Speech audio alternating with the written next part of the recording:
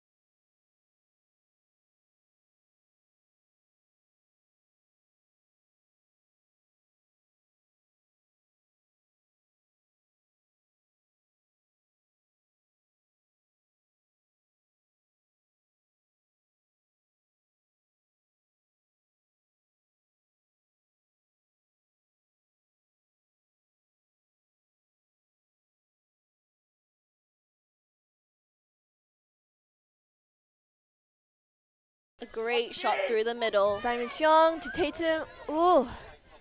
Nice.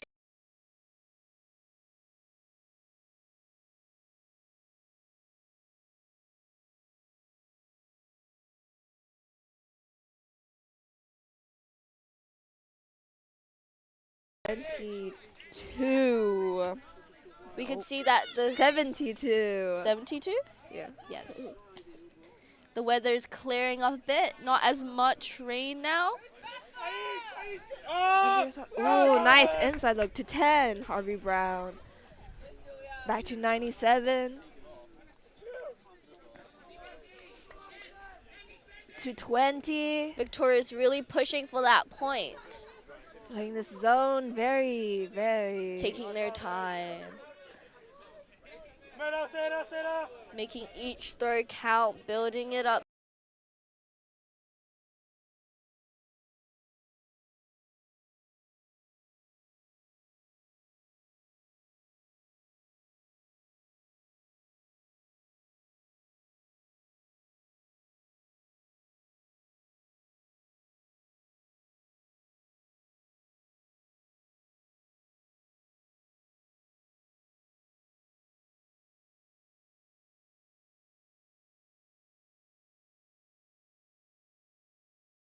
And caught by Victoria.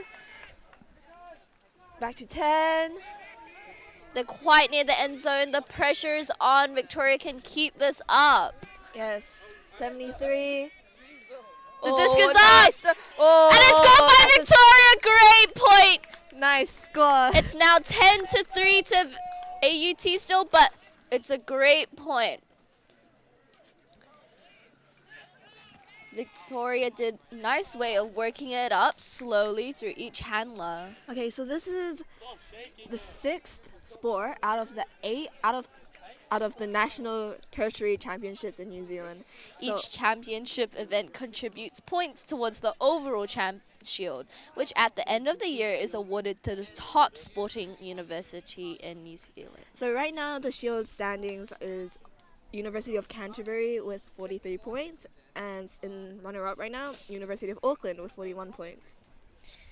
And the spirit standings after the 5 events is in first place Victoria University of Wellington with 31 points, and in second Massey University with 27.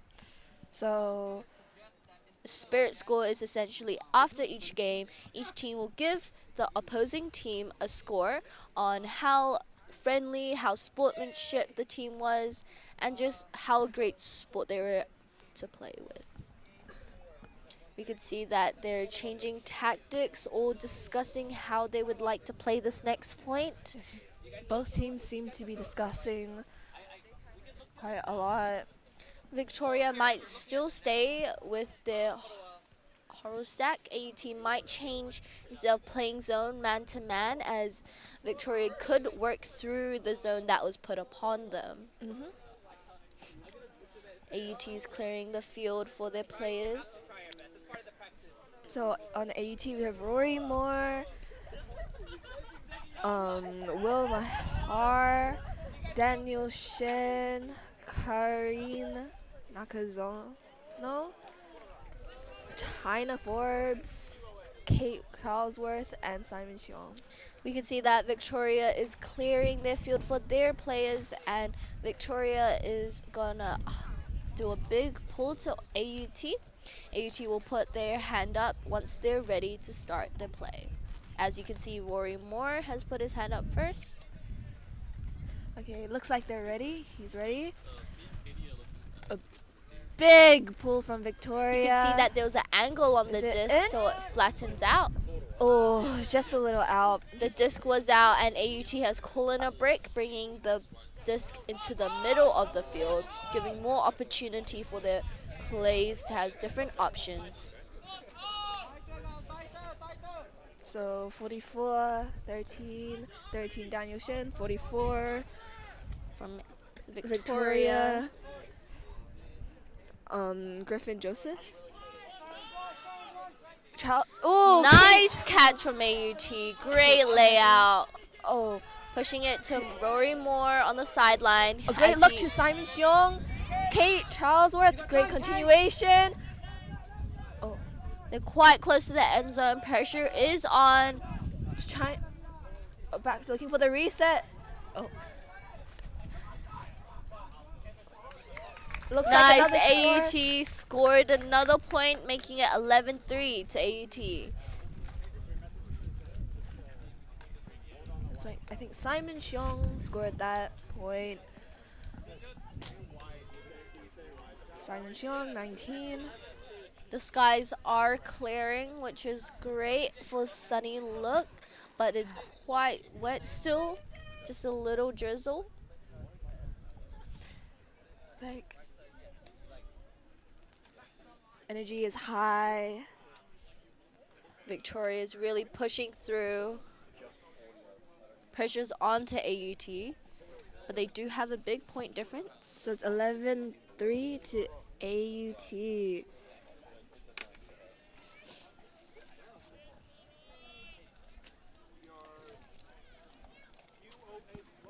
Okay.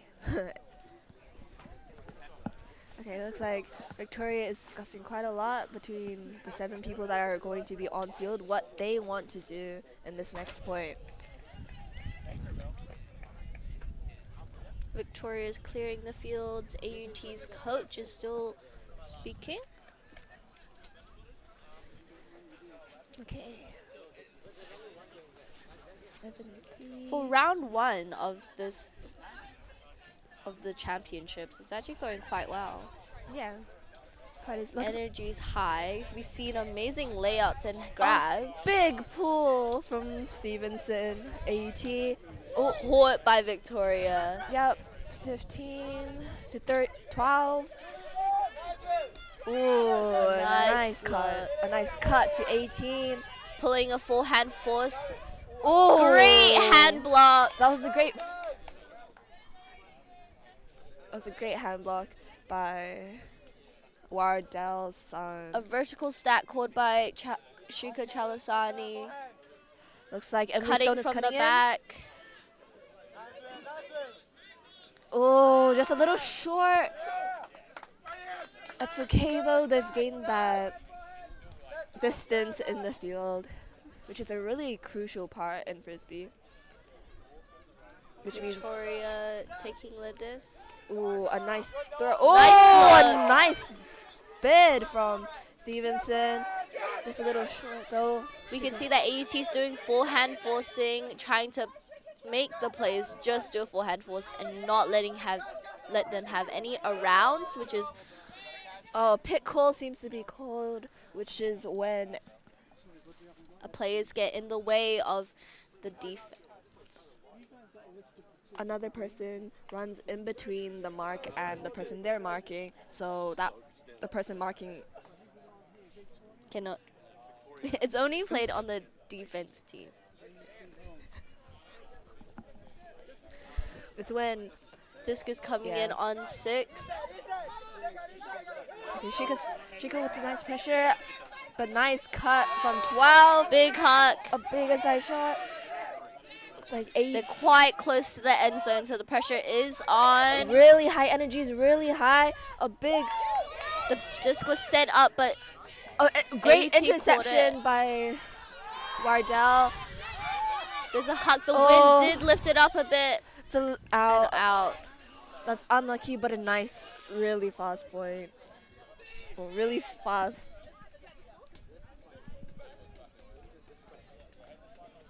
It's really fast. A great continuation, though. Victoria bringing the disc up, making up for that distance. Yes, that is number 10 with the disc.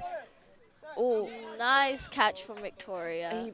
I think AT has called it out. Okay, this is an example of the self-ref sport where they have to discuss if they think the call is valid. So They AT, can call sideline opinion. yep. Okay, looks like it has been accepted. It was indeed an out, so that is a turnover. It's all on the players on the field, but they can ask the players on the sideline for their opinion. It seems like AUT is having the disc as the call was out. Okay, we're down to Ben Simpkins. To Shrika. Nope. A To nice shot straight Emily through the middle. Stone cold. So cool. Oh, nice. Oh, great layout. Nice Defense. defense. Nice block. Engaging with the reset, putting it up in the air. Oh, pit call. Another pit call. Seems like, Called by Shrika Chalasani.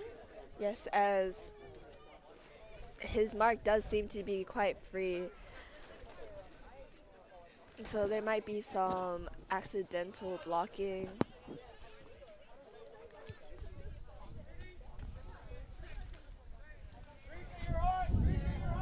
So she, ooh, Great turn by, pressure. That was great use of the call from AUT. yes. So Ben Simpkins seems to be playing it quite slowly. 18. Allowing players to get ready. Shrika cutting in Cutting. from the back. A nice cut. A Oh, great Gary Shrika. Nice grab. Quite close. Yes! That's a great point for AUT. It's now 12-3 to AUT. That's great continuation from Shrika Chalasani to Cherish Ogilvy Clear in the field. to Ben Simpkins in the end zone. No mark on him. Great look. Just be mindful when you guys get excited. Some of there's not a lot of compression on these microphones, so it's like peaking and people are like, ah. So just take that 100, bring it down a little bit to 70. And also, that same level of enthusiasm has to be on display if Victoria scored. Yeah. Okay? Can't be like, yay, UT scored, if you're not doing the same thing for the other team.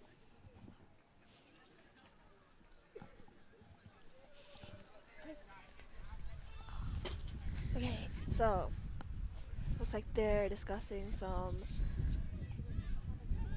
new possible ways. The pressure Tactics. would be on Victoria as it's only one more point till the game concludes. So Victoria wants to keep pushing. They have amazing plays so far. They just need to keep pushing on and see what things they could change and what they could possibly keep. If AUT does pull a zone, they can work through it as they did beautifully in their point. See AUT's clearing, bringing the energy up.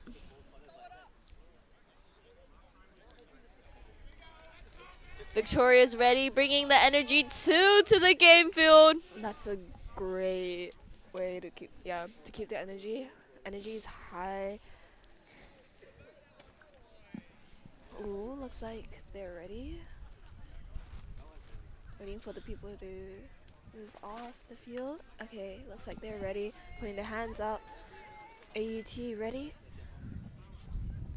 Big Great pull straight through the big field. pull to Emily Stone. A little out though, so she has Victoria has called a brick. So that's 7 with the disc right now. 7 is Polson, Avi Polson. That's Nice too look. sick. A travel. A travel has Seems to been have- called from AUT. And it has been accepted quite fast. Victoria taking it back. Oh, not Soft cap. yes. That's soft cap. Soft cap has been called.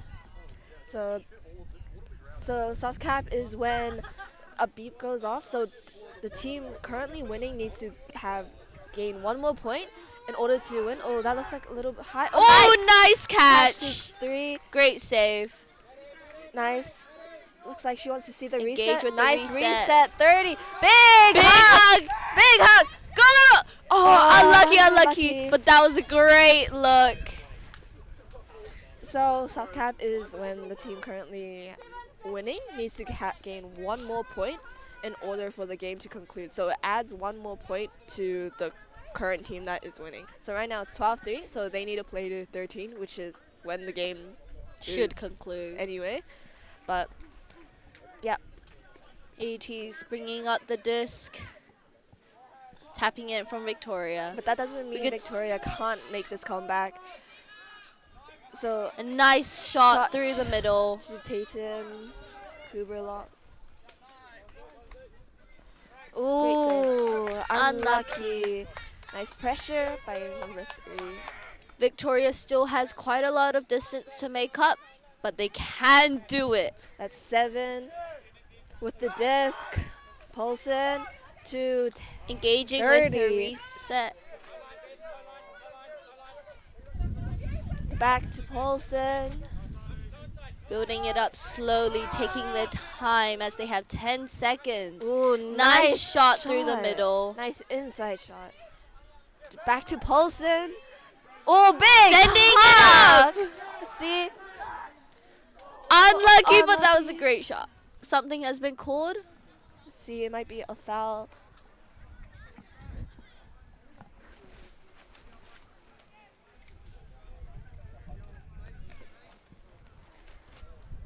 They are discussing whether it may be a foul or not. Foul has been And it has been accepted, so it goes back to the throw.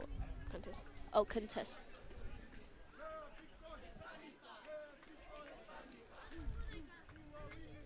Just seeing how the players are discussing where to go from. So they need to go back to the places that they were where they were originally when the throw. Discus tapped in. Ooh, nice catch by 30. Pushing. A great middle shot. Nice throw. Looks like 7. Seeing their options in the end zone. 30. You can still, Middle. you'll see Middle. some players are Back in to the end 7. zone giving him options. Ooh, nice block by Ashton. Great Reed. layout though. Nice middle shot.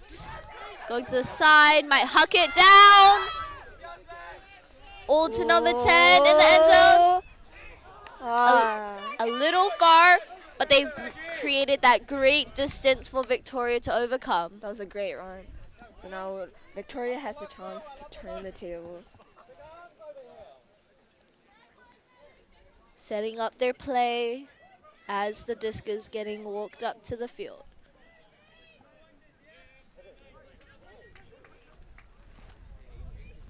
Looks like they're playing another vertical stack. Number 6. Straight to number 6. Number 6 looking downfield. Options. Line. Oh, Still on the line. Big hug. Nice. But Victoria has made it the distance to the end zone. I think that was out. So They're bringing it up from where it was out, yeah, when it went out. which is near halfway. Or where the thrower was. Where the throw is. So now AT has a chance to. Ooh. Nice grab from 18. Benson Kins. Look. Oh, my hair. Dribbling. Great dribble. Oh. That's a great look. Fast plays from AUT. Trying to gain that last point. Looks like they're cutting, getting to the middle, which is a great place to be. Nice low shot caught by Ooh. Victoria. Injury. Looks like an injury has been called. See what has happened. Injury called by AUT. Looks like.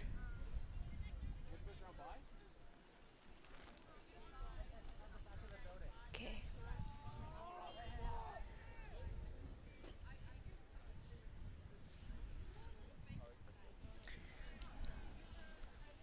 There has been a pause. The player might not be able to get off the field yet. Okay. Looks like there might be a small timeout just to just to see what could happen and to aid this. Taking a Player. little water break as they have played for a long time already and quite hard.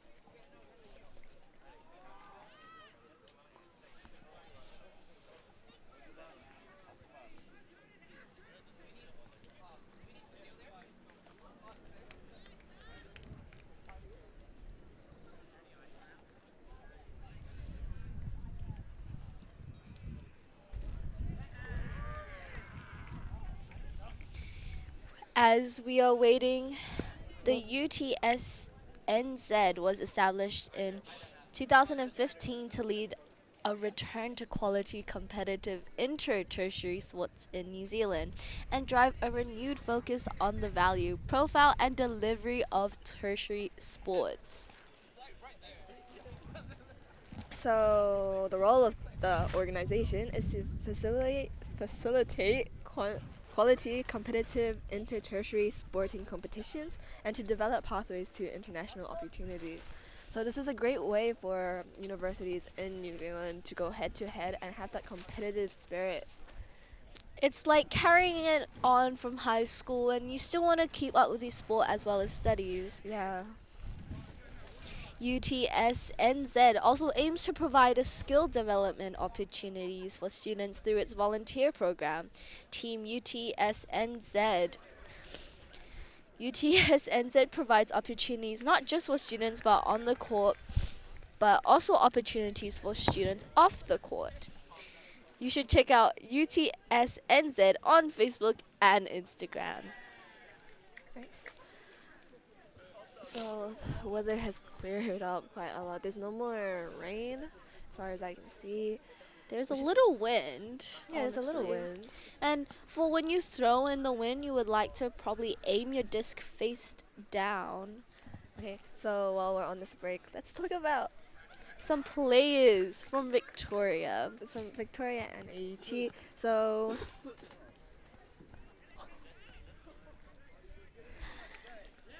okay, There's quite a range of when the players started playing Ultimate. As number 22, Gambi, we can see that played 3 months ago for the university, whilst some other people have played Frisbee for 7 years, like Julia Lewis. and in 36, Asira Mercida, she's a new player.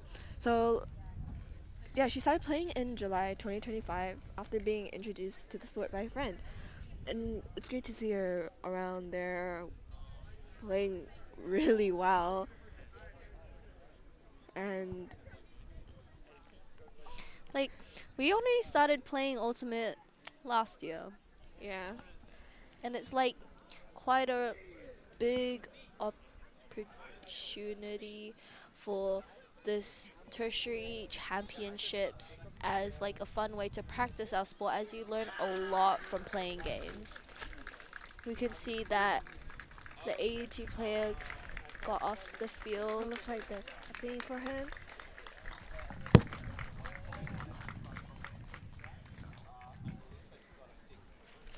Clear the field.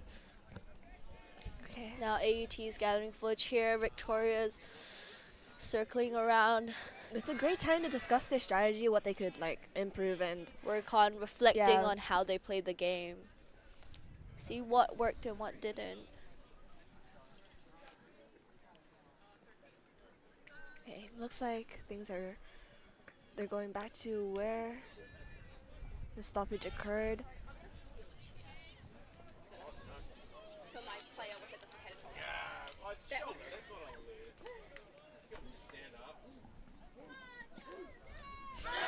Okay, looks like the play is resuming with AUT. No, is it AUT in position? Try to remember where they were on the field.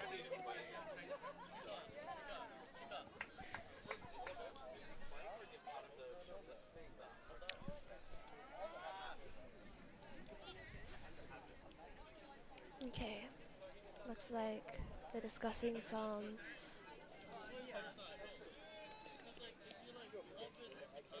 Okay. Getting ready back to play. Looks like they're setting up a vertical stack. Yep. Looks like Victoria has in possession of the disc. Victoria has chosen to play a vertical stack. I would love to see how Disc is coming in. a big We can see cut that by Victoria is 2. running deep. Looking for the reset. Nice. Nice. 7 Reset big, game's continuous, nice lug. And nice getting free. Looking for the reset. Actually, oh, Putting big it up high. just a little long, but that's, They created that distance. yeah, which is really good. AUT pushing through, choosing who should take the disc up.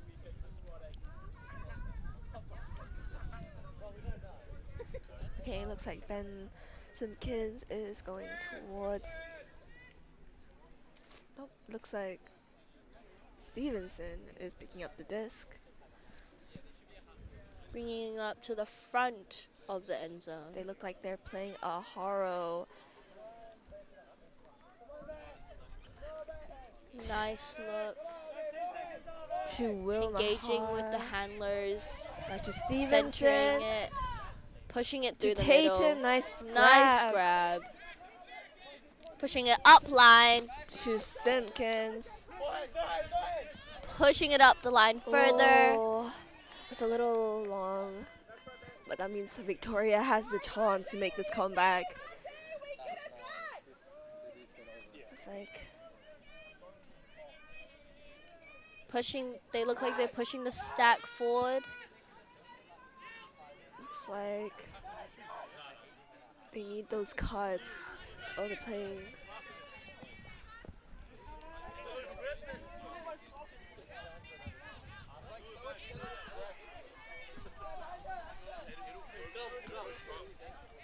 Looks like, oh, Nice grab. from 2. Centering the disc. Oh, good intercept back. interception. AT's By possession. Will. Fighting for that last point. And grab Ah. it. Great point. The game is now concluded 13-3 to AUT. This is the game for round 1. That was Will Mahar to Tatum Guberlovic. That's Great Signal's game. Both teams are now going to do this spirit circle. So that concludes this game. And there's a lot of Great catches from both teams and great hucks down across the field, creating distance and getting easier for them to get the point. that was a great first game of the 2025 New Zealand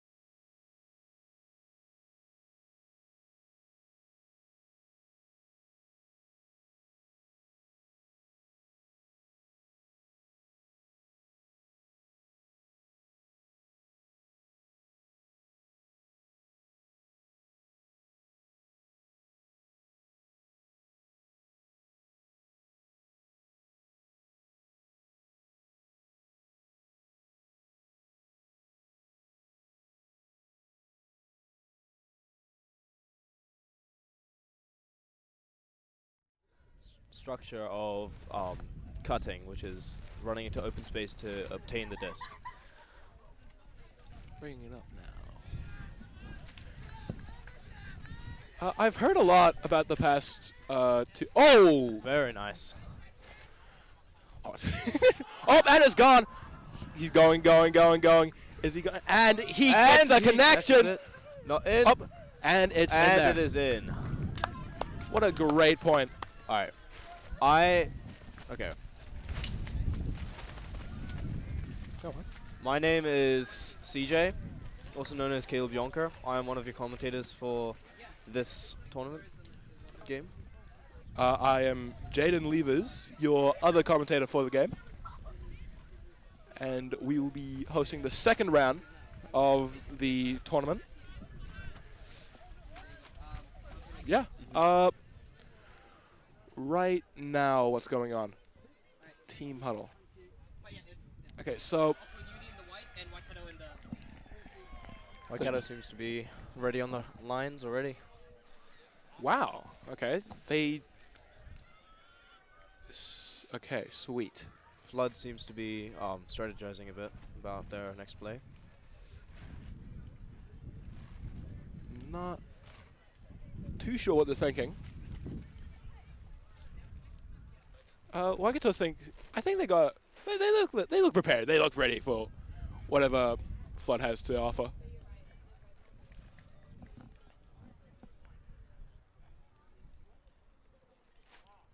Okay.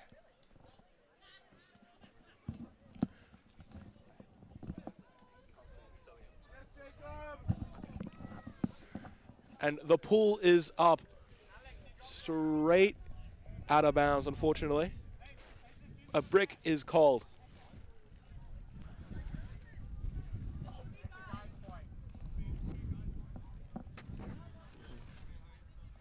Seems to be a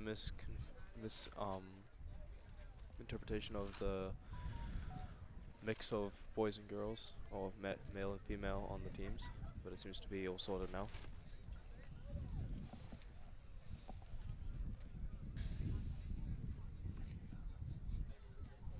Defense is on. Oh, really good defense from Flood. Oh, a foul has been called. A strip.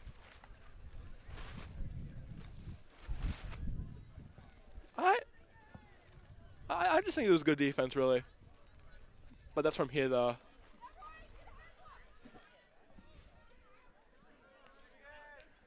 Number 23 Nice. is open straight to the Straight to him. Number 13.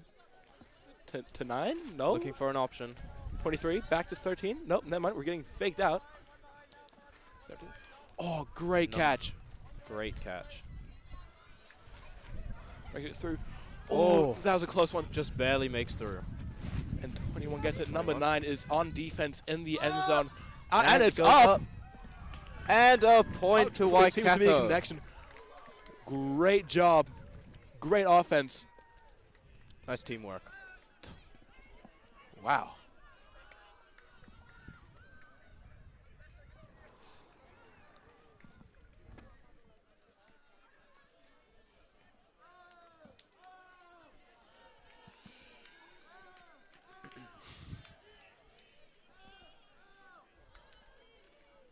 Spirit is high today.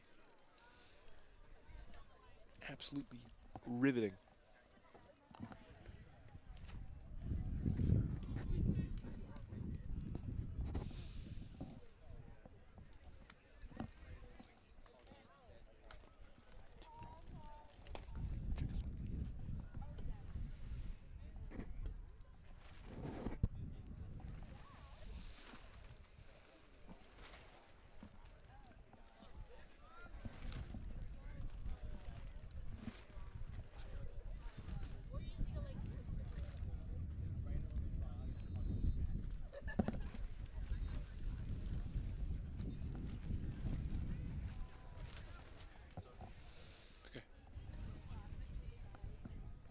Both teams are getting ready on the offense line. A pull coming up soon. With University of Auckland being on offense and Waikato being on defense. And it is gone. A great pull, a bit too high. I feel like that's going to come in. It is definitely coming in. A bit too sharp. And that is in. What a great pull. Just barely. Oh, number 55 is going at it. Straight to 99. A nice Great pass. catch from 40. Oh, unfortunately 55 was not able to catch it. That is, Which was very good defense from Waikato.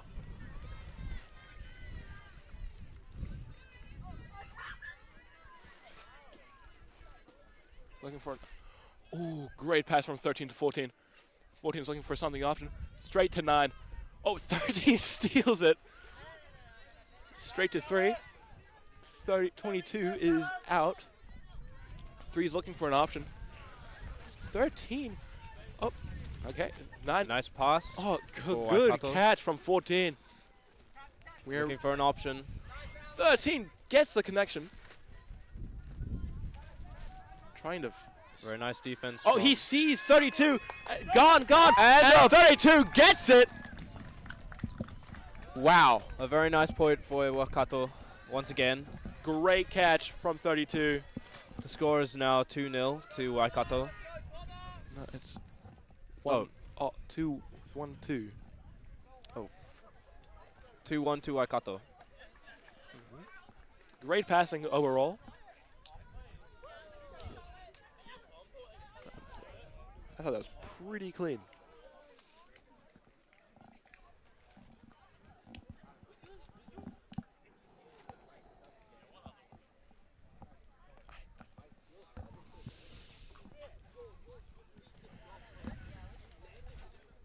Lining up once again.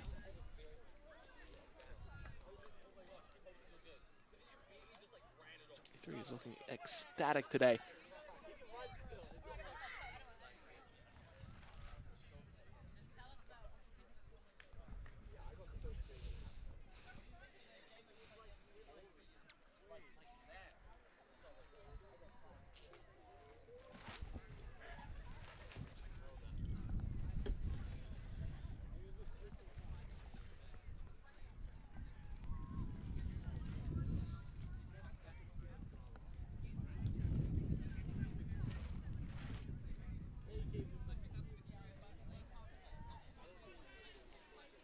Just coming in from number 8.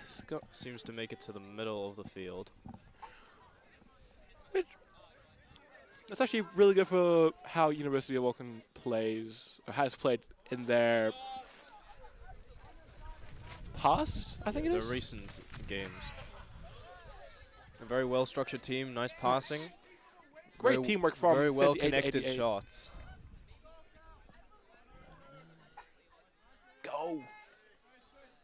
This is great offense from University of Auckland. Flood. Looking for an option. Oh, That's number 21, I think it is, was pushed. Great defense from Waikato. number 8. I do not think they saw her there. Oh. Oh, number 1 is Looking going for for an it. up the line. Oh, And that it is goes an up. goal. Ooh. And straight to Flood. Passes to the wrong team, unfortunately.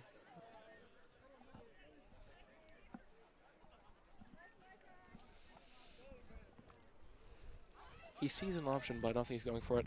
Number 4 Looking gets a for some- great grab, honestly. Need for some passes. Make it down the line. Hey, And a nice up the line. oh, and that is And up it is to gone. 16. It is gone.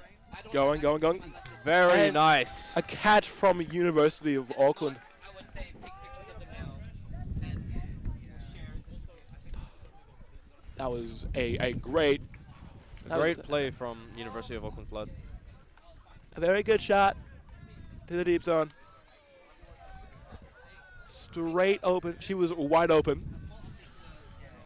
No one was on her. No one was getting her. Great see. Great foresight. Score is now 2-2 to both teams of Waikato and University of Auckland Flood. Making an even score between the two.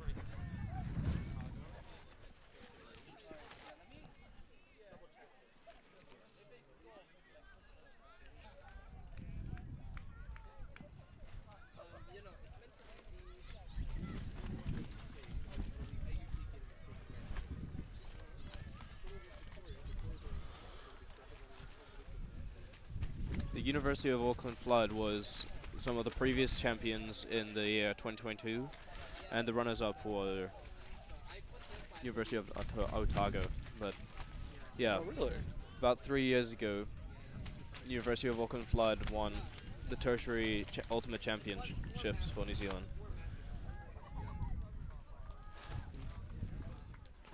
So the anticipation is high for them to win once again. I reckon they got it. Right. But right now isn't University of Otago's time. It is. Not a University of Otago. Yeah, no, this is University of Auckland, CJ. This is Waikato. Oh, okay. In this game, I'm putting in my predictions now. I think like University of Auckland. I reckon they got a pretty good chance of winning this game.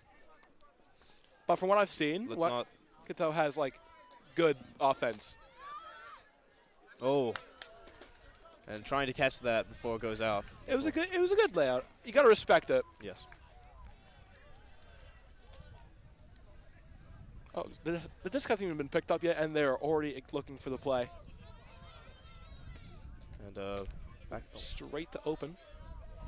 71 looking for an option. 31 going on to it. Who is that? 55?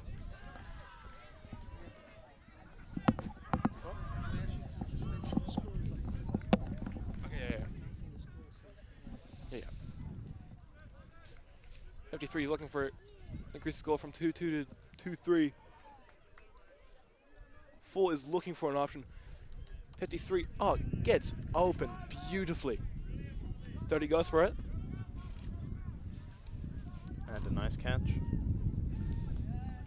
This is great offense from University of Auckland. Great and throw. A point for University of Auckland Flood. Brilliant offense, honestly. The from score 31 is to now 6. 3-2 to University of Auckland. Wow. Great cut in from the right side to the left, getting into open space. I don't think they saw that. Really.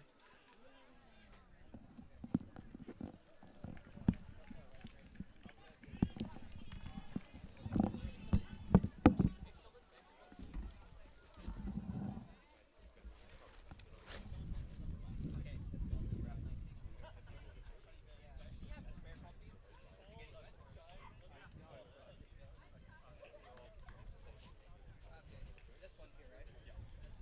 Okay, sweet. Alright, we'll just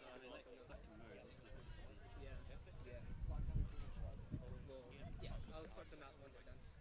Yeah, that's all. That was all I had to ask. Thank you.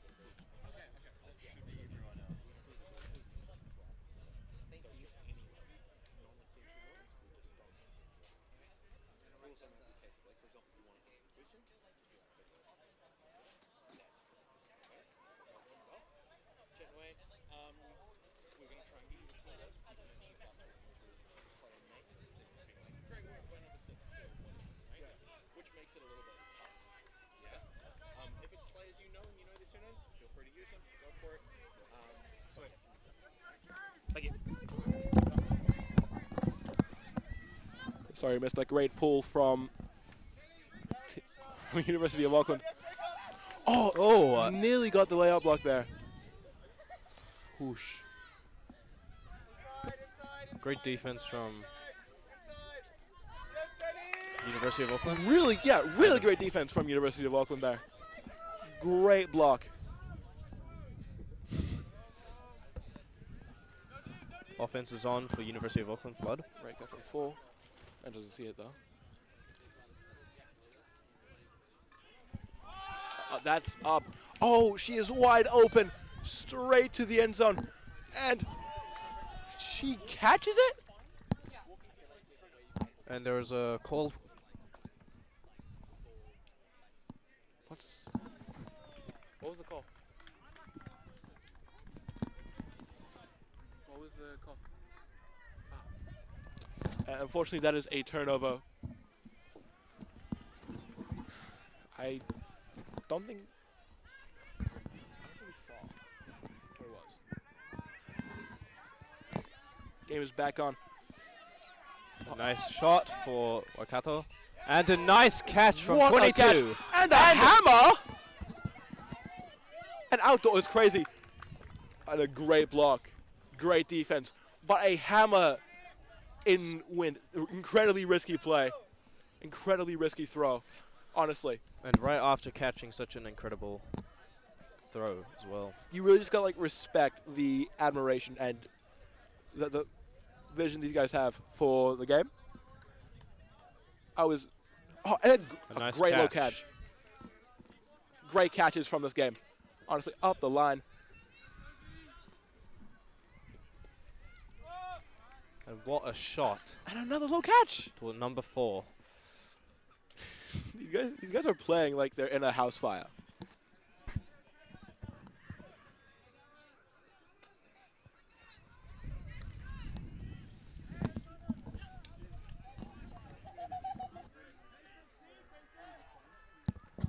Looking for a shot to pull off. And a catch from Auckland. Great offense, great connection overall. That makes it 4-2 to Yeah. University of Auckland Flood. University of Auckland. They're really like pulling the game back from coming into a tie situation. But Waikato's, I reckon they could pull it back actually. Like I feel they can. Right. That's just me though. Strategizing some more within the team of Flood. Seeing what their next play would look like. I do think that. I do think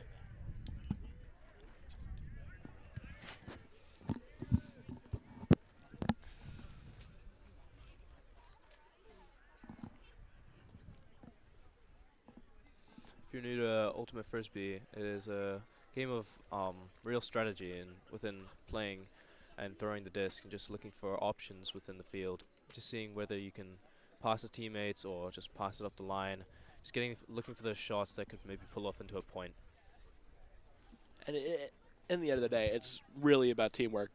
Because there's no I in team, really. Yeah, and there is you need active communication within your team as well to pull off some great pointers.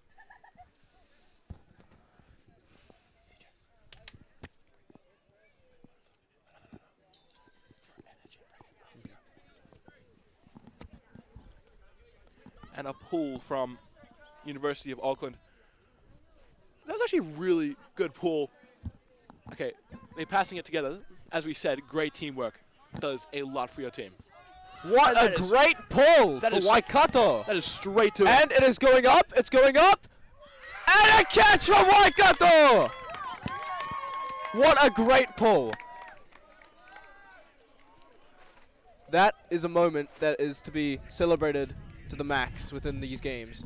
That is a point that you do not see much of often. It's one that takes so much strategy, and when it is pulled off, it is just so great, and it's great to see.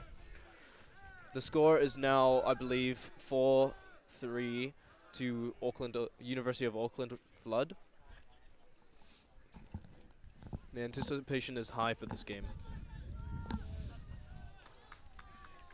Waikato are really pulling it back from how they were playing before. They're really starting to get into it.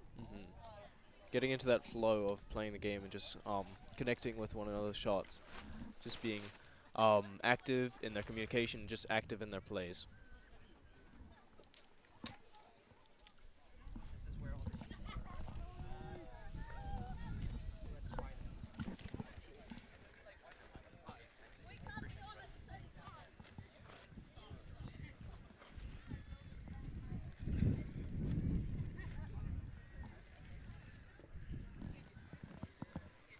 Thank you. These numbers are not Yeah.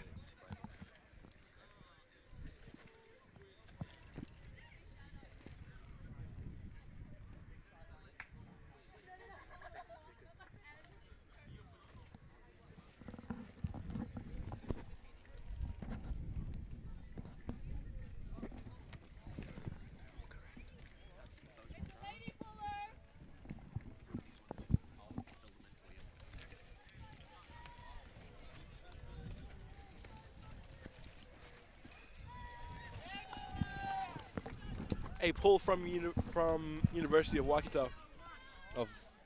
Auckland.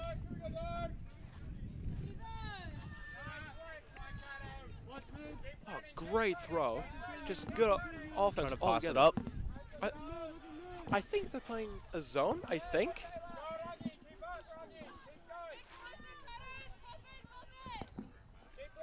Number 55 looking for a play. 10 is open on the deep. I don't think they see it or just choose not to throw it. Number 88. Nice catch. Another great catch. Going Looking for that around. Oh, nice defense from Waikato. great pressure from Waikato. Pressure is up. Hariri is going out.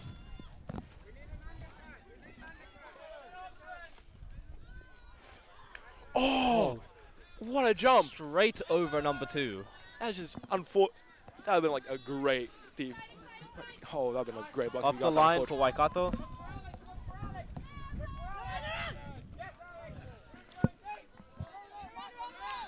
That's an up call. It's up. Oh, close on that. Oh, Nice pressure from University of Auckland. oh another And up it call. goes up. It's up. Is he on it? On it? Out of And nowhere. It is a point for what University of Auckland Flood. What a play. Pressure is on when they're running towards the end zone, and Flood managed to pull it off. Just Having keep that pressure, Someone just coming chase it down. straight out of left field. Oh my days. I think it's going to be a bit hard to see that on the camera. Oh, wow. Honestly, you just love to see something like that. Wow.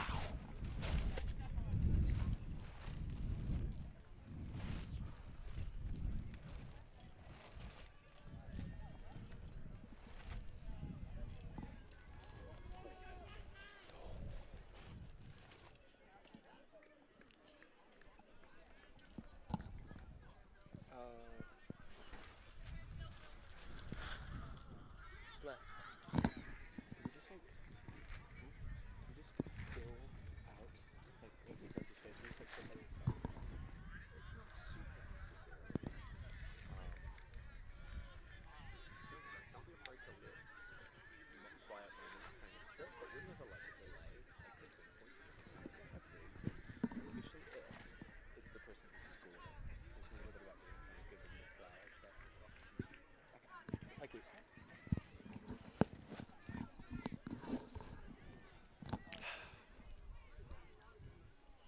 Pull from University of Auckland, and Goes up. Very it nice. is floating. That was actually a really good pull, honestly. Right. Looking for that shot around. Trying to keep their offense up. Norris is doing great on the receive. Huh? Waikato. What Norris a throw. out here with the scuba. Or was that a hammer or a scuba? I have no idea, but whatever it was a great Uh, shot. A call is Mr. Varley has called a foul.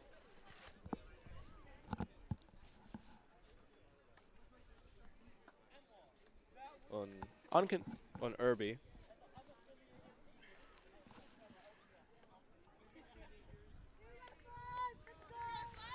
The foul has been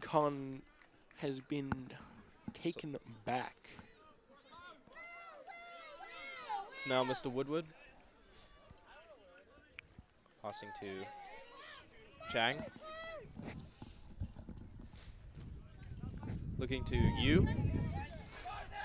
Let's see if these guys can make it 6-3. Chang again, and now Woodward. Just great passes all around. And to Chang. Really low catch again. And Mr. Woodward. Oh, Now straight looking into to open you. area. Oh. Ooh. Really great pressure from Waikato. Great pressure from Waikato. Just right on top of him. Really, really good block there. That would have been like definitely a good connection there. Looking for a shot to pull off. Oh. Playing incredibly aggressive. Mrs. Ward. Great catch from Varley. And that was a sky. Oh my days, you rarely see that. Now in games Woodward's like looking these. for a shot to pull off. Going to Irby. Now looking for a shot. Going to Woodward again.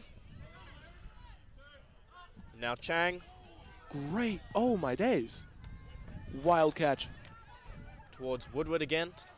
Woodward's like extending his reach. Oh, really closely out there. Overall, great offense. You can feel the spirit of this game rising as they continue to play with one another. This Thorburn playing offense.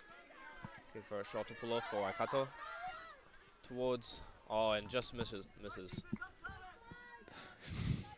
The vision was there. You can see the plan play out. This goes to Chang. Looks to Woodward. Shot pulls off. Woodward's been playing like really supportively right now. Really great teamwork. And that's Oh, up. it's up. Does he go for it? Does he go for it?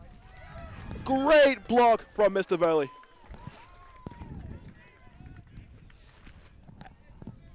I think I don't remember if I said they had like good offense or defense. It varies. Yeah, it varies depending on the players. But right now they're playing really defensively. I think they should be playing more offensively, which they should be doing now. And they have blown my expectations. Miss Thornburn Ward. on the catch. Cowley. Oh, Norris looking for a shot to pull off. I think he's something. Oh, And great to- catch from Emma. And to Ward. Oh, sorry. Miss Ward, sorry. Yeah, CJ, you were right. Norris looking for a shot to pull off. And Ooh. it goes. What?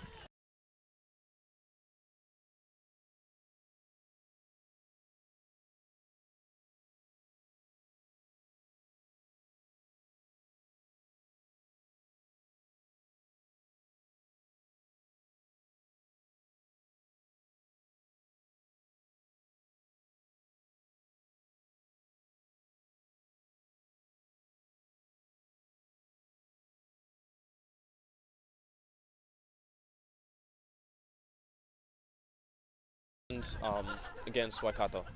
Yeah, Waikato is really pulling it back from when they were like down 2. Right. And it's just a close game now. Close quarters. Matthew, good catch.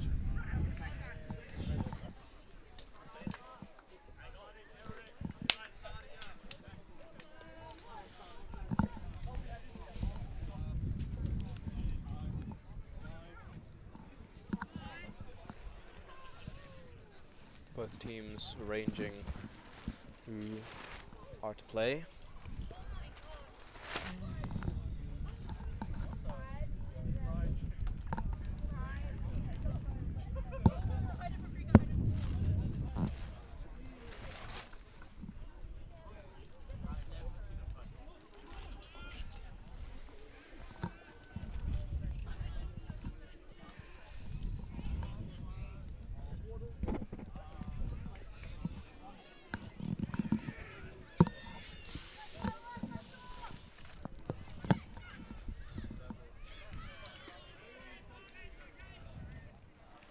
Alex Doe on the pull.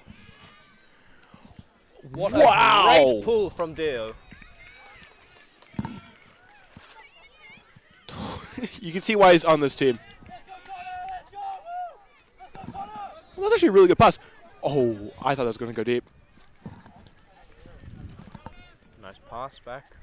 Just trying to keep it careful, just trying to be cautious about where their players are on the field and how they They're should just be They're just really arranging putting. themselves. Oh, what a throw! Oh, straight to 23. Straight Oh. to 27. So, yeah, 27. But it's unfortunately it is a bit too much.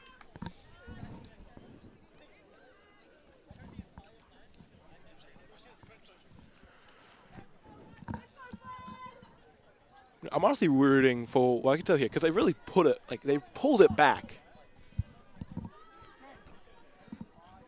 Like, really pulled it back at the start of the game. At the start of the game, they had it as 2-0. Now they're just really just cleaning it up. A nice pass back to Waikato. And it goes up. Oh. Close save. That was a really good throw, by the way, and a great catch. Fulton looking for a shot to pull off. Again, great catch. So good. Reddings. The hat comes off. And that's a connection. 6-4. Another point for University of Auckland, sitting now at 6-4.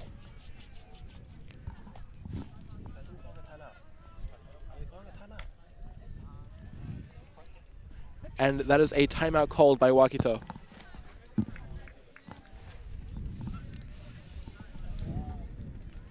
By Alex Doe. Game will continue in a little while Yeah. as the teams collect themselves and just strategize their next play. Just a reminder, the score is 6-4 right now. To University of Auckland, So Flood. it is close. But Waikato will need to pull, or need to try harder now to get back that lead. Overall, they're playing actually really well, despite everything that's happened right now.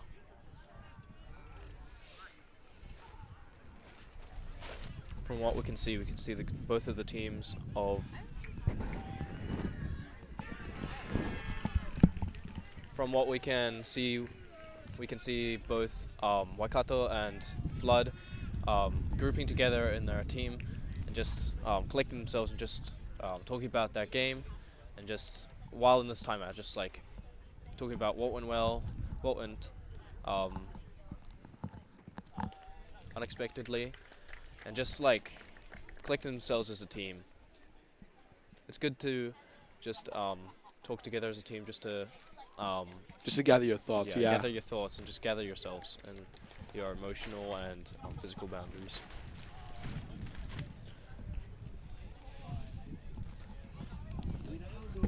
How the last game went?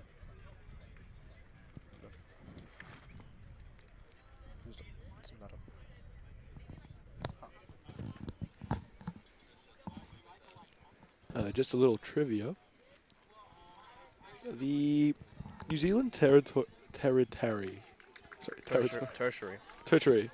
Ultimate Championship was established in 2015 to lead the return to quality inter-tertiary sport in New Zealand, and drive a renewed focus on the value, profile, and delivery of territory sports.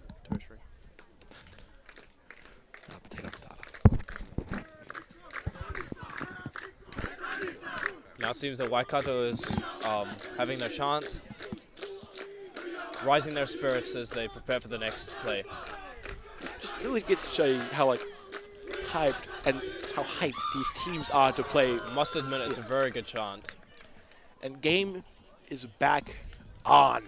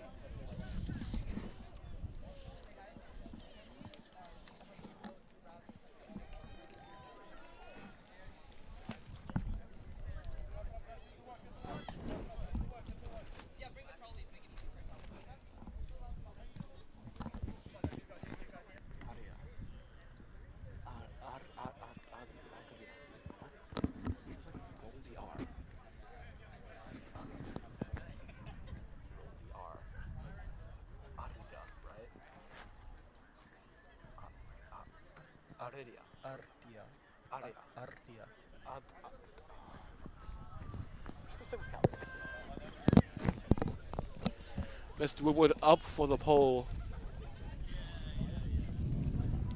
Mr. Woodward has been playing very supportively. getting huge resets. So I think he actually has a pretty good pool, I reckon. I'm putting that in now. That's it. Huge wind up. And I was what a pull. correct. Straight forward. Never doubt me. Really beautiful pull. Norris catching that before it goes outside. Great pass from Mr. Doe to Mr. Norris. Burley. Oh my day. Oh! What a block! Very nice defense from Flood. Oh They're really my. showing signs of communication and just like In general, just connecting those shots and just staying on defense when they need to. Just playing a really great defense. And Woodward up for the support, being a handler's dream. Wow. And straight to Woodward again. And he gets the And connection. straight to Galanes. That's like, it's 6-4 now. They're up now by 3. Wait, no, sorry, not And 7. now we are going 7. to halftime.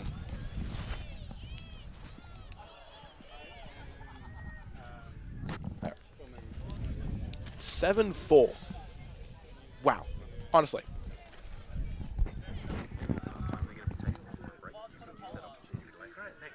That's the end of our first half. This is game 2 of the New Zealand 2025. My name is Such and Such.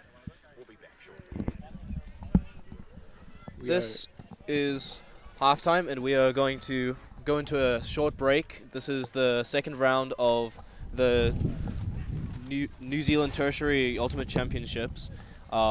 Straight after the first round, I'm Caleb Yonker, also known as CJ, I'm Jaden Levers.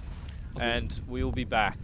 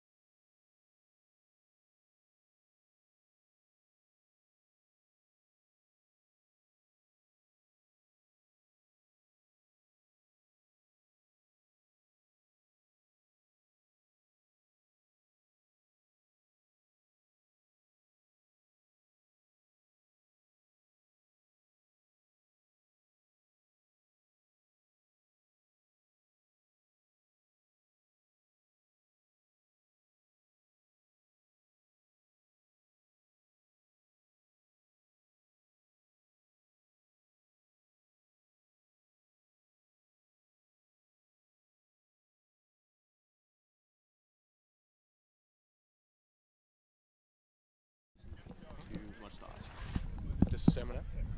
When I say mine.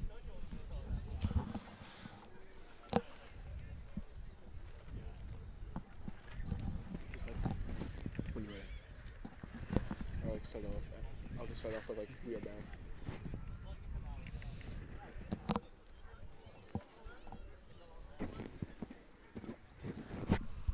And we are back from the halftime. Welcome to the New Zealand Tertiary Ultimate Championships. In the booth right now, I am CJ, and I am Jaden. we are going to be commentating this round 2 of the championships for this Tertiary Ultimate Championship. Again, we have University of Auckland versus the University of Waikato. And a wind is starting to pick up with a score of 7-4 to University of Auckland. But winds are starting to pick up now with Waikato in the benefactory right now, having it upwind on defense. Meaning that University of Auckland is going to have to throw against the wind, which usually isn't good, because then the distance is going to, you throw it one way, it's going to go the other. Yeah. It's a bit risky, these shots that you throw upwind, which can maybe just cause the frisbee to subside and maybe just like turn over. But that's what you have to deal with in these kind of conditions. But overall, I am excited to get back into it. 'Cause I still believe, I know before I said that University of Auckland is going to win, but I think Waikato can bring it back. And they might be down like 3 points, but, we've seen greater comebacks before. Right.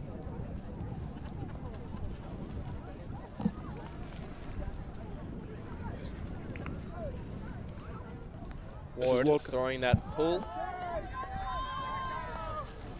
Makes it to the midpoint of the field. Yeah, that's good. You can do something with that.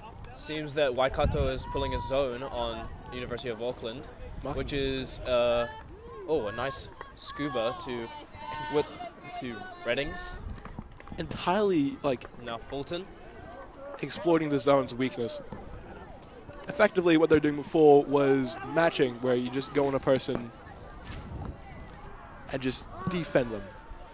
But now, instead of marking a person, they're marking space, and Great pressure from Waikato. that is a draw. Ward looking for a pull. And straight to University of Auckland. Gets it back for the offense side. Shot. And what a catch! Oh my! What a low throw and brilliant catch. Who is that?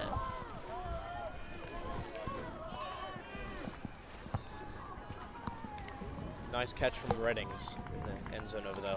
That's Reddings?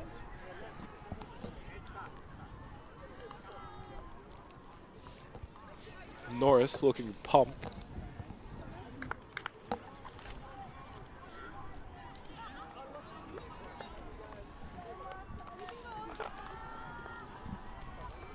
The zone, I don't think the zone really worked that well, because from what we've seen before with Woodward, doing a scuba or hammer over to offense. Or was that Waikato? Waikato tried to, in the last point, tried to pull a zone on University of Auckland, but University of Auckland overcame that by throwing over with a scuba thrown by Woodward. And honestly, a scuba in this conditions It's a risky shot to pull.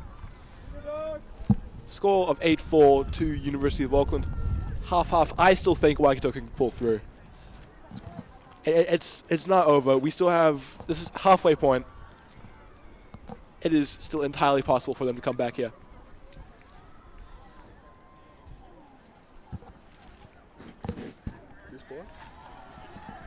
Chang seems to be pulling on the University of Auckland team. Through. A roller? Roller towards.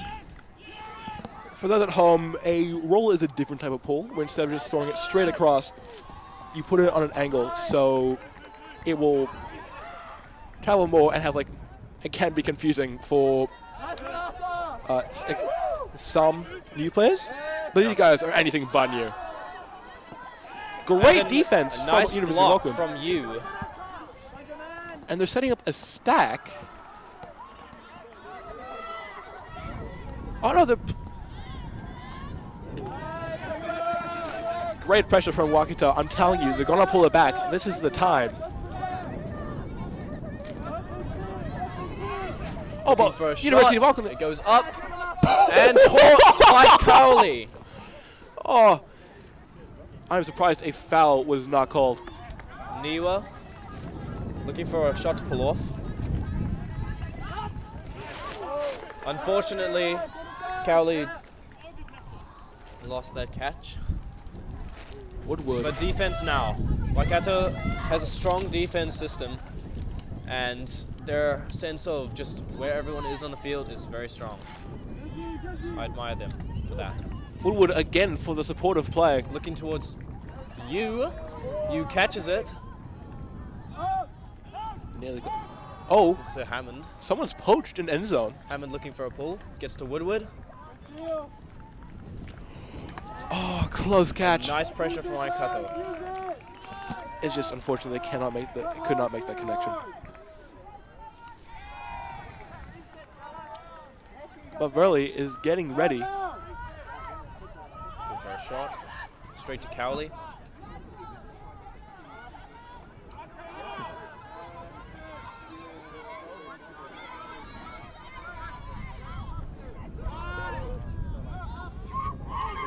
Dude, she got that? A very low near drop catch. Blocked by Woodward. A foul is Call. called? Or a strip, sorry. Strip is It called. seems Mr. Niwa believes that he had full control over that disc, but was ripped away from that chance, By Woodward. which seems to be uncontested. His possession goes back to Mr. Niwa.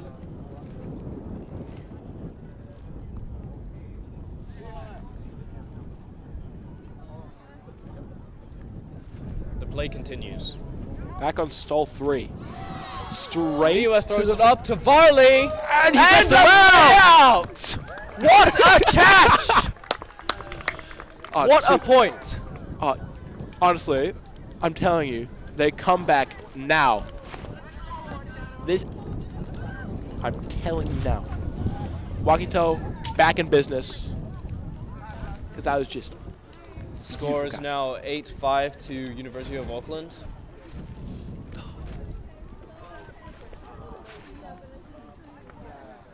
Entirely deserved to throw the disc up in celebration.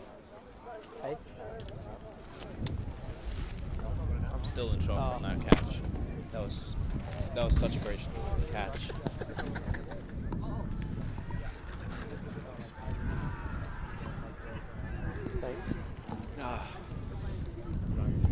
Let's see if my predictions were right and they can pull it back. 3 more points to go. I fully believe they can bring it down. Cheers. Thank you.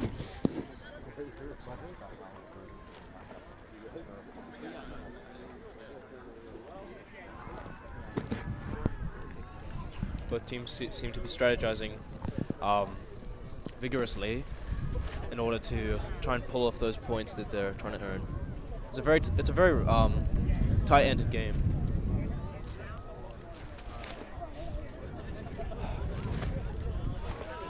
Deo throws a massive pull towards Flood. That was the curvature on that coming from left side heading to right corner. Passing it around. Passing to Reddings.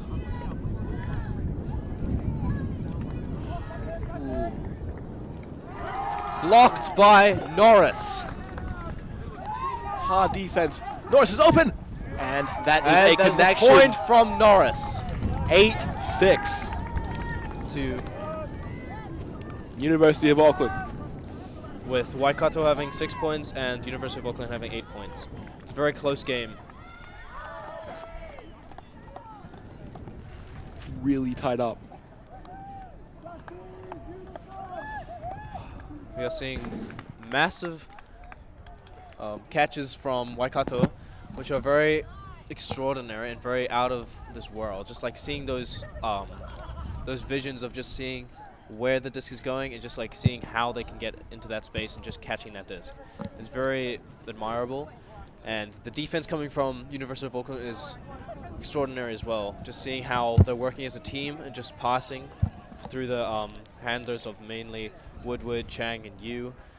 Just seeing if they can just make those shots towards one another, just to see that up the lines above the field.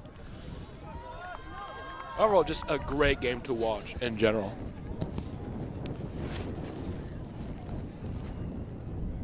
Alex still in the pool again. Not surprised after that last game. Deo on the pool again.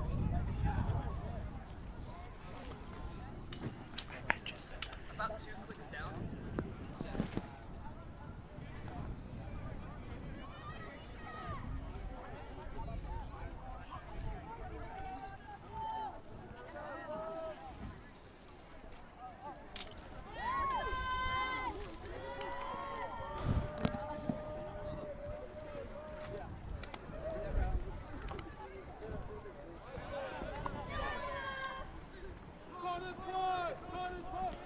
Right, we can see that the University of Auckland team players are passing to one another. Goes to Nankivell, looking for that shot to pull off.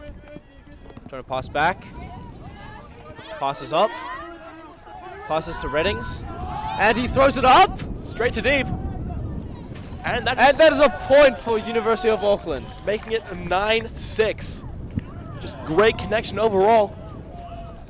Wow. The vision was definitely there for Nankivell, and he pulled it off.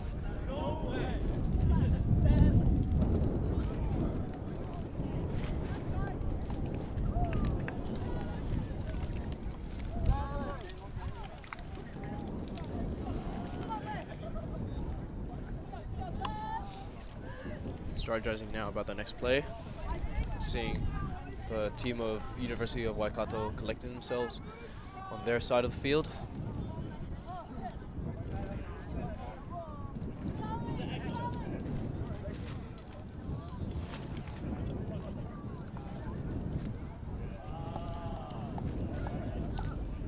Just great strategy overall. I'm like honestly still impressed about Mr. Norris's layout before. Oh, wow. Reddings. Oh, wait, no. It was Varley. Oh.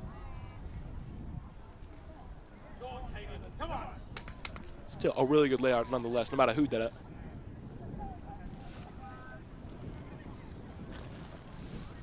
Lining up now for the next play.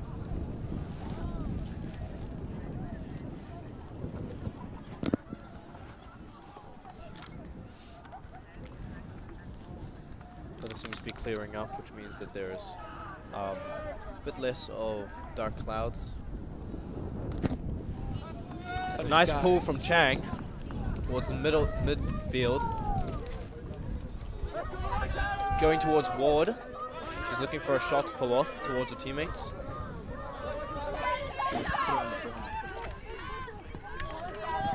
Cowley. Cowley can use some help. Great pressure from University of Auckland. And Shank's going up for it. What? It's just straight pass. Straight to Gulanes. Good passes. And it goes straight to the end zone. Can he get it? Can he get it? And he gets it. That's a great connection. 10-6 University of Auckland. I might have been wrong. I'm not going to lie. I could not call that at all. Very good teamwork from Flood. You can see how they're just connecting with one of the shots and just seeing how they can just get into that space.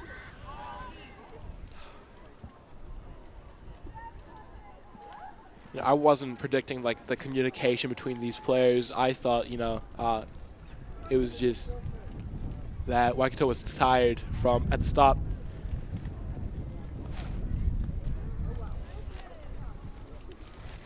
Well, this could be University of Auckland's game. But still, you never know.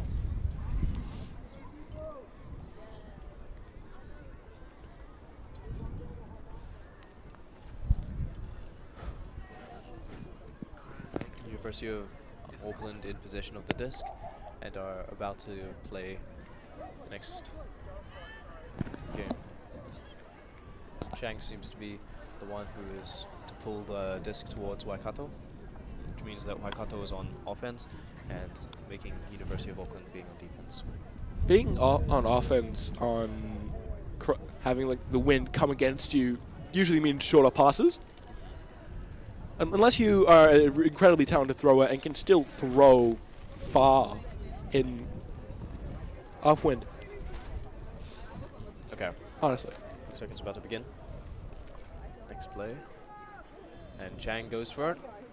And it's going, and gone. We've just seen consecutively great pulls from this game. Ward passing to Dale.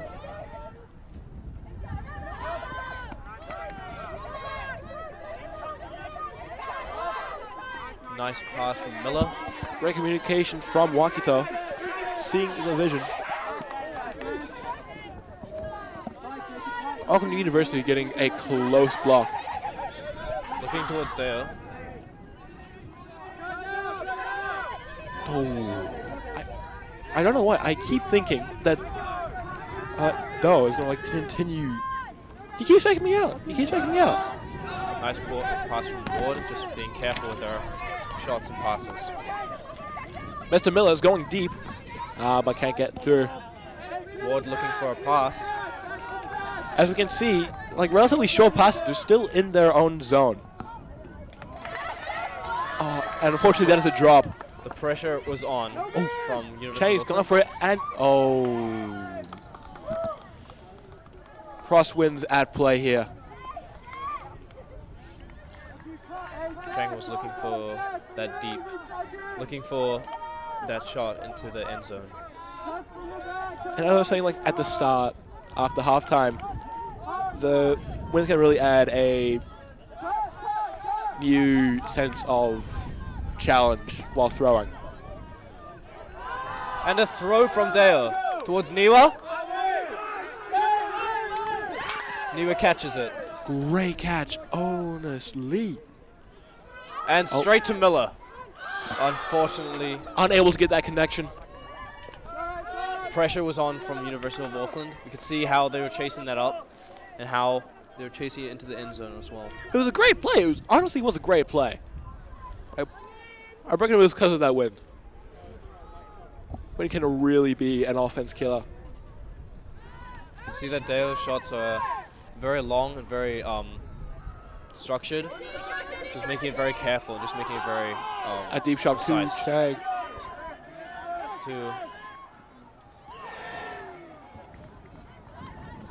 What a grab, honestly. I had to like refrain myself for a second there. Woodward with the disc now. I'm telling you, Woodward's just a great handler towards- overall. Looking towards And that was a great Chang. connection. Chang catches it. You can only expect nothing more from this team.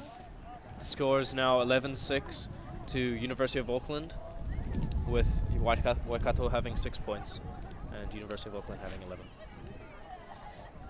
Maybe my prediction at the start of Waikato coming back is seeming like less and less possible. But, you never know. You never can truly know.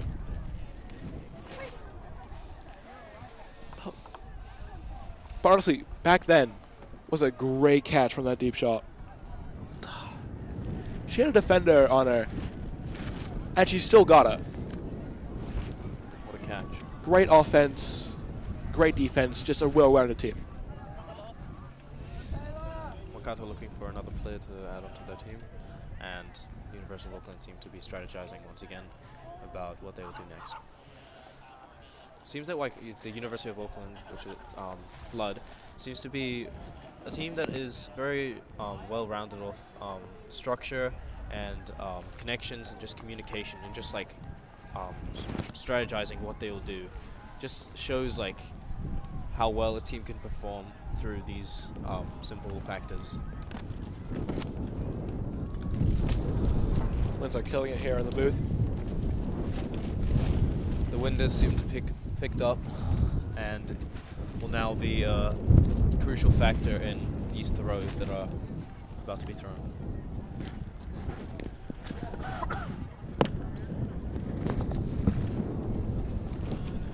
A very nice pull from University of Auckland. Oh, but he Seems to be curving. Unfortunately, the wind picked that up a bit too hard.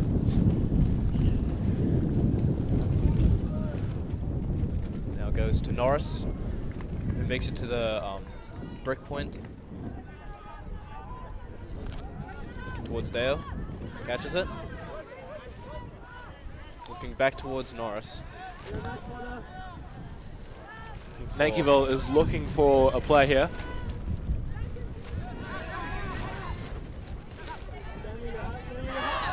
Dale throws up. Straight deep. Blocked by University of Auckland. Really had to push that down. Nothing was getting Redding's by that. throwing. Redding's now in possession. Towards Micah. Oh, beautiful pop pass to Straight Nankiville. Oh, and another connection. Oh my days. 12-6. Doubling the score. Pressure is definitely on for this game.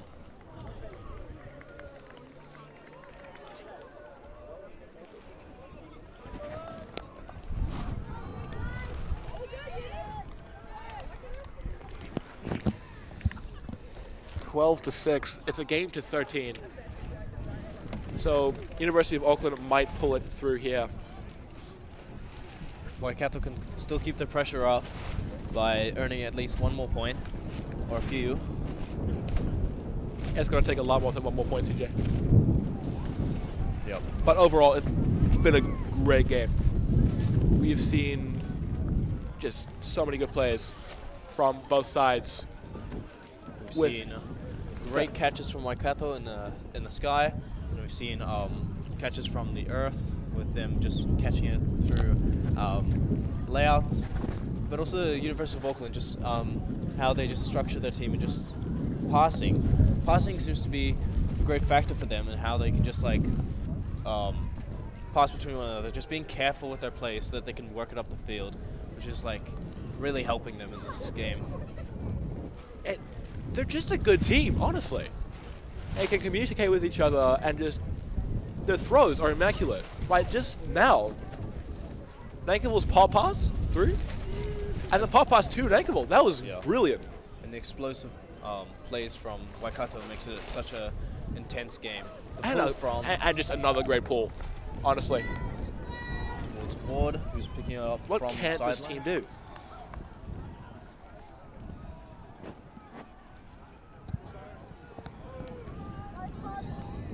Calls.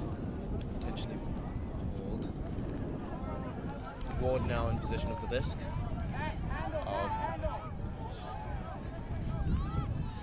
Marked by Galanes.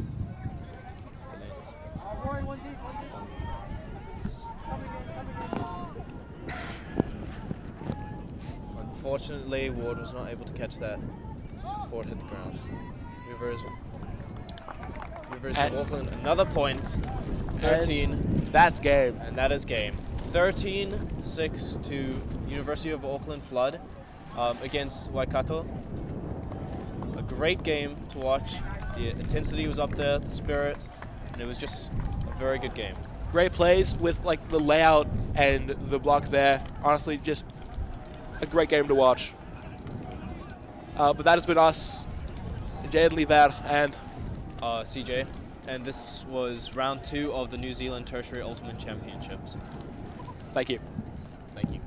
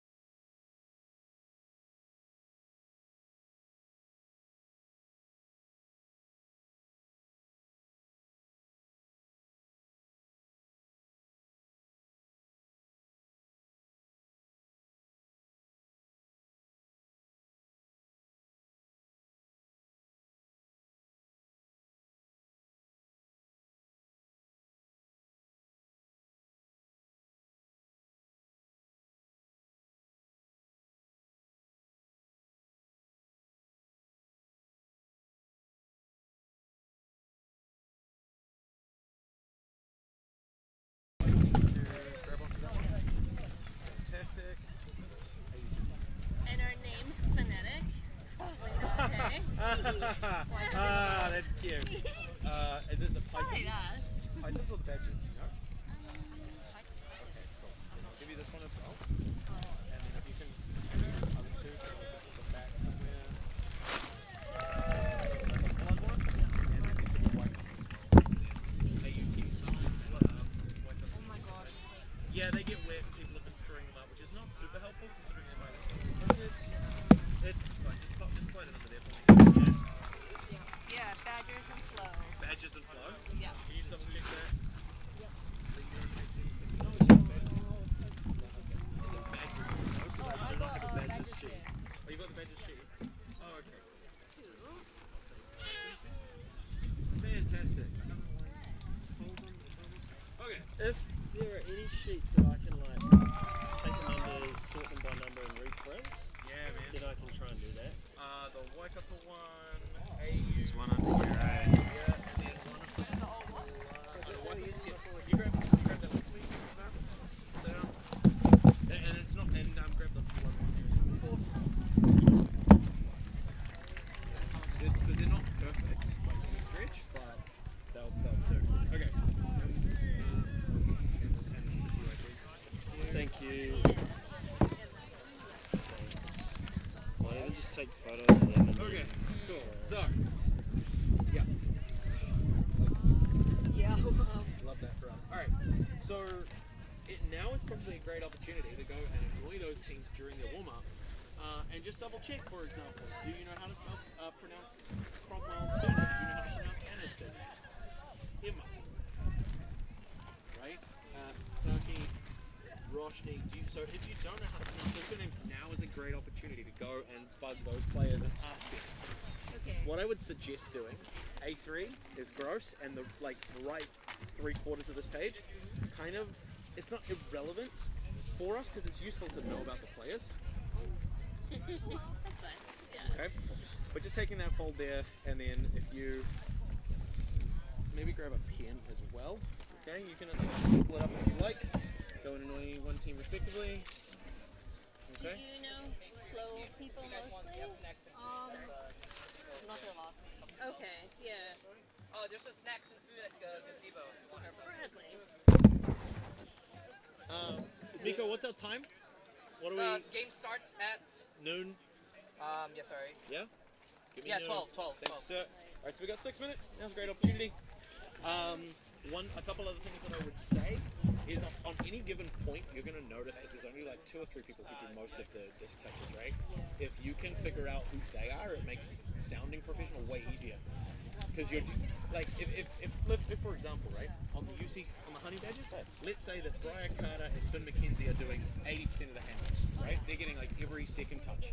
If you know their names, that's half the hard work done, because that's going to kind of like indicate who's doing a lot of the work, where the momentum is. When you're doing a play-by-play, you can be like, right, McKenzie gets the disc back in the midfield, passes off to Carter, Carter bounces back to McKenzie. It makes it sound really nice and sort of flowy and smooth, but it also means you don't have to know everyone just yet, right? Use those kind of little shortcuts as you're building familiarity with the teams. By the time you hit the end of a game, you'll know most of the players reasonably well, based solely on their numbers. So we need to like go out to the individual to find them. It might be a good idea. Okay, We haven't been given that, and we almost never are, and it's great. Okay. Okay. Yeah. Go.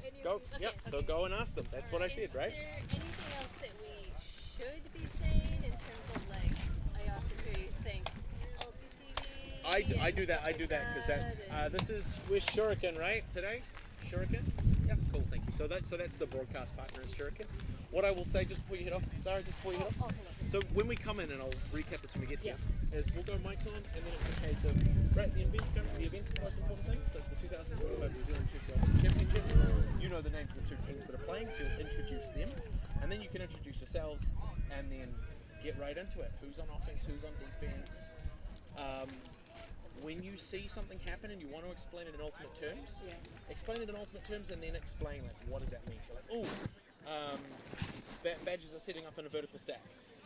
For those who are watching at home, a vertical stack is, and it's a line of players in the field, so that you've got. Really selfishly for me, if you could just say the score often. Oh yeah. Yeah. Okay. Yeah. Don't just say it's 4-3. Say it's 4-3. Yeah. Person, yeah. Just so okay. that they can keep the little chevron on it. Yep, that's fine. Yeah, that's fine. Sorry, we'll take care of it. All right. No, I like that. All right. Go give them a run. Yep, you're allowed to go bug them in the hurdle. It's fine.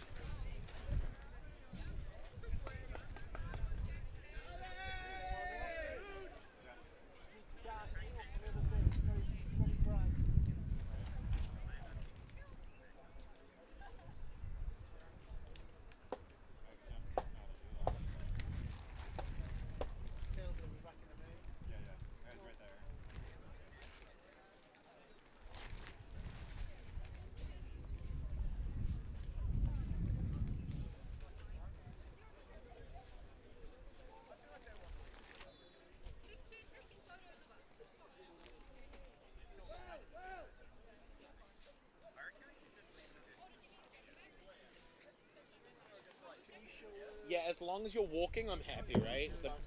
Yeah, please. So the big thing, right, is that we don't have a monitor.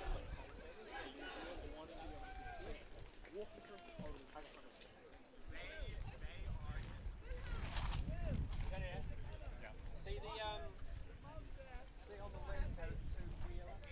See the center one? Move that to the right until the end of the dark.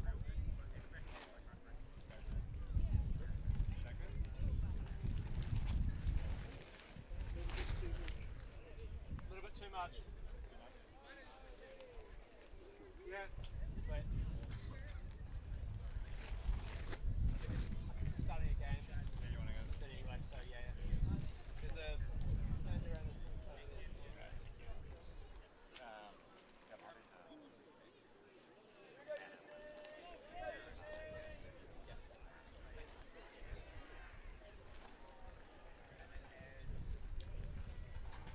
Did you give me like a signal and surprise? Okay.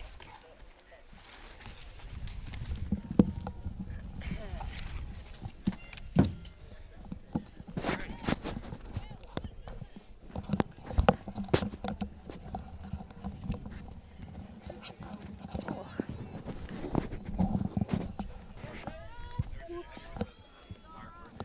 Let's go! Let's go, Ellen!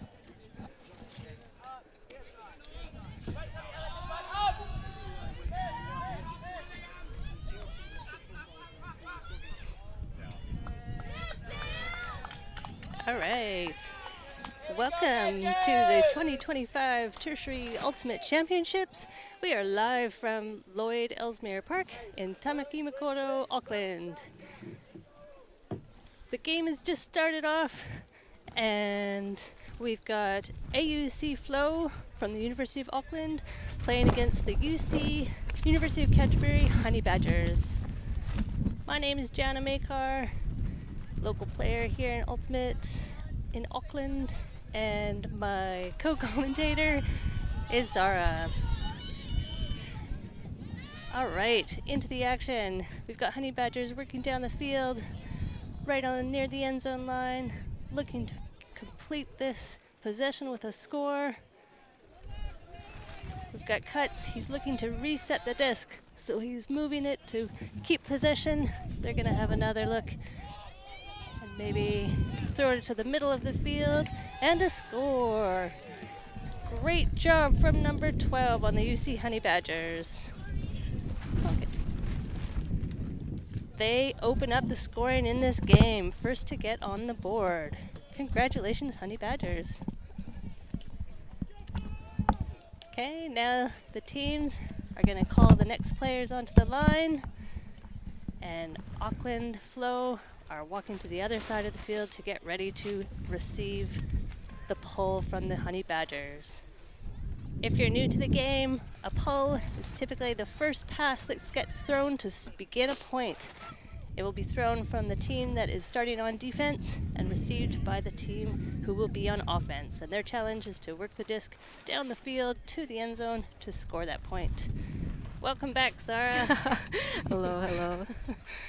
We were just collecting names from the teams so that we don't do any damage with pronunciations. We will try our best. Apologies in advance. The wind is picking up here. It is breezy, probably a bit more breezy than, so often a bit of wind is nice just to make things a little bit interesting, but I think you're going to need to have some good control of the disc to make the most of it today. I mean, it's better weather than for the first round. Oh, really? I Okay. think it was like raining, yeah.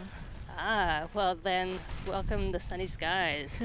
All right, AUC Flow received the pull, but weren't able to complete that first pass, so now they are on defense. And the UC Honey Badgers are looking to score. Oh, nice pass. Nice pass, yep. All right, looking for a continuation, a second pass.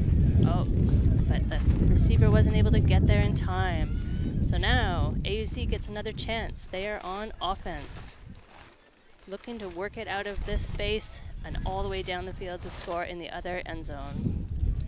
Seems like Honey Badgers is not playing match. So match is when they will mark up a player. You'll each take a player and specifically guard that person. But in this case, they're playing a zone, so they're more marking space. They're looking to take away spaces that AUC can throw into. But AUC are moving around, finding the holes. Yeah, and being very patient with the disc as well. Working it from side to side, which is great because it makes that defense have to run and get reset into positions. Oh. All right, tried to make something happen, but the disc got away from him. So now Honey Badgers are looking to score. They're on the end zone line. She's looking. Flow with the great defense. Oh, good Honey job. Badgers broke through the defense. Great score. They were patient, and they worked it through and got a second score on the board. Congrats, Honey Badgers. So what's the score now? Oh, the score now is 2 points for the Honey Badgers and 0 at the moment for AUC Flow. Do you have the name and number 14? Who scored that? 14 is Steven Leishman. All right. Congrats, Steven.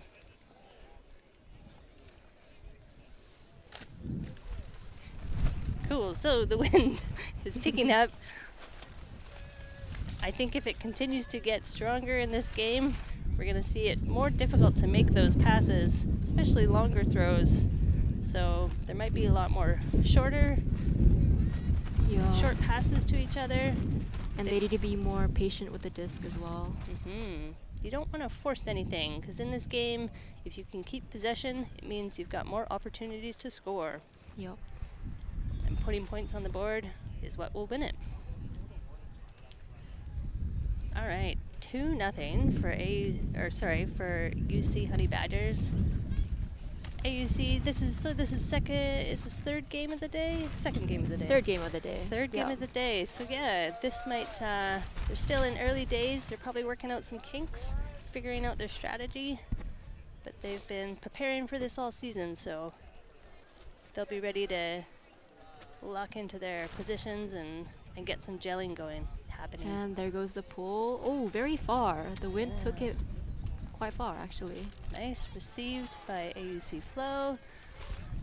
Passing to the middle. Nice passes. And Honey Badgers is still playing zone as well.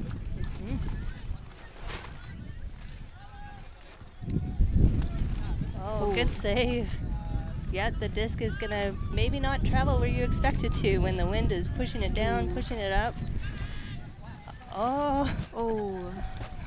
Good defense there from Honey Badgers, getting up and getting action and hands on that disc. When a disc flies up in the air, it's anybody's to take. All right, Honey Badgers on the end zone now. End zone line looking to score. Nice break pass. Good cuts. Good cut from Ocean, actually. Oh, well done, Ocean. That was great. She cut in one direction and then changed her mind and changed direction to the other way, and that made her wide open for that nice break pass. Good job, Honey Badgers. All right, the score is now 3 for Honey Badgers, 0 for Flow. Heads are up still, though. Looks like their coaches are coming out to the line to give them a bit of advice, maybe a bit of a pep talk. If they can stay positive, that's often the hardest part in a game like this. You're down, you might feel like things aren't working, but if you can just reset, wipe your mind clean, and start fresh, Yeah. you can get back on here. They just need one on the board, really, just to build that confidence. That's true. How long have you been playing Ultimate, Sarah? I've been playing for like almost 2 years actually. Awesome. In high school, yeah. Oh, great. That's nice to start early. What about you? I didn't start until I was in university, and that was a very long time ago. Oh, yeah. But yeah, it's great if you can start in high school and then you can join all these clubs at the university level and come to this Yeah. championships. Oh, nice pull over the halfway line. Oh, a nice receive as well. Yeah, it's great if you can catch the pull because then you can start making passes right away. Oh, it seems Honey Badgers is playing match now. Oh, An unlucky throw from AUC Flow. good D. So yeah, they matched up player to player, and that is what AUC Flow is playing right now as well. So Oh, nice throw. pass to the middle. Good job. Oh, a little contact from 13 and 11. So if there's contact, they can call a foul. The great thing about Ultimate is it is a self-officiated sport, so there's no referees to be making these calls. It is up to the players themselves to call a foul if it happens, and then they can have a discussion. And the player who caused the foul can either agree or disagree. Hand signals are what indicates what the decision was. I missed what the decision was. Ooh, nice cut from number 8. Oh yeah, Speedy. Ethan Craddock. Oh yeah, that's Ooh, Ocean again. Nice passing. All right, he's looking to Ooh, nice reset. reset. Yeah. Oh, a layout bid. Ooh. And a great point Good job. from number 15, Ocean Ocean again. Well done. They are happy about that. High fives all around. Yup. AUC put up a good fight. They had to make quite a few passes to get that point scored, so Flo is making them work, which is what can Yeah. hope for. All right, the score is now 4 points for Honey Badgers, 0 for Flo. Still waiting to get on that board. The wind is still going. No sign of slowing down. Yeah.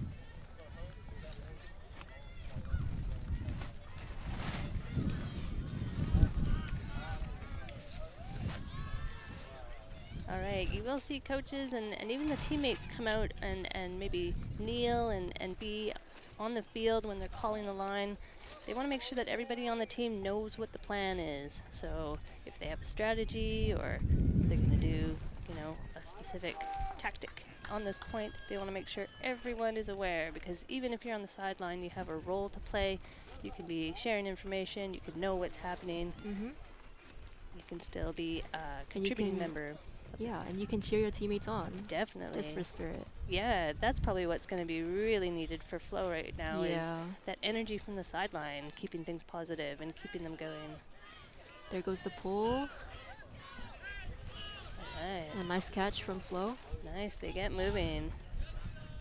Passing the disc. Great shot. Oh, what a grab. Good job. That is, hot potato, but he keeps control. He's looking. Oh, close and a that was so dive. close. Good effort. Great job, Flo. They did work it all the way down. Just a reminder, games are to half. And so at 6, that's when we'll be taking a halfway break. Whoever can get to 6 points first will be going into that second half ahead. So we do need Flo to get on this board and challenge the score. All right, UC Badgers. And there goes the hug. Whoa, what a shot. Oh, the wind came into play, keeping the disc outside of the field. And the wind is picking up. Oh my gosh. Yeah, so because the pass crossed the boundary line and never came back into bounds, it means that he's going to take it in where it left the field. So they're walking it all the way back. This is great field position for AUC Flow. They're right on the end zone line looking to score. Did you get it? Oh, what an effort. Did not convert though, unfortunately, so they are back on defense.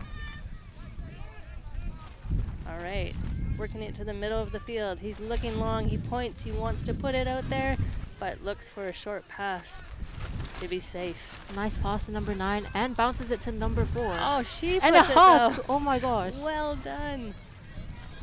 Oh, he's looking, he's looking. Oh, decides not to risk it and instead passes behind and scores it. Oh no, on the end zone line, can he score? Oh, great D Flow being there to challenge and put pressure on that catch. And the wind challenged it too. Now AUC Flow on offense again, and they've got to work it all the way back down to the other end zone.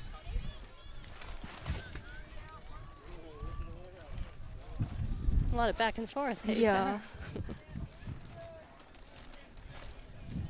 And disc is in.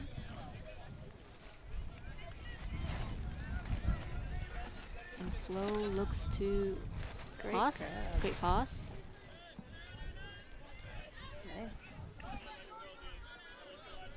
All right, good continuations. They are moving the disc. With very short passes too, because the wind is acting up. Mm-hmm. Nice pass. That's great though. Each time a new person catches the disc, it resets the stall count. So the stall count is a count of 10. You have 10 seconds to throw the disc to a receiving player. So the person who is marking you, who's defending you, they count to 10 in 1 second intervals. So once you catch the disc, the count to 10 begins. Oh, and a great pass. Oh, grab. number 10 fumbled it. Oh, That was very unlucky. turnover. So back over to AUC Flow. They have another chance to work it down the field and get on the board. This is a very difficult position to be in on the field. The wind is blowing. You're in the corner. They're trying to get to the middle of the field so that they have a bit more space to work with. Turnover again. I think the wind is just not on Flo's side today. Yep. Definitely. It's much harder to throw into the wind often. Yeah.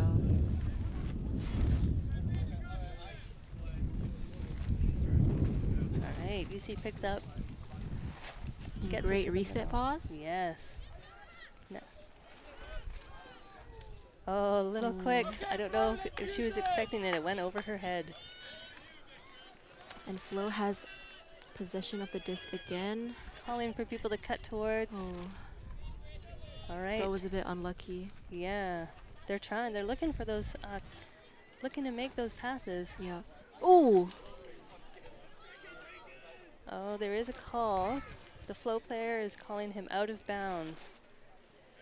They're going to discuss that a bit. Again, self-officiated, so it's up to the players to reflect on their own perspective and make a decision. They can ask other players on the field for if they had a perspective.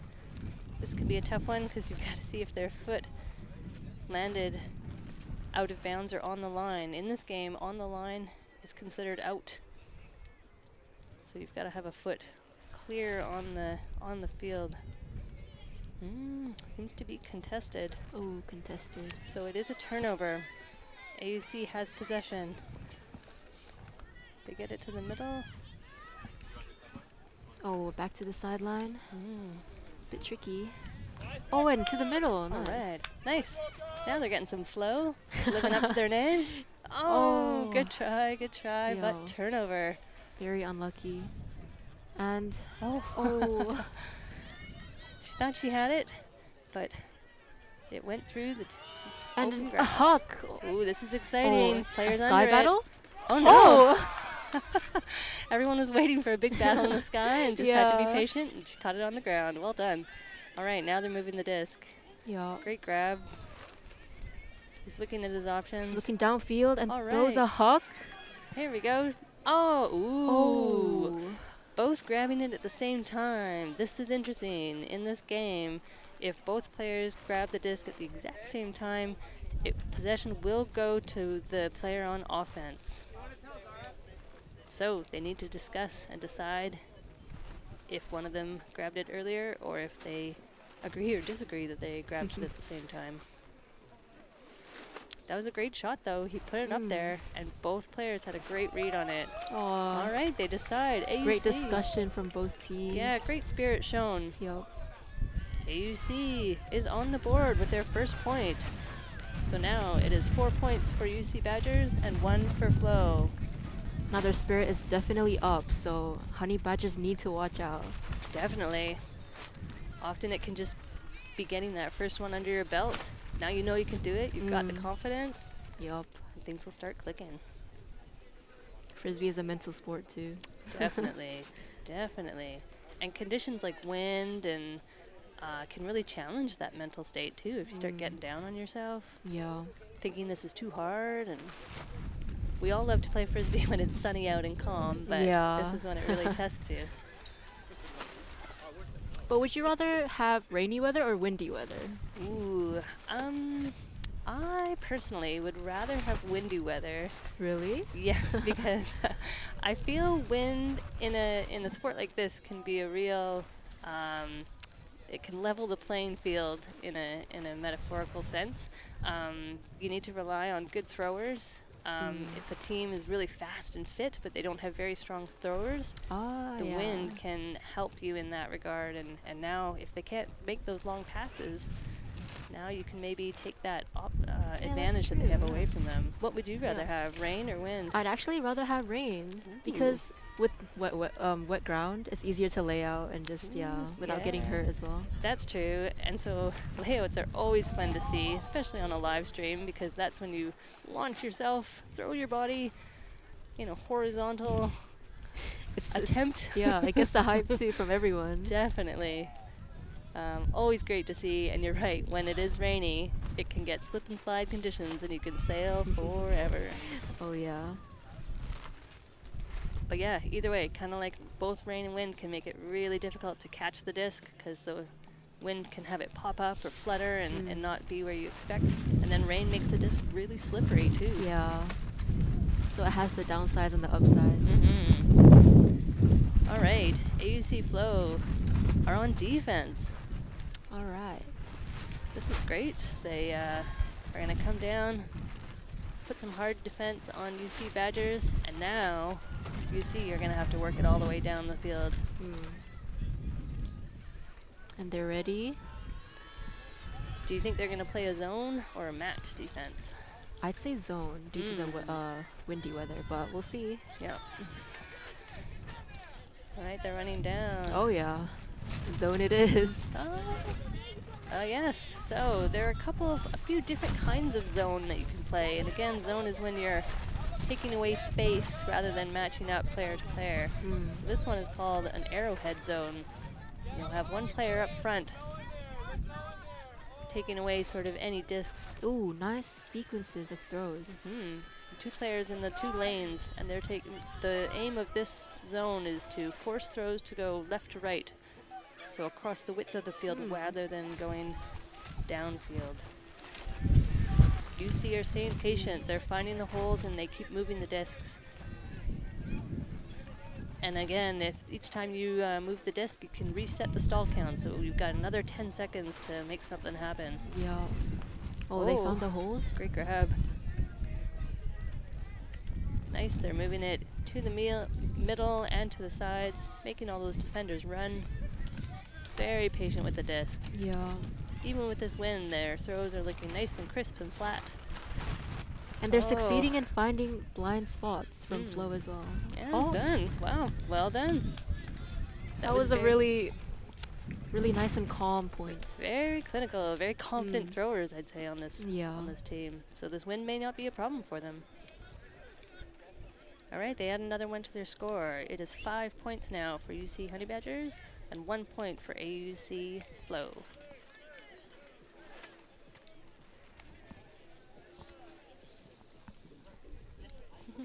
Ooh, oh my goodness. Someone just delivered us delicious looking cookies.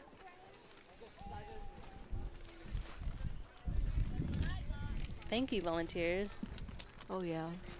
Let's have a hand for all the volunteers who are making this event happen today. Everyone who's set up the tents, set up the fields, refilling water bottles. It really is a community event and takes lots of volunteer help to make Yeah. it run. Don't forget providing the snacks too. Yeah, definitely.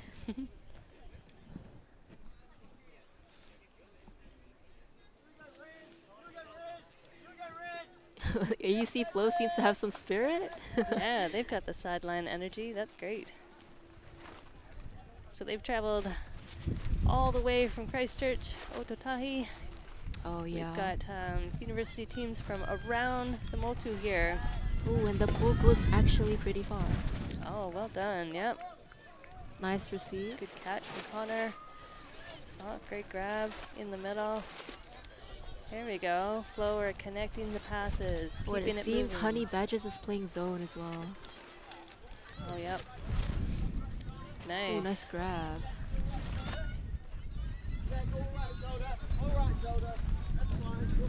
They just need to stay patient. Look for those openings. And everyone just needs to watch that disc right into their hands and catch it.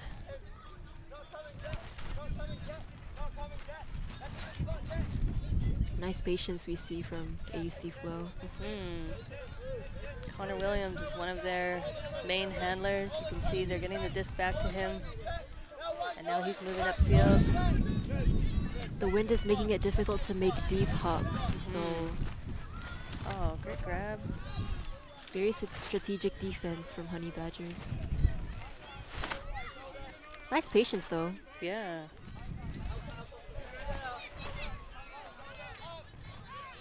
Connor's got it again. Oh, an unlucky. Oh, good grab. try. Yeah. She was there. She was in the right position. That was Elsa Murray. Keep being in that spot and you will get that disc caught. My side, my side, my side, my side. All right, they're looking to move the disc. Puts it up. Oh, Good job. and a point from William Trubshaw. Congrats, William. So that makes it 6 points for Honey Badgers and 1 for Auckland AUC Flow. Says that half. All right, half is taken at 7. So if Honey Badgers get this, they will be going into the half with a lead.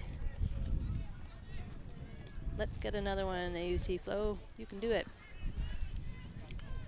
Yeah, I believe. But still, great plays from Honey Badgers. Definitely.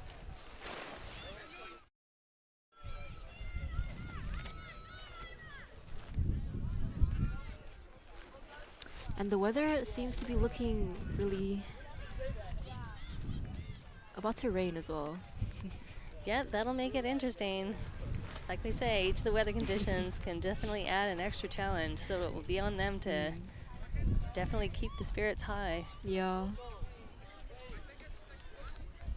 All right, sometimes these can be the most exciting games. You never know when a team can have a comeback, and it's awesome to have. It's awesome to see a team come back from behind. Always rooting for the underdogs. Yeah. I think if Flow just keeps their spirit up, they have a chance. Yep, definitely. Start each point fresh. You can do it. Okay, you see Honey Badgers are getting ready. So also in the mixed division, you will rotate between having 4 female matching players on the field and 3 male matching players. And when there's 4 female matching players on the field, that's when a female matching player needs to pull the disc. So that was a new rule introduced a couple of years ago, which is great. Gets more female matching players practicing their pulling skills and making those long throws to get the point started. That was a great pull too, considering the really strong winds. Definitely, she was throwing it upwind. All right, AUC Flow on offense. They're still playing.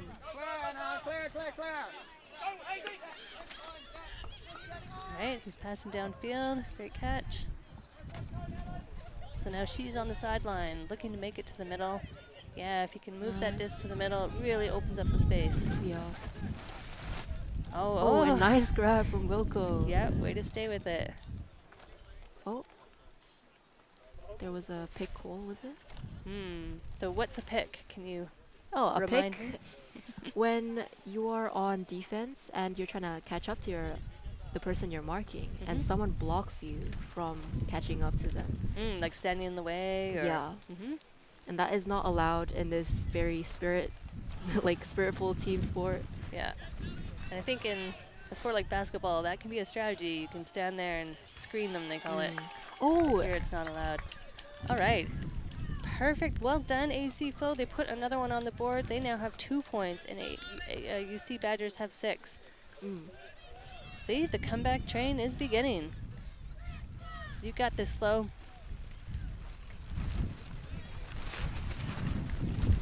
Okay, Oh, you're and it's right. starting to rain as well. Yeah. And the wind is picking up. So maybe this is what Flo needed. They needed extra challenges to make this extra character building for them. They are rising to the challenge. It's nice to see they're starting to put passes together. So now the score is 6 to Honey Badgers and 2 to Flow. I can see the comeback happening. Definitely. Choo-choo. That's the train getting ready to come down the tracks. Comeback train.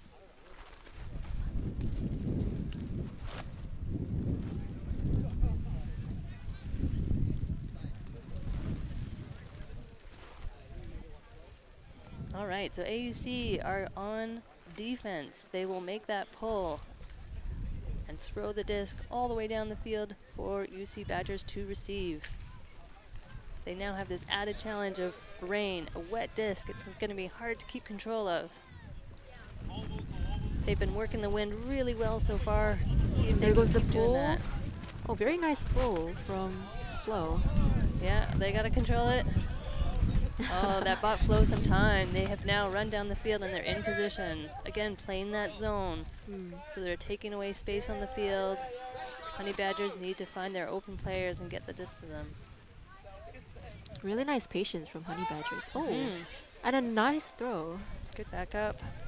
Oh, a little too low. That was too low to grab. So, AUC Flow are on offense now. Working it upwind. Oh. Looking to get it to the middle if you can. Ooh, and a nice throw from AUC Flow. Oh, and a layout block Oh, we from missed number it. 11, Honey Badgers, which is Ben Simmons. Great job. Oh my goodness. That's what we like to see. Oh, and a hand There's, block. a call. Oh, a call? Foul called. Not contested. Yeah. Accepted foul. So the disc goes back when that happens, and he can redo his throw. All right, working it to the middle. This one player, number 5, is definitely their main handler.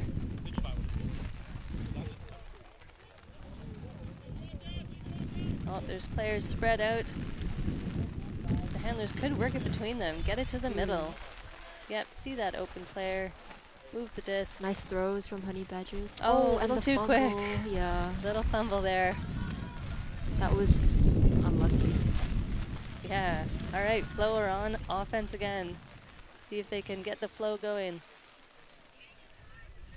Oh, rope behind her. She wasn't able to react in time. Now number 5 has got a couple of options, and he chooses number 8. Who's that who scored?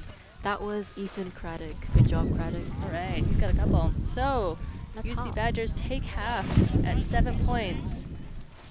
That means there's now a break. Yep. The teams can regroup. AUC Flow can check in with each other. Hopefully they can focus on the positives that they had in this first half. They got 2 points on the board. Keep that going. As you said, let's see a comeback train. Yeah. Definitely UC Badgers, I think, have been making the most of these challenging conditions. They've got some stronger throwers on their team. Don't seem too phased by it. Great cuts as well to get free from the defense. Definitely. And it looks like they're using their whole team too. They've definitely got stronger players, but they're working the disc through most of their most of the people who are on the line for each point. So that's great to see. All right, sounds good. If you're just joining us now, again, we're at the 2025 Tertiary Ultimate Championships. This is the third round of the day. The sun is gone, but the spirits are staying high. We're hearing the sideline cheers from people out here to welcome and cheer on all these teams. We've got teams from across the country here playing in their culmination of their university season. They've been training all season for this weekend, so hopefully they are able to see everything that they've worked so hard for come to realization. I'm Jana, here commentating for the first time with a fellow first-time commentator. Yeah, my name's Zara. Right on. We're doing great. Hopefully. We are going to eat some of these delicious cookies and maybe crack one of these complimentary V's, and then you'll see our energy really spike in the second half. Thanks, we'll be back soon.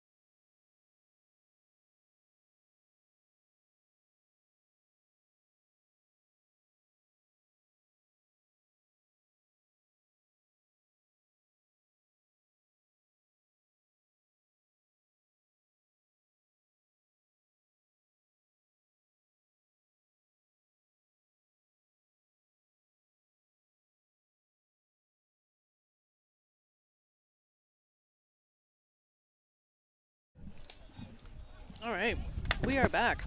We've got chocolate in our veins, energy is up, and these two teams are ready to crack on with the second half. Yeah, and we see honey badgers with really nice passes.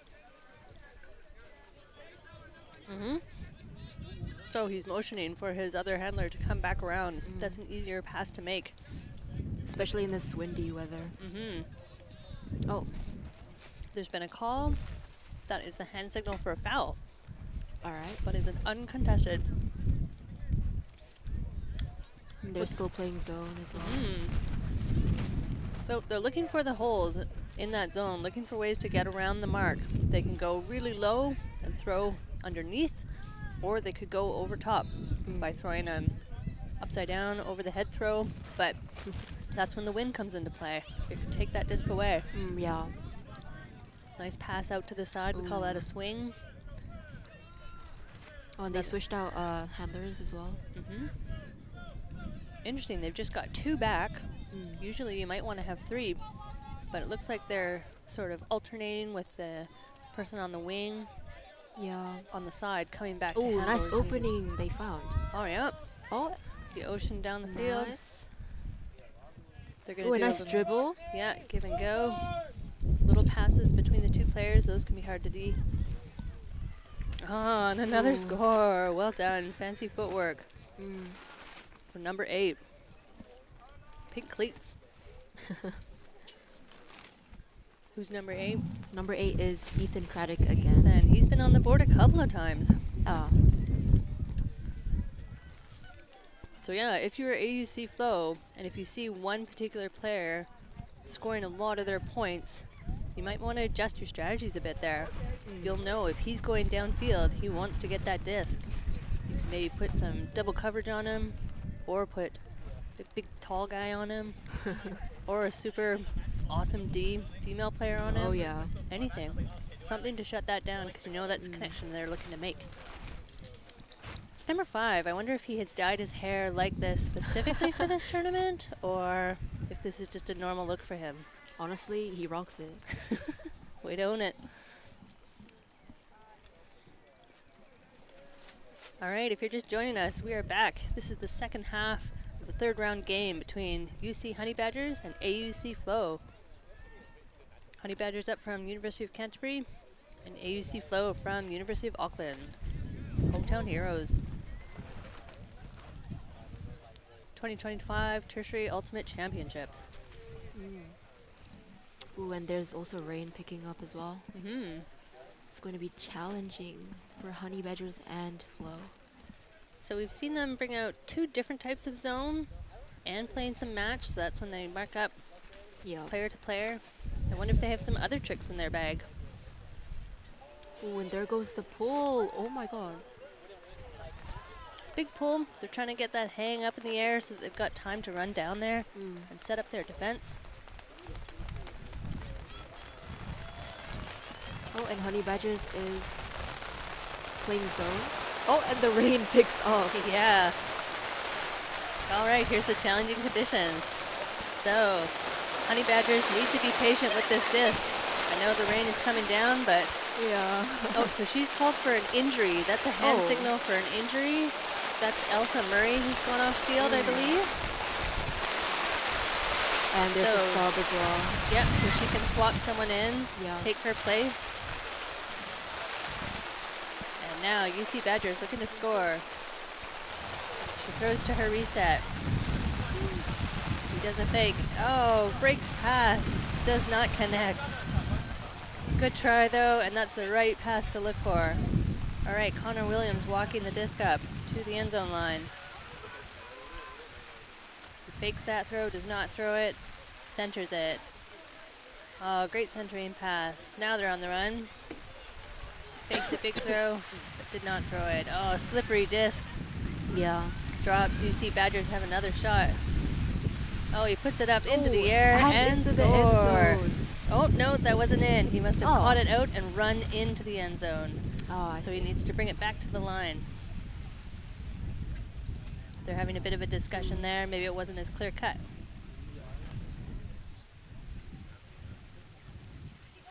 Still discussing. Yeah. Looks like he's getting ready, so he taps his face. The disc is in play. The 10 count. And they go for the reset. Oh, Ooh. out too far. That was good idea, but too far for his receiver to catch it. So Flo have the disc. No, Flo turned the disc over. Oh, Yeah. I've got a tent blocking my view. Oh, yeah.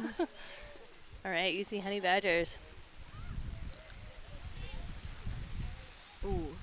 Oh, and the slippery fumble. disc. Yeah, Yeah. right through her hands. Good effort, though. She was in the right place. Yeah. All right, looking to center it. Mm. Oh, good shot, but just a bit low. It's hard to catch a disc at your mid-calf area. Oh, nice flow. Looking to end zone. Oh, And completed. Well done. I was blocked by the 10. Do you have number 10? Number 10, William Trubshaw. All right. Okay, that means it's 9 points for UC Honey Badgers. And AUC Flow still have 2. I think now they've got to set goals for this second half. Maybe it could be by points, that if they could try and get 2 in this half as well. Yeah. Or it can be number of blocks.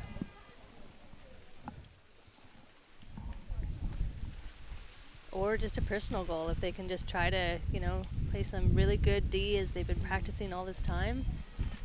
They've got to set some new goals. The sky's clearing up a bit though.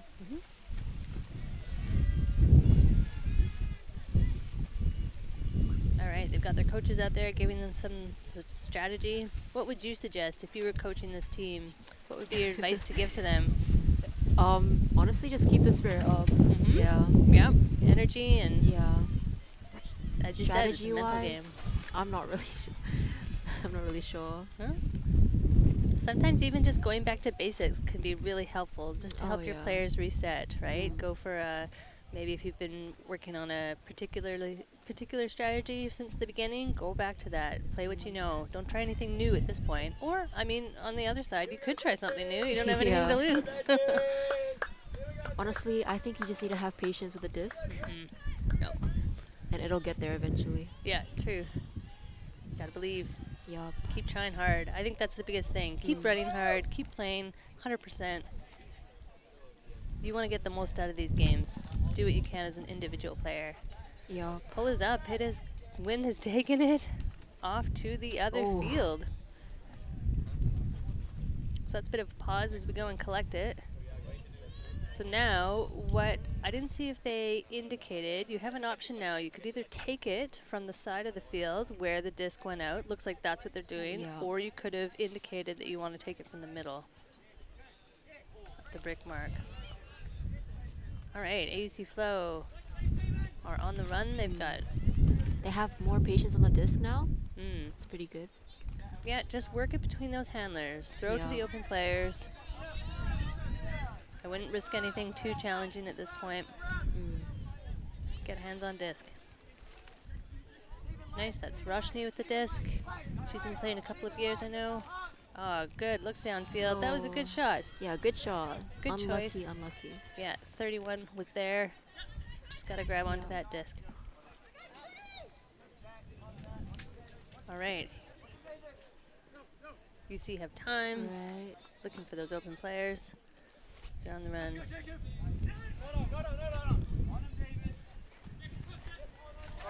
All right. Oh, nice defense from Flo there. That player, UC Badger, could not get open. He was with him step for step. Oh, and he throws down the line. She's going to have to run. Zone. Well done. Oh, She's number in. 12 caught it. Good job. Ella Jones-Rawsthorne. Right on. Using their whole team. That was a great cut by her. She was open, and that was a good, easy pass up the line. Sorry. Do you have the name of number 12? She said it. Yes.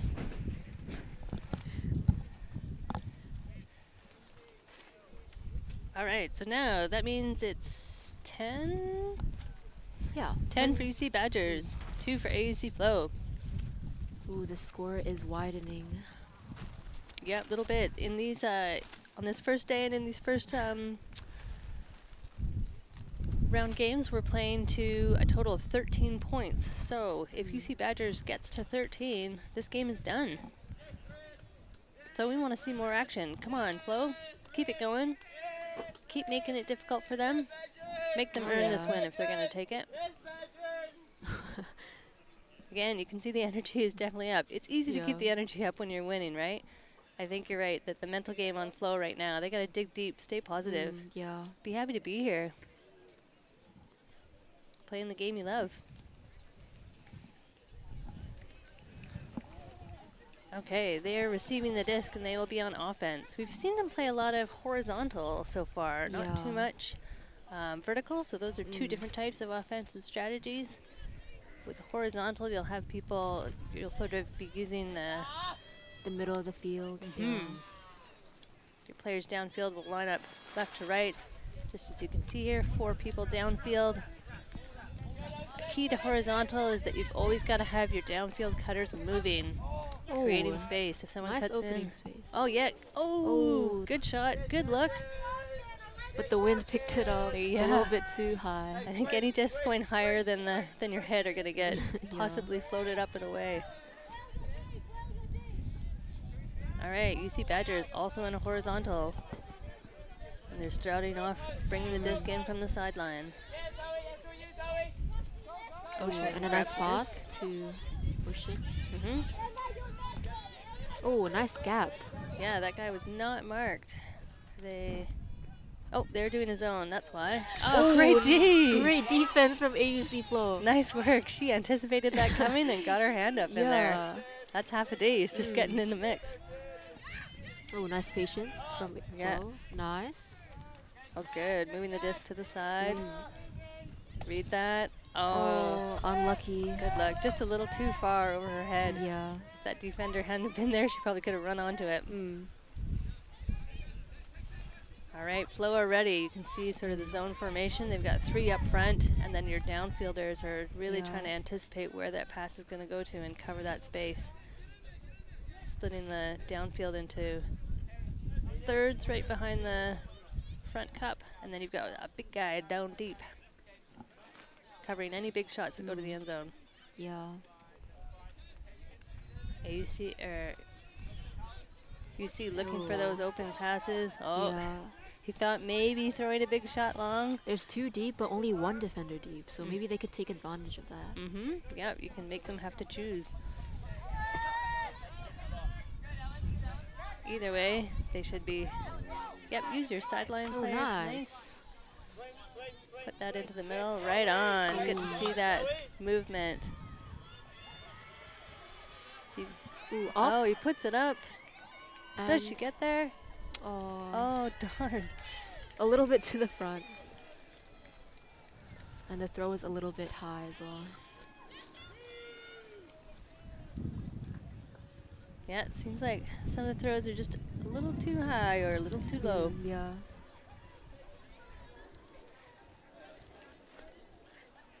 All right. Turnover. So UC is on offense. They are looking to score and lock it in. Oh, what a grab. What a well grab. Done. Oh my gosh. One-handed on the way down. Both girls taking to the turf. Number 15, which is Ocean Simard again. Oh, yeah. Well done. And number 28, giving her a good challenge. Yeah. That's what you got to do. If you see a disc going down there, sometimes that's that pressure of knowing that someone else is laying out next to you could make you drop the disc. So you don't even have to touch the disc sometimes in order to get the D. Just being there and putting pressure on it. Exactly. Pressure is really important in Frisbee. Yeah, I think that's what AUC Flow can do now. For the rest of this game, they've just got to play hard defense. Yeah. You want to be tired at the end of this game. And the score is now 11 to 2 to Honey Badgers. Yeah, 2 more. This game will end at 13 points.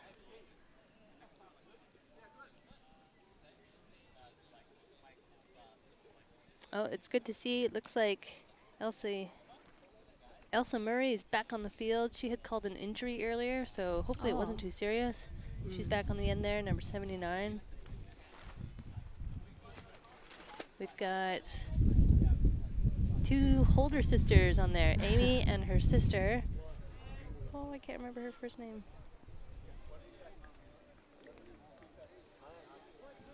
Oh, and they're playing Horo as well.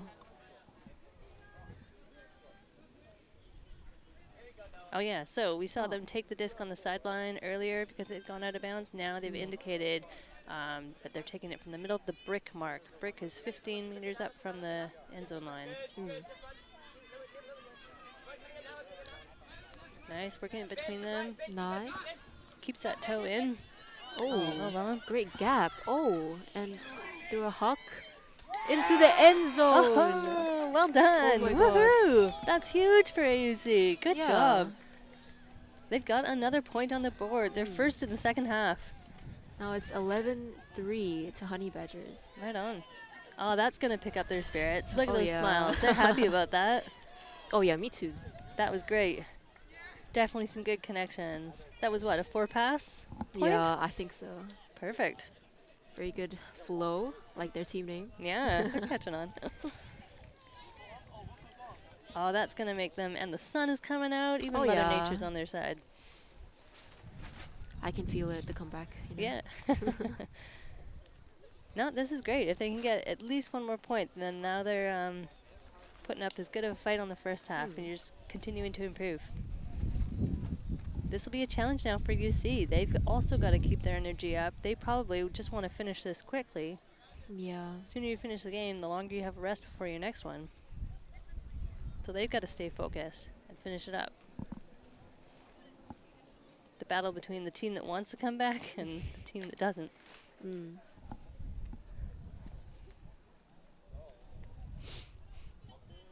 All right. All right. AUC Flow will be on defense. Again, this is probably the best thing they can do at this point, too, is just put on some really tough defense. Make UC work hard to score this next point. Nice pull from Wilco. Got a roller. Rolling. Ooh. Nice. They center it to the middle. He's looking downfield. Oh, and a nice pass from number 5. So they've got all their ladies downfield at the moment. And a Oh, guy. nice gap. Oh, This is good very flow. flowy. Oh, Oh, she did not nice. anticipate that, and Roshni was there to eat it up. Cool. Flow are looking to keep the continuations going. Oh, a big and a one. Deep hug. Get there, get there, get there. Oh, the so bid. close. Well done. That was a good layout, though. Yeah, for sure. Passes to Ocean. She's got UC now. Running down the field. AUC Flow have got to get on D quick. Oh, gets a tap. Oh. Well done. Oh my god. He touched that disc. Number 81. Yep, saved it. Oh, and fumbled. All good, all good. Go, go, go. And he scores. Oh. Well done. That was Ethan Craddock again. Again, yeah. That seems to be their main go-to guy. Oh, yeah. Here we are. UC Badgers, one more on the board. They are now 12 points. And Flo has 3. That was exciting, though. I'd like to Yeah. see him put up those big husks. And she made a great big to try and catch it. Next time. Next time. The more they can build those connections, they can try it again, and it'll work out next time. Yeah. And the wind is like slowing down as well. Just when they're getting used to it. All right, so this is an important point. If UC can score this, they finish the game. Whereas AUC Flow want to keep this going. I'm sure they want to play at least a few more points. It'll be a long comeback train if they want to challenge to win it, but I think they definitely want to keep playing as long as possible. They've got both coaches out there giving them Yeah. some tips. They're putting up a good fight though. Yep, definitely. Honey Badgers is ready. Okay. And the pull. Ooh, nice pull from number 4. Zara Alright. Bowen. Catches it into the middle. Oh, and an unlucky catch. All right, now which they're on makes a defense. turnover. Keep them here. Oh, nice throw. Catches it. He's looking Oh, and a long. little deep. Oh, and Oh. A hair little- dye guy Oh, seals yeah. the deal. Hair dyed guy. And that is 13 for UC Honey Badgers. They take the win. Yeah. They played in all manner of weather. They looked confident the whole time. Used their team. and looked strong Kept up basically good from the spirit start. too. Yep, they seem to have good spirit. There's a couple calls, but it was all resolved really quickly. Yeah. I think AUC Flow can learn from this. They can take this into their next game. They know what they need to work on, but they had some shining moments too. They did really Yeah. well. They should be proud of that. Yep. High fives across all the teams. Yeah, third round. They've got 2 more rounds today. I think so. Yeah. Cool. So still a big day left. Yep. A couple more games to go. All right. Well, congrats, Sarah. You just completed your first live commentary. You too. We're going to take a break. We're going to get the next 2 teams on this field. Take a break yourself and then come join us again at the 2025 Tertiary Ultimate Championships. Yep. Thanks very much. Thank you. Bye. Bye-bye.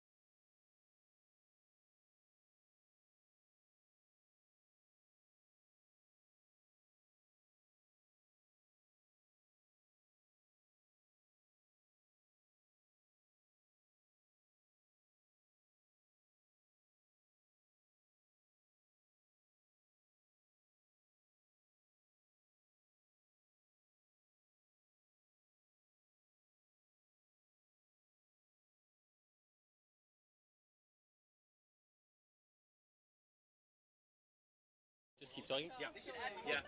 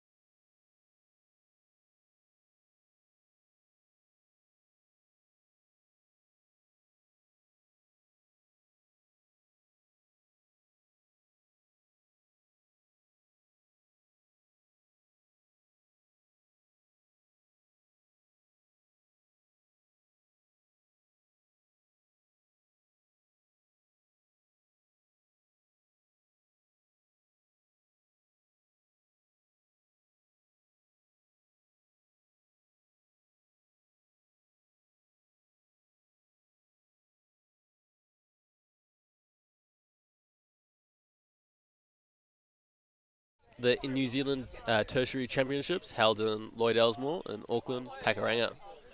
My name is Daniel and I'm joined by Katie. Hi. So on the left, what a score. Right now, a score. Score by Flow.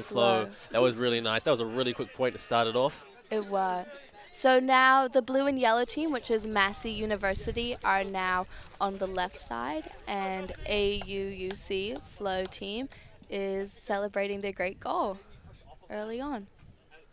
We're looking for this to be a tight match. Two Auckland teams versus each other. It's going to be exciting. Yes.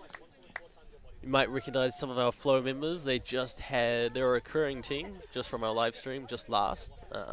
Having a bit of a tough time against Canterbury, but hoping to really show their skills now.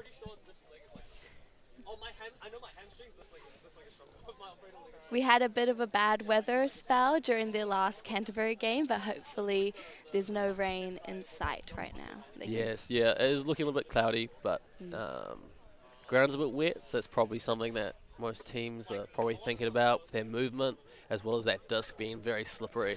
Getting those two hands on the disc. A great important. pull. For our viewers watching, a pull with a nice roll where it goes straight down is really nice because it can... Oh, what a grab. By 33. Some good defense here. Put up. Thrown. Nice floaty. Oh. Some good defense there. Just catching the disc just before it gets to the opponent, number 31.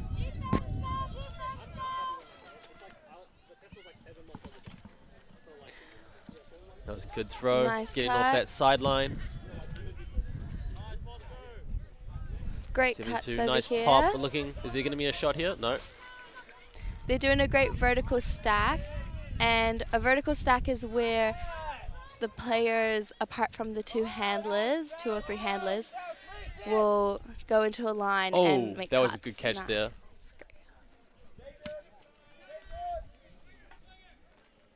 Nice pop pass.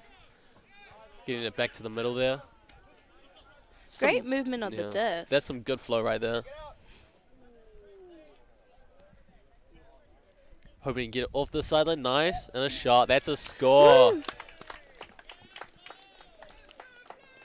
That was number 80 with the assist. It's now 2-0, 2-0 to Auckland AUUC Flow team. They're doing a great start here. My goal was 10, so if I hit before that, I'm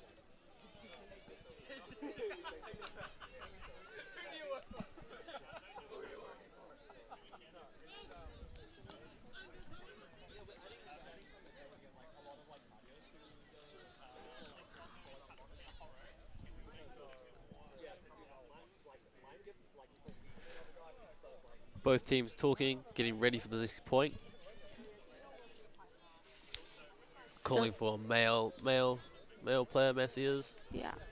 So a male point is where there's 4 guys and 3 girls on in a game of 7s, and it rotates from 2 male points to then 2 female points with 4 girls and 3 boys.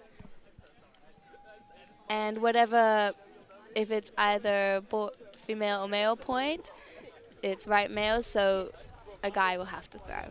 Pull. Nice pull. That was Jacob Kilgo with the pull. Massey storming up the line, looking for some really fast continuation here.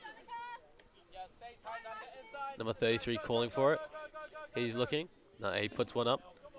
Oh, great, That Sky. was taken down nicely, one-handed. Looking for a pass. Ooh. There we go. Number That was 64 sharp. has Lots of got spin on that that. throw. So, Oh, and a shot gets put up. Whoa, Covered by great intercept by... Ing. Oh, so close. Great layout, though. Great commitment. 33 picks it up.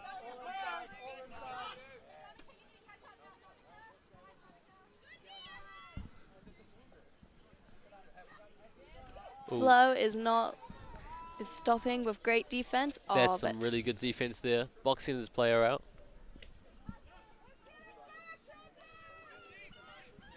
they're doing lots of little pop passes, which is looking great for them. Some really good flow here. Massey's doing well to stop their continuation.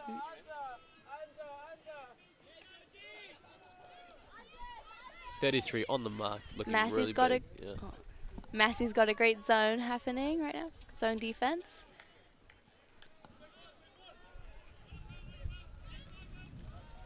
Ooh, and thread another, through. yes, another great point for Auckland Flow. By number 10, Obiro.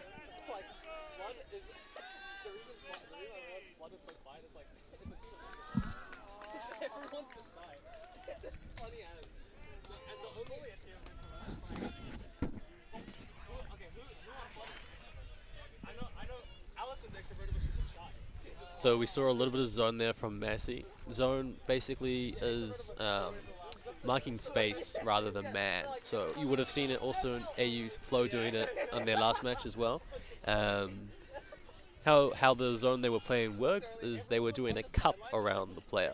So they had people stationed on the right hand side of the person that has the disc, and then also a person placed around 3 or plus meters away from that person for the disc in the middle, and then another person, a third person on that left side covering that, so that essentially surrounding the person with the disc, making sure they're still 3 meters away, 3 meters plus away, to prevent the double teaming rule.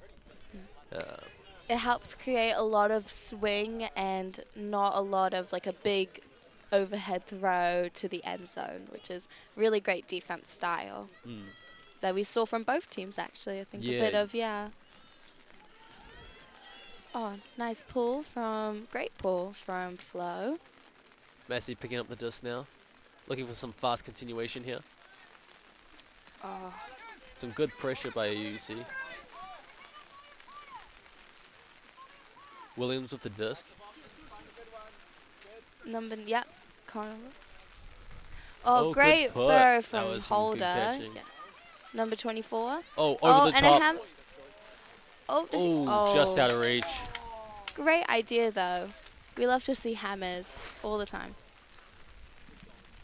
As you notice, weather's just picked up, so making those catches a little bit harder, meaning defense really putting that pressure on will make that turn. Absolutely. Number 95 the disc. Dumps it back. Oh, put up. Oh, nice. Great forehand. Nice. Good catch. Massey's trying to catch up on the... 64 again with the disc. Young.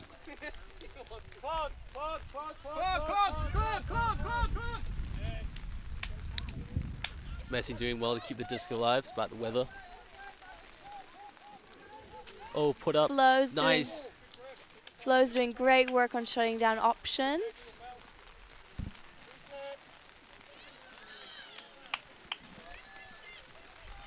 Oh, and that... Williams with the shot.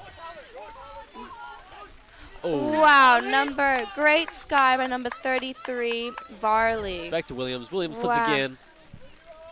Never put by Williams. And it's taken down. That's a really good score. That was some great determination. By Harris.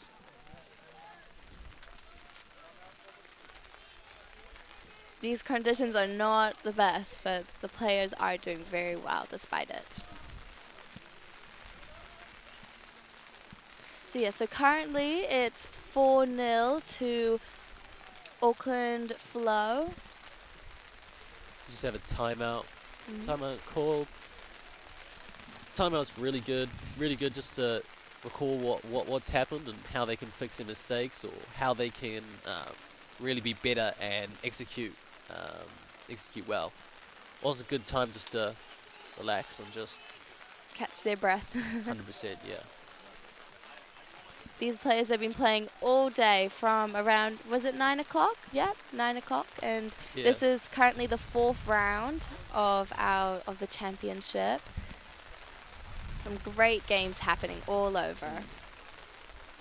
Katie, what are you hoping to see today? I'm really hoping to see some great hucks. I think those are always really fun to see. But just some some other methods like zone or horizontals, like you don't usually see those. But players at these levels are definitely able to understand it and do it really well. So that'll be fun to see. How about you, 100%. Daniel? Yeah, it'll be good. Nice to see some long shots coming up. We've already seen a few from both teams. Really exciting, but yeah, I'm hoping to see really that pressure on defense, especially with the weather being really rainy and windy. Absolutely. I bet if defense puts that pressure on, there's going to be a lot to turn. So that's going to be really exciting. Yes. They're just wiping the disc down. I think that's a good idea in these conditions. yeah. They'll be telling each other two hands. Two hand catches.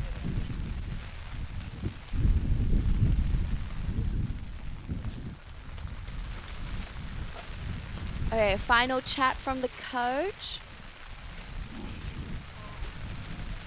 Very good. Okay, and we are restarting again with Auckland Flow on the left side here in blue and white, and Massey on the right in blue and yellow. Looks like it's a female point. Yes. We're getting a pull from...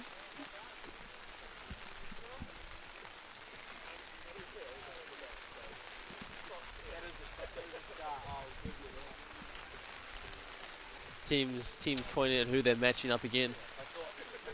Getting ready for a really good, hard defense. Massey having their hand up, signaling that they're ready for the pull, and having one foot on the line. Great pull. That's really nice. Nice landing. And number 13 has picked it up and doing some nice passes back and forward. It's Tongi. Oh, great put. For 33. That's half with the disc right now. Number 11. Nice pop. That's Young. Young shoots it to number 7. He's chasing it. He's chasing it, and he's got it. Yeah, that's really good. That's really good right there. 2 hands making Great securing look. Absolutely. Don't you love the points like that? Super. And so that now puts a score as 4 to Auckland Flow and 1 to Massey University.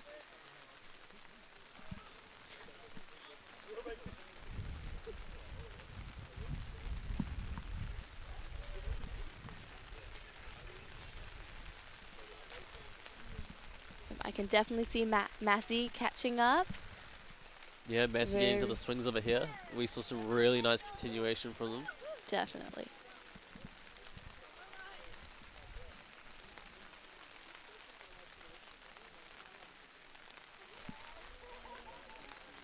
Do we know who called the timeout for the first one, or is it? No, I don't think so. No, we don't know. Okay. I believe it might have been Massey, but Massey. looks like their timeout call worked, scoring a point. Definitely. And so for people wondering, each team gets 1 timeout. Oh, is it 2? 2, I believe. I believe 2 timeouts. 2 timeout calls. And they also have a half time at 7 points. Yeah. The game going first 13. That was some really good defense by half. Williams just securing the disc though in time. Nice throw into the middle to 79. Williams puts it straight back to 79. Oh, great catch. One-handed. That was nice. Massey shutting down lots of options. Gets moved Nearly to there. put. Oh, that was nice. very close. Super close by Massey, but great catch by Varley, number 33.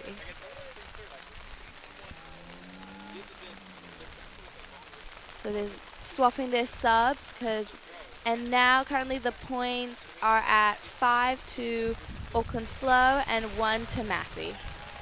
Yeah, this weather coming in really hard, making it really difficult with teams, but despite that, teams still putting both teams still putting points on the board. Love to see it. And even if with this wind, their throws are actually very consistent. They're nice and flat, easy to grab. They're making sure they're putting a lot of edge on that disc when going upward. Really having that disc have lots of spin to keep it alive.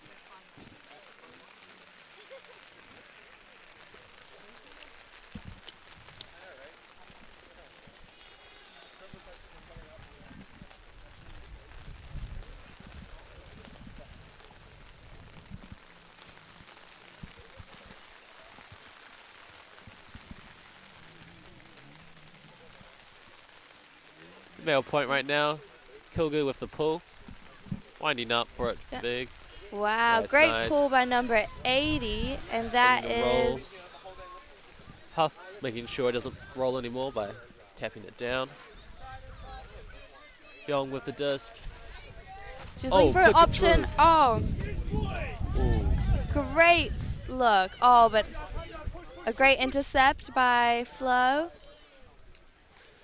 Flo off to the Moving the rushes. disc. Oh, look at that block.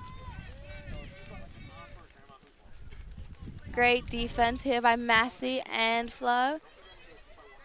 Young again with the disc. Oh, nice. Great catch. Handed. Good pressure by defense, having that zone work we were just talking about. Absolutely. Oh, and return. It's a turn back to Massey. Lots of communication on the field, which is really nice to see. Yeah, communication is really important. Absolutely. Massey keeping it alive. It's a really good catch. Number 78's made a great cut. Oh, and a foot block. Wow. By 72. That is great to see. You don't see those very often. That's really good. You can see that Flo's zone there was really hard to get through, and that foot block just showed that teamwork. Absolutely. Kilgore picking up the disc. Massey's gone now with a vertical stack. Oh, Auckland flow. And with a really nice grab, making sure his toes are in the line. Some And really good toes. And a great goal by Auckland Flow. They're very patient with the disc, which obviously paid off. So now currently the score is 6-1 to Auckland Flow.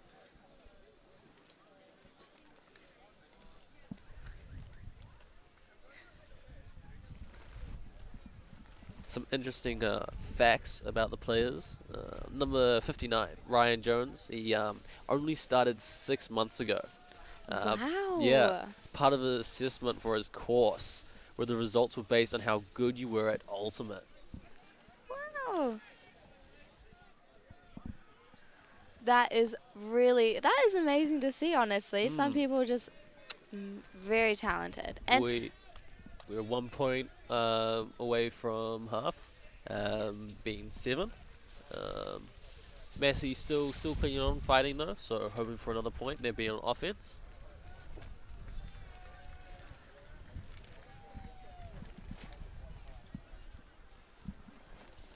And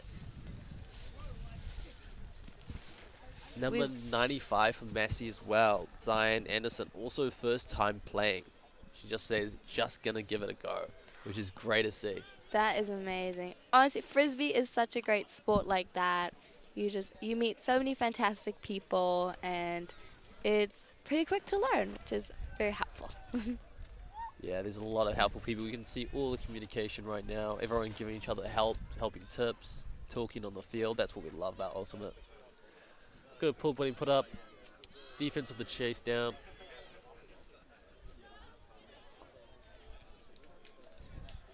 Number 95 set deep. It's Anderson. It's put up, looking for Anderson. Oh, Kilgood great does block. defense. Pushing it out of bounds. Came out of nowhere. That's really cool to see.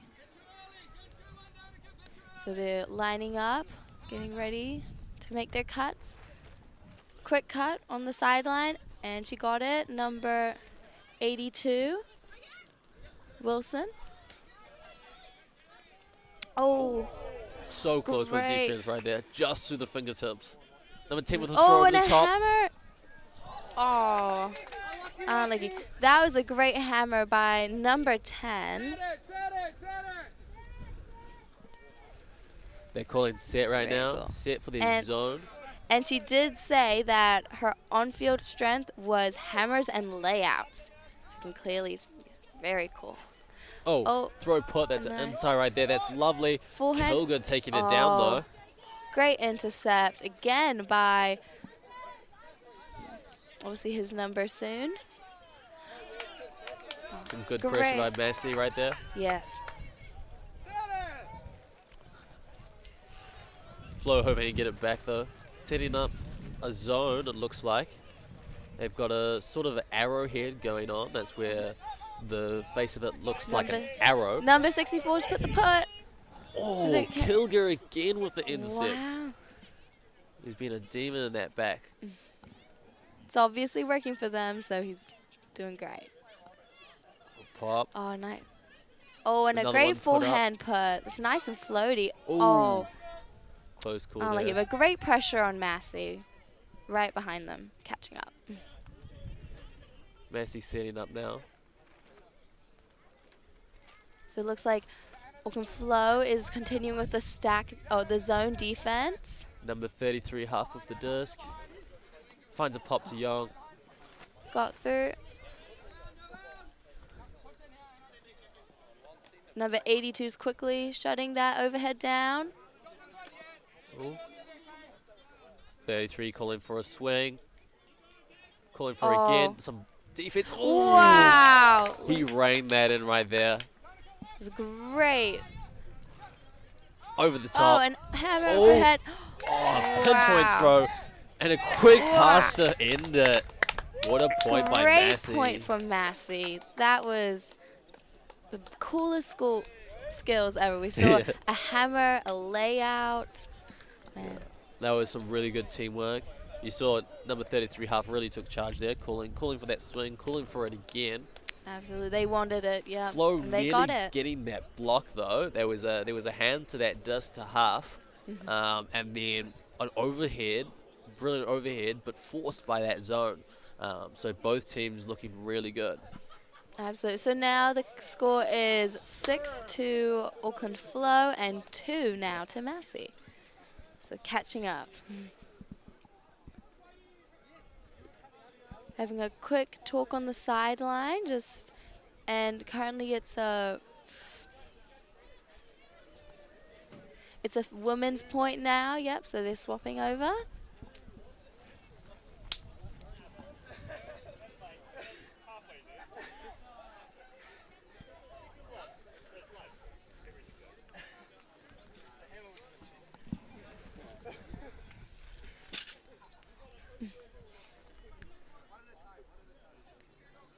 We can see number 24, Holder, says that what's her on-field strength is skyboxing, and that is a popular favorite. It is very fun. You feel very tall.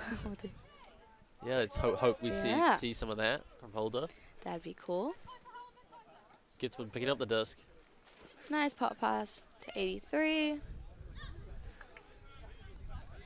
Oh, one-hand goodness, grab. streaking deep.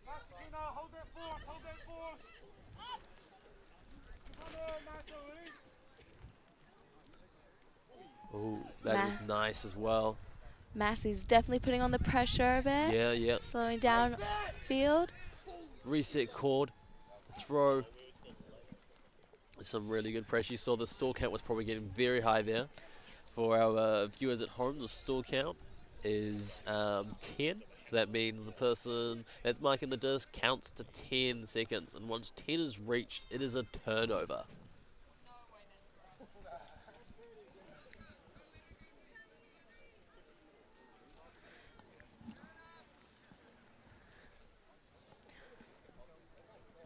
Movement. Massey's trying to swing. Oh, a shot. Still in there, still there. Oh! Look, there was a great hand block over in this up with the disc, but Massey eventually got it. Great determination. That was amazing to watch. Telling you though, with the great grab, that was epic, one-handed just before it touched the floor. Absolutely. And turn now though. Oh, and number 77's running downfield. Flo puts it up, hoping to end the point, And yeah. great point. Okay, so it's now 7-2 to Auckland Flow and 2 points to Massey, which now means that it's our halftime for viewers watching at home. And basically, for a quick recap of what's happened over the game, is we've seen some amazing layouts and hand blocks and defense. This has been a treat to watch.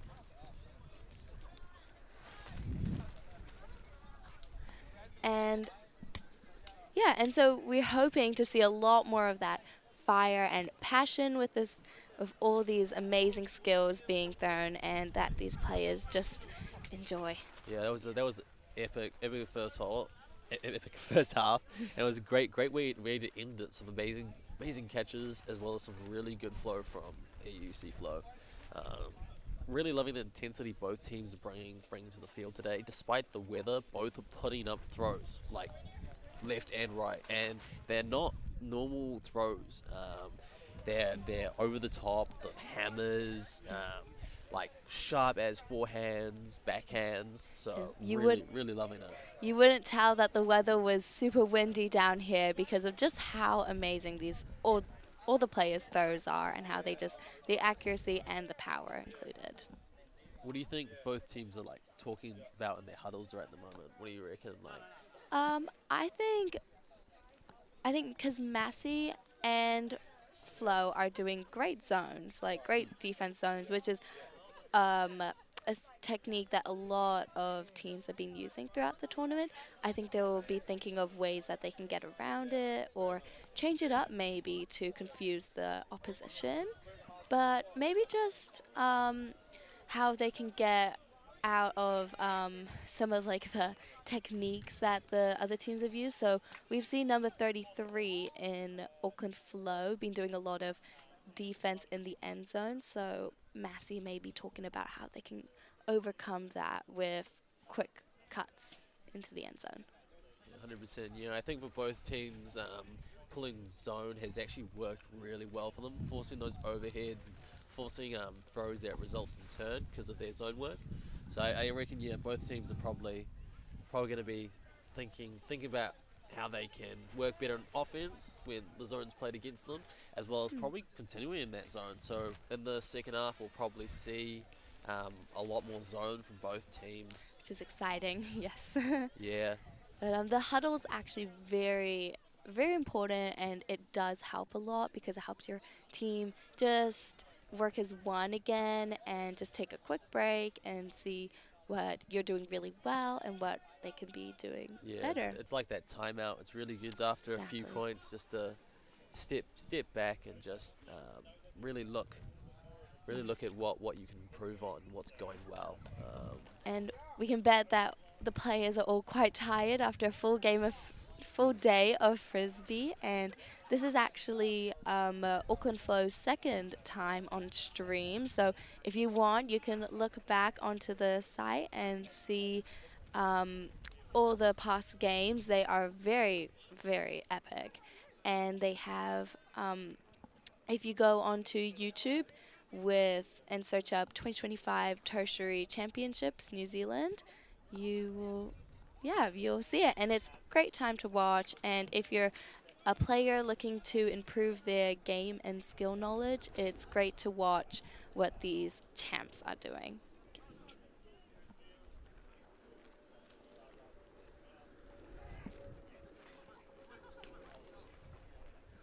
Awesome. That is our first half finished. We'll see you guys later for our second half.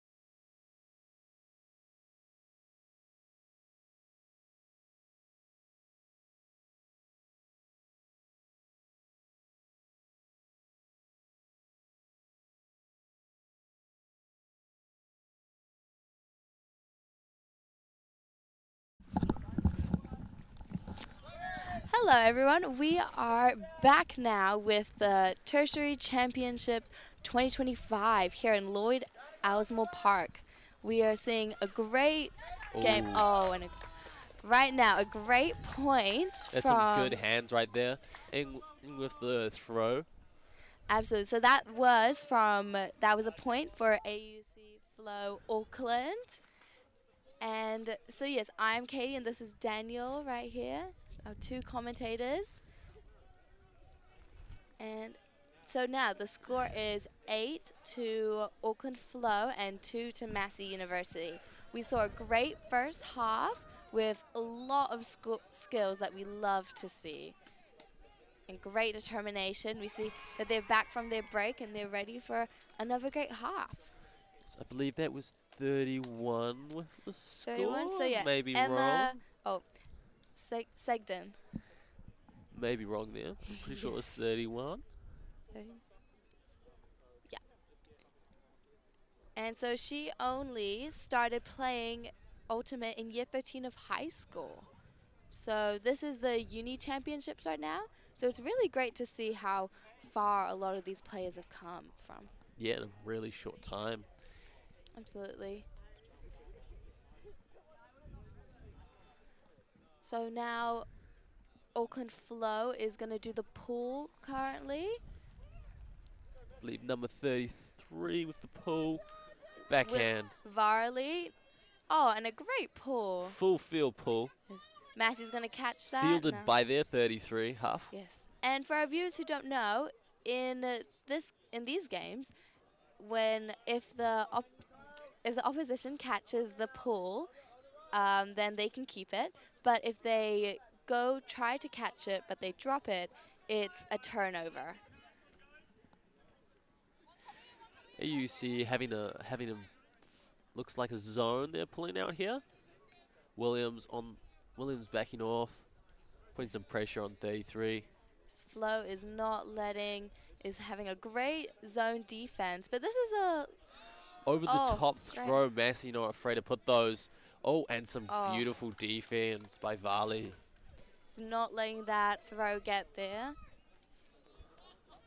Okay, it looks like Auckland Flow is setting up for a vertical, which is a cool method. We haven't seen. Oh, Gets nice was forehand. the catch, getting free. A backhand hug straight into his teammate Harris. Up straight into it. Great. Williams at the throat. An insane block by William Gitsmus. What a block there. Wow, he really fighting for that back. Absolutely, he flew. That was great defense. We love to see it. But also a smart idea. That was a quick turnover, and I believe that was number 64. She saw the opportunity. So we'd love to see it another time. A foul called. Uncontested by 33.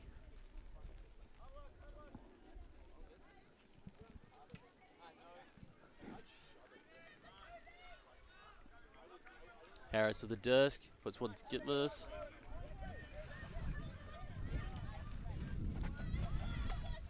Threw it long, right into the end. Oh.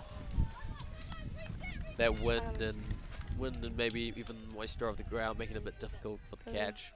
Yeah, with some recent rain, every time the disc goes on the ground, it gets a little slippery and harder to catch. But Huff again, number 33 with the pickup. Probably looking downfield again for 95. Anderson. Some really good swings. Turn. And a turn over to, and a great point. He saw the opportunity, so another great point for Auckland Flow. So Daniel, what's the score right now? It's 9-2 to Flow AUC. Great celebrations. That was a really cool point. We saw some great layouts and some hammers. This is definitely a fun game to watch. For those who on stream don't know what a layout is basically when you've left the ground, your feet off the ground, and you're basically in air. normally going for a catch or for a block on the disc. And I know, Daniel, you talked about a C cup, a curved cup in zone defense, but I've seen some from other teams doing more pointed with 3 players on defense in the zone. So do you mind explaining what that is? Yeah. So we saw AUC pull out a arrowhead that was helping them to get this point, actually. They're also going with more flatter than usual. Normally with arrowhead, you're more pointed in the shape of an arrow, with the tip of the arrow being the person that's marking the disc, having 2 ears on each of his side. The goal for this zone is to allow them to swing horizontally to their the players, the other handlers on the team, but to really prevent those inside shots through the middle, really preventing the middle pass. Absolutely, because those middle passes can make a lot of ground. Yeah. And it's super hard to come back from that. So nice pop pass. Some hard match from AUC. There's a very nice curved backhand. Push pass by Massey. Some good hands there, both 2 hands. 2 hands again, securing that disc. And huck. Great huck by number, what's that? Just going out of bounds. By Massey, great huck.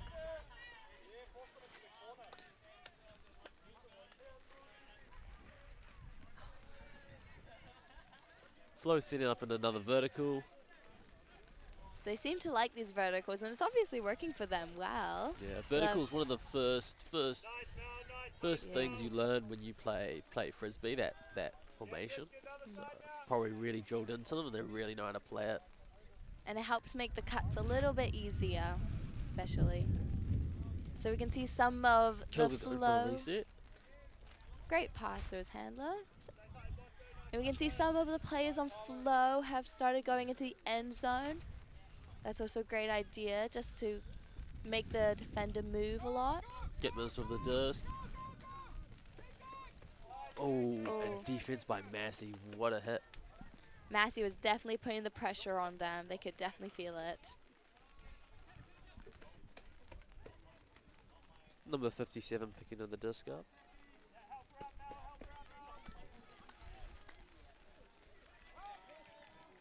And Auckland flow just coming out of nowhere, stopping that.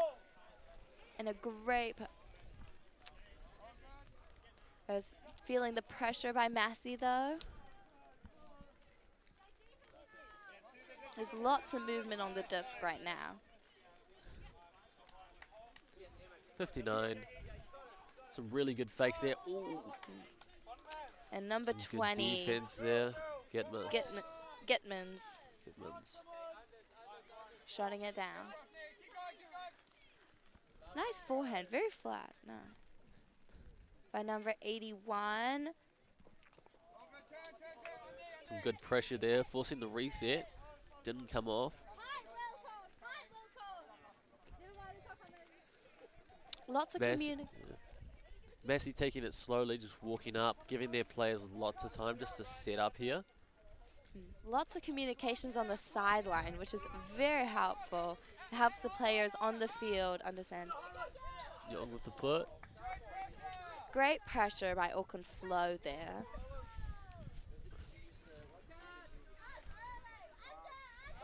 And a nice shot. forehand put. Some defense reined in by Young. Massey's Massey. not letting that happen.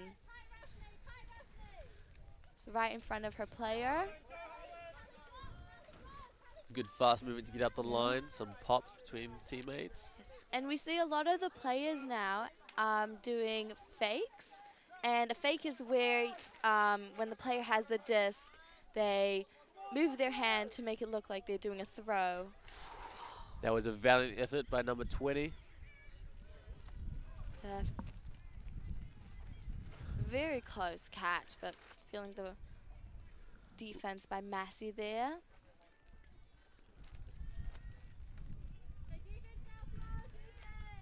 But yes, a fake is where the player pretends to throw but doesn't actually release the disc, and this can help move their defender on them. This is We really can see that Massey here is playing with 3 handlers at the back Oh, and a great. horizontal. another Scooped up. great interception. Auckland Flow is shutting this flow down. Some good long passes, gaining ground. Looking back for the reset. He sees his reset. Great cut by number 81. Oh, a put thrown over the heads, collected by Massey. And another interception by number 64. Just out of the fingertips. Flo picking it up again, waiting for a fast break, wanting to move up the line as fast as possible. Oh, but causing Wow. fatal. Massey Again really. by Massey. I think that's the same person that actually got the turn last time. Wow. Young really putting in work for her team, number 64. Doing great. We love to see it. And the amount of turnovers in this game show how quite tight, how matched up it is.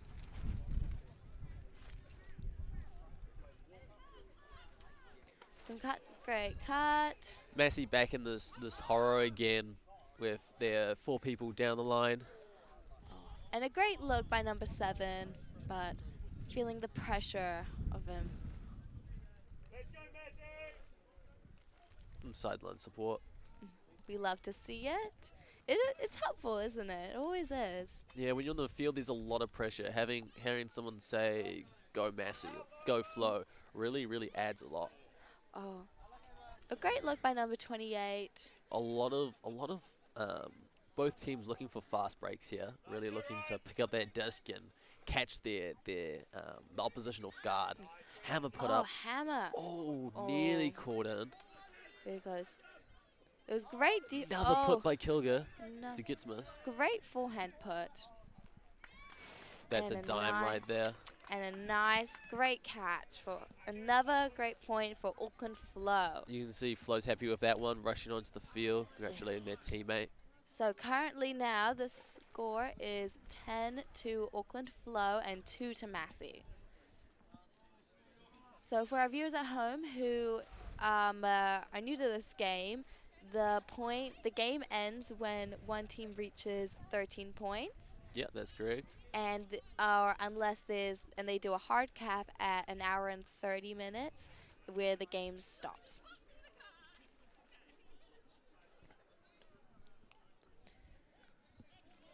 Another team huddle, always useful. Yeah, looks like another timeout's called. Yes. I really like their uniforms this year. Pretty cool. Yeah, Massey's mascot being the Ram, the Chargers. Probably talking about how they can ram through that the zone that Flo's putting up. Great wordplay there Yeah. by Daniel. They're probably also talking about how they can stop Flo's flow. Yes. It's very... These are both great unis, and it's been a long day for all of them, so they've all come a long way. Yeah, that last point we saw a lot of discs going up actually. A lot of people. Both teams picked up their disc like immediately after there was turnover, and yeah, it was, Spent it, yeah. Yeah. And I can see that they're definitely using the wind to their advantage because the wind can help with the curve of a disc, definitely. And also, if you're going with the wind, it helps stay in the air for a little bit longer, so those long throws do stay and fly, which is lovely to see. And we can see how the teams are using that to their advantage. Okay, Auckland Flow is getting ready for their chant.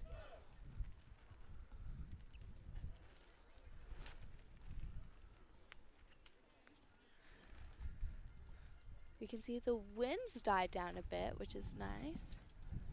But lots of sideline support, some family and friends, which always lifts the spirit.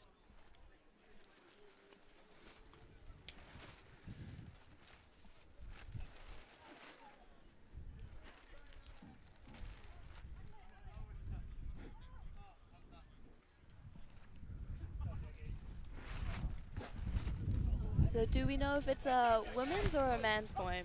Seems to be a ladies' point. I believe. Ladies' point. Love it.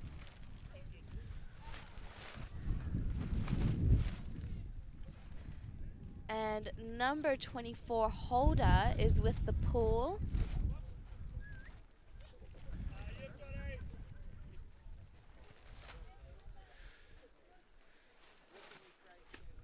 We'll see this pool fly.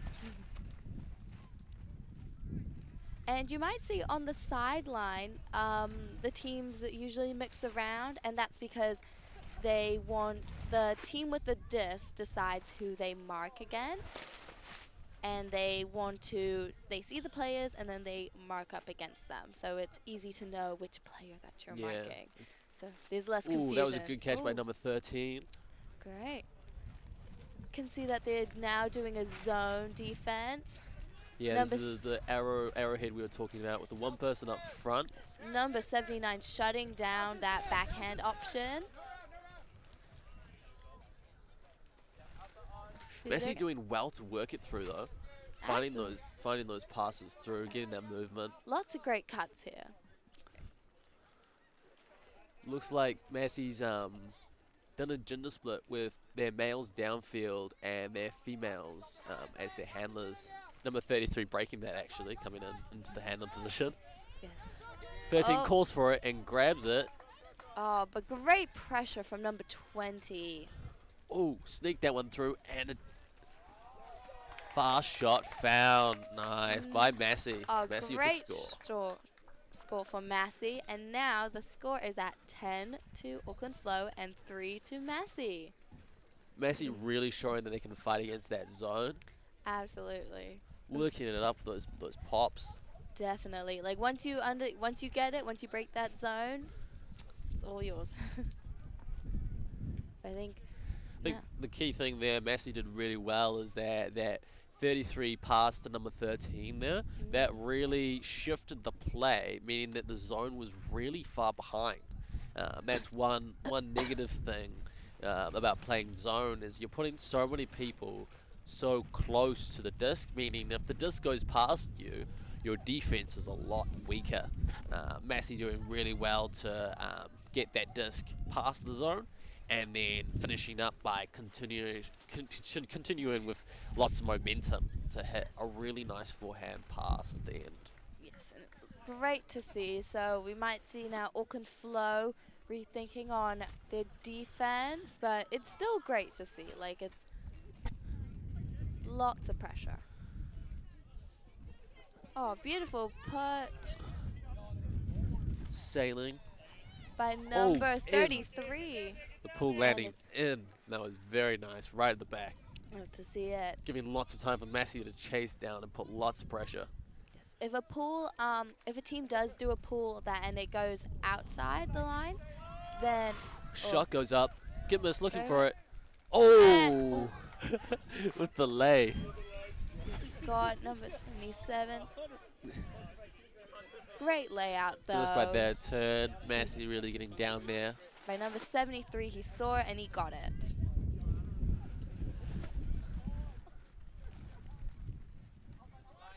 This nice, making sure to keep in the line. This put up nicely, field by 64. Caught Put by up again, 64. it's a high. Lots of people. 7. Oh, Gitmus comes down with and it. Auckland Flow caught that. Oh, Gitmus with the shot. 2 Great Flow putt. players. Looks like it's beat. Wow, Fielded another great nicely. layout. I really thought That Massey had that one, but just I think recovered. we all did, but and just out of bounds. That was some great determination by both teams, with lots of skies. Hectic point there. You can see maybe the wind environment, or maybe just even that the game's gone on for a while has gotten to them, throws a little bit off, but both teams still working really hard to catch those discs, despite if it's high, low, or off to the side. Definitely. So they're setting up. Number 58, hoping to shut down a lot of options. Strike up the line by number 64, Young, calling for a deep. A shot's put up. Anderson. Great Anderson forehand fields it put. in. Good toes. Massey's. Cross field. Oh, and a great Block. defense. Great defense by Auckland Flow. But that was a great look by Massey. Good Mr. Harris. Quick pop pass from 83 to 24. And working their way up the field. A throw put up very high.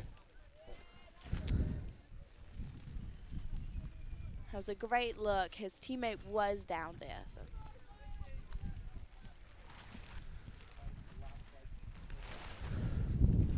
It's going to be very difficult for Massey to get out of this one. They've been forced into a corner. So it's always difficult when you're in a corner, but Going upwind. Wind picking up higher, doing really well to get off to Anderson. Anderson streaking past number Young. 64's got it. She's called for it, and another forehand. Wow. Nice to half. Soaring. Straight to Massey. Number 33. He's looking. Dumped into to Another, Young with a score. Number 64. another great point for Massey. That was really good by number 33. Catching that there and then just standing with it, just being patient. Was. Something that most teams might get into at a lower level is making so many passes that at the end all your teammates are behind you. And that means that there's no one to actually pass in front of you. So it's really good to just take that breather and just wait for your teammates just to get in front of you again. So 33 doing really well to And I do that. think the movement of the disc definitely helps quicken the pace, and you feel all the other defenders behind you. It's a great feeling. I think we can all agree on that. And I love how number 64, she's putting those forehands down into the end, those 100%. puts. Yeah, number 54, 64, sorry. And 64, yes. 64, 33, and 95 all working really well for Yes. that point. They can feel a lot of pressure from Auckland Flow, but they are doing those puts, and it's paid off. We can definitely see that. So the score is now 10-2 Auckland Flow and 4 to Massey. Massey making a comeback here. Massey, you can see her already on the line, eager to put that pull up.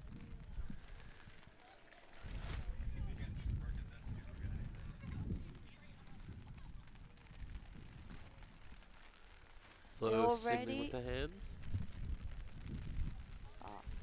And Auckland Flow is working it up onto the field. Number 11 off to the Covering. races. Absolutely.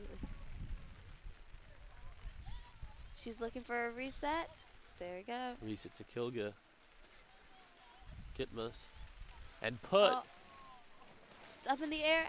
Oh! Oh. So close there. Having two four members. I wonder if there was any like communication error with there who was receiving it. Yes, I wonder. Communication goes so far. It's if there's two of you and one of you thinks they're getting it and the other one thinks that you're getting it. It's just. To Anderson. Oh, nice Anderson cut with by the 57. 12, the fake. She's Number feel- 31 striking up the line. Good pass to 13. Oh, it started raining again, Number but 57 again with the gist. That's Carlos Oh. Marla di Barletta. very close. It definitely feeling the pressure from Auckland Flow, and a nice full-hand put. Oh, and a good block there. Really chasing that one down. Absolutely. Rain picking up again. It's brutal. These players are definitely determined. Massey's number 59 is trying to get a good cut. She's Number great 7. swing. Great. Ooh. Looks like a. No, they're fine. Lots of communication by Massey. Oh, and a nice interception by number 11, Kiss. He's looking for his reset. Yeah. there. Oh, and a put. Put. Just Oh. unable to be fielded in. Feeling the pressure from number 51 from Massey. Massey having to get it off that corner again. Doing big cuts here. Disc is put up. Oh. Oh, and it blocked. Great block. Fully taking power over these conditions with like the soft wet sand grass. Really helps make those layouts less painful. Yeah, 72 did well to get that block though, making a full bid to get that over the top hammer. Don't We'd get missed. love to see it. Looking for his next pass. Oh, a forehand. Oh, just that was really nice idea. Looking to switch that play where no one's looking. Absolutely great commitment and a great cut. Massey's turn now with the disc. Setting up. I think Setting up in a horror here. this is always fun to see. Oh, and another great interception. Yeah, ran through.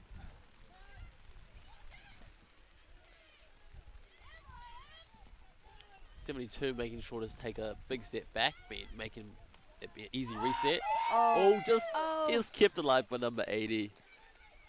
Massey put lots of defense and And a that's great good. layout.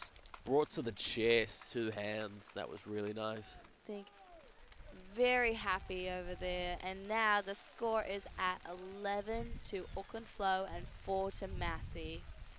That was some- definitely yeah. a long point.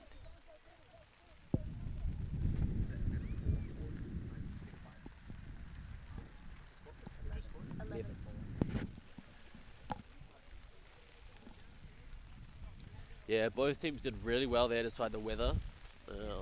Massey getting trapped in that corner, that back corner. Able to get it out, but then returned back to that corner.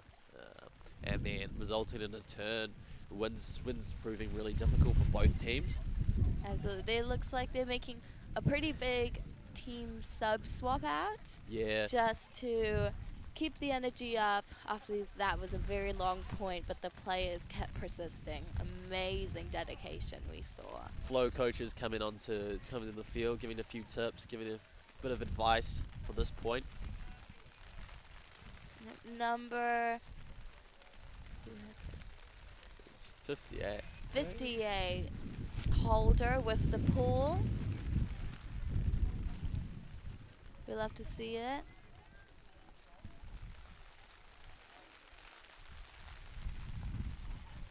She's winding up. Great.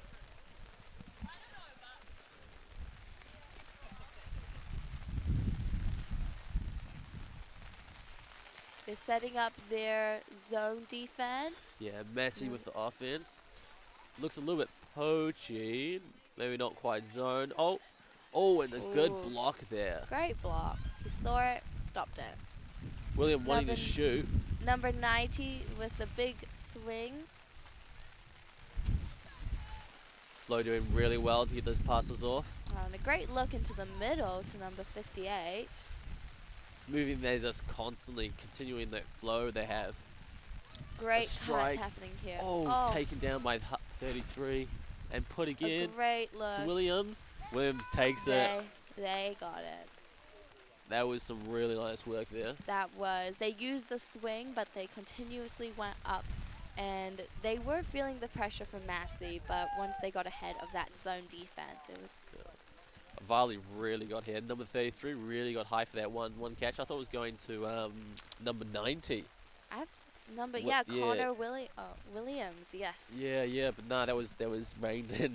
maybe stolen, or maybe the actual meant to be that pass to We'll Varley. never know. But in other words, it worked. We'd Yeah, love yeah. to see it.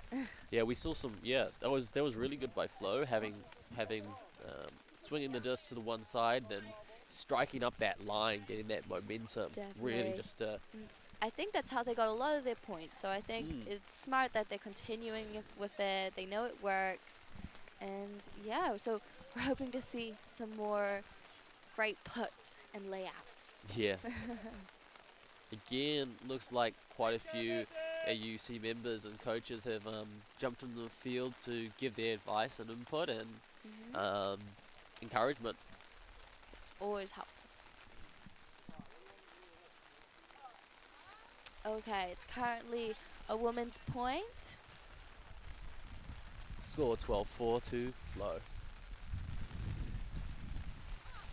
This is match point for Flow. If they score here, that will wrap us up for this game. Yes. So Flo currently needs one more point to wrap the game to 13. Massey's charging up the field.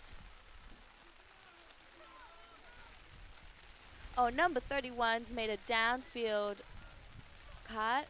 Super strong, but Nice by Young. on Throw a put up forehand another put. forehand. Oh, And a nearly rained great it. look by number 7. That was not as I don't think that was the intended receiver, but Seminole did Yes. really well to pick that up. He Almost did. receiving it. The disc is in the air, it's anybody's, yes. Number 20. Oh.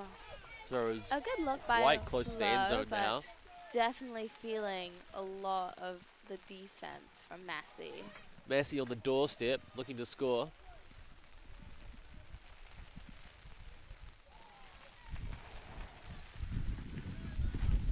Turn.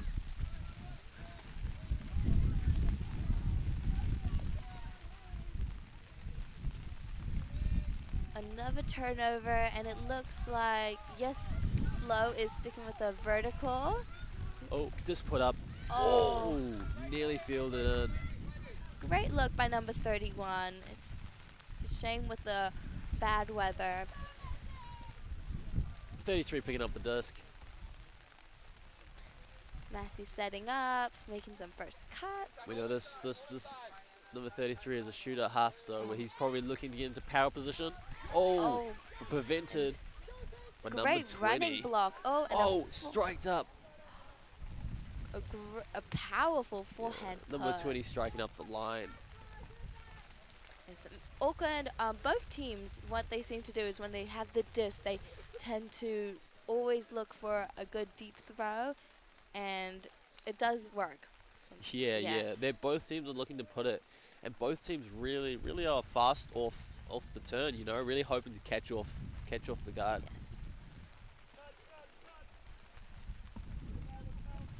So it looks like our handlers have the disc.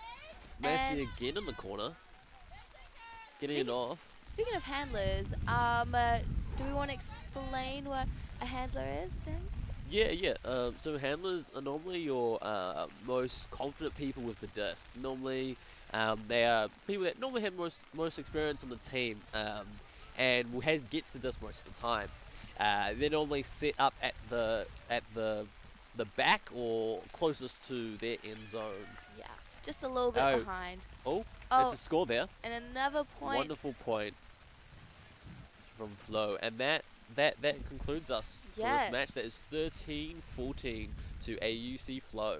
Great game, great passion, but a win for Auckland Flow. Love to see it. Yes. Enjoy for the next round 5. Of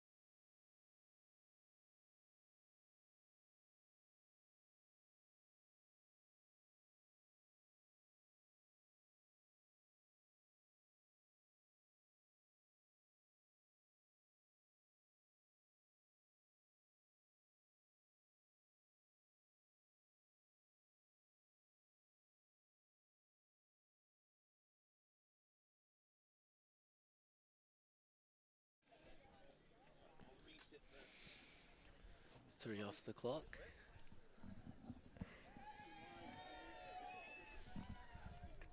No. Alright, hello and welcome.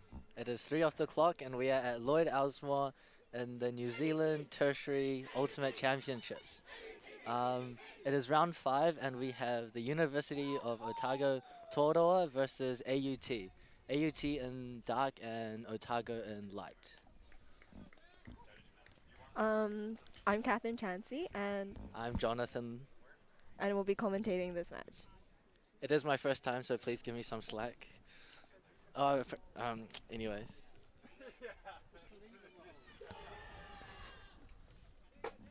Okay.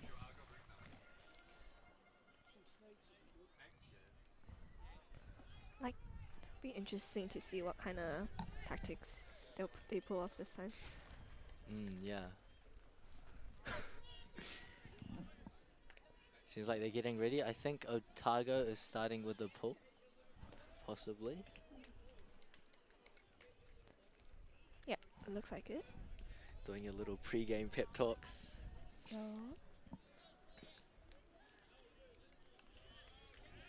Yeah.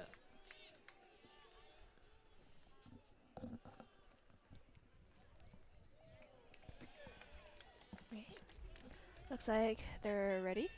Oh, they're ready to start. Yep. A lot of energy, the air. Oh. Otago's got a little dance going on, and seems like they're just finding their matchups and getting ready. Yep, looks like the 7 are ready for AUT and University of Otago. They're coming off. Seems to be a female matching pool, which means 4 girls and 3 guys. Alright, AUT seems to be ready. And the pull to start the match. Ooh. Big pull. Full pull. It is fielded by Rory Moore. Yep. To Simon Cheong. Looking up the field, just swinging it Back back to across. Back to Rory Moore. Go to Kate Charlesworth. Off the fake and then back to the reset. There's a beautiful undercut and Tatum. It's like the forcing line. looking for options, resetting back to Daniel, and then back to Rory. And we have a huck in the air, and it is caught. And that is the first goal of the game. So it's 1-0 to AUT. Kind of offensive structure what they're playing. Not Seems too to sure. be They a kind of horror, no? bit of a horror. Horror zone. Okay. Energy is still very, very high.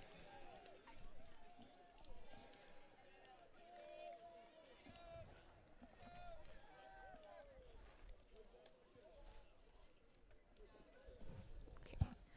Let's see if anyone decides to switch up their tactic. Maybe pull something different. Yeah, so at this point we'll have a look at the Otago Uni offensive line, and then it is also a male matching point. Which means 4 guys. 4 guys, 3 girls. Mhm.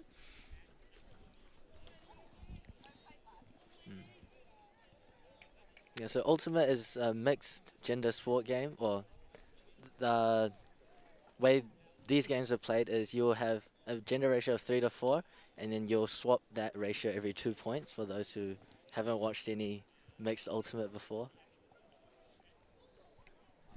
Yep. Looks like Otago is ready. AT is coming off. Need to wait until everyone is off the field first.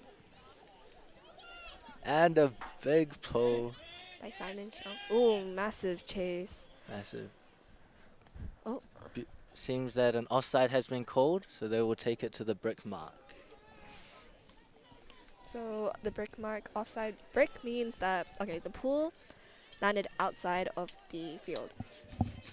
Which means that they have the choice to take it out where the frisbee went out, or they take it from the brick line, which is near the middle of the field. I think that was an offside one, so that means, oh, here we go. And they've gone straight to the end zone. Massive huck. Might be a battle in the We have sky. ooh. And it seems there has been a little collision between the two AUT players.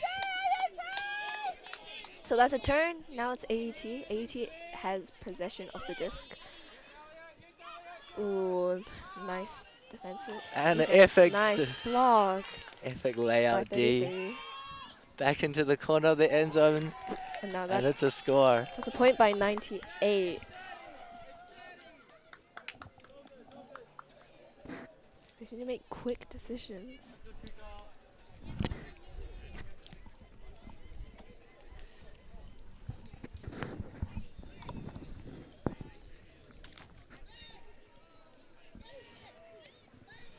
Okay. Oh, so it's a tied game, 1-1. Yep. 1-1. No breaks yet, both clean holds. Yes.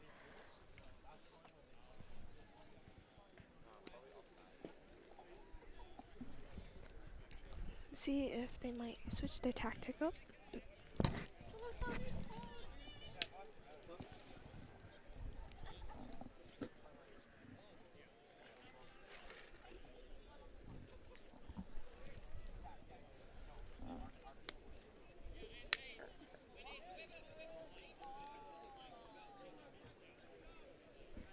Okay, looks like Otago's ready once again, and AUT coming off the field.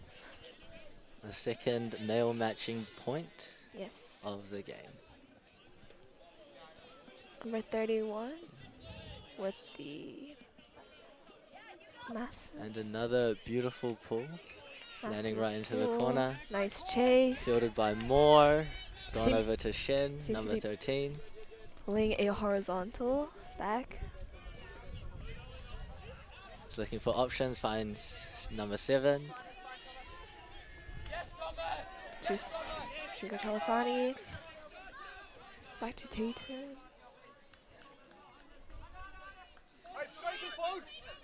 Looking for the reset. Nice defensive. Whoa. Oh, and a defensive Nice. block by Otago. 38. Number 38. Looks like going back to the middle of the field. Yeah. Typically going back to the middle allows him to create more plays, both on the left side and the right side. Yes. And now they're working it up the far sideline. 10 to 4. There's a little Okay. bit of a... Looking for that deep shot. Looking for that reset. Around. Oh. That was a nice bid. That was a nice It bid. was a nice bid, but couldn't make it. Okay, that means they're back on defense. This means that AUT is in possession of the disc. 7 to Simon Xiong.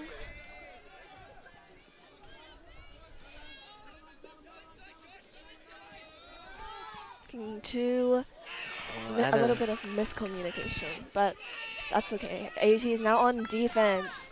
It's another chance for Otago to have a break. From 6 to 10. Oh, wait, no. Oh, a massive pull. That hug. And a beautifully weighted hug and catch by Otago. That's a score. Now it's 2-1 to Otago.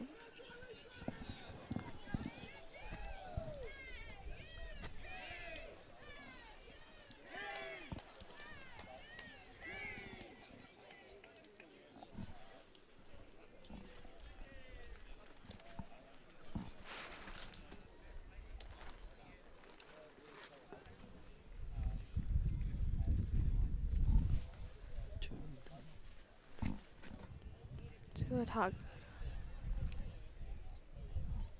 Having another team chat on the line. Yep, this is a great moment to discuss what may be going well or may not be. little time to discuss what possible plays they might do or what's not going, or what. Yeah, What they might do in the next one. yeah. So that was number 6 who scored from Otago. Okay, looks like both teams are ready. Looks like they trying to see who they might be matching across.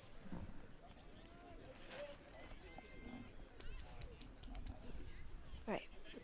Each team looks ready. A female pooling. So this is a female matching point. A big And the pull goes up, a big pull by number 8 fielded by Moore again. to Mahar Tough combo. to Stevenson. Looks like they.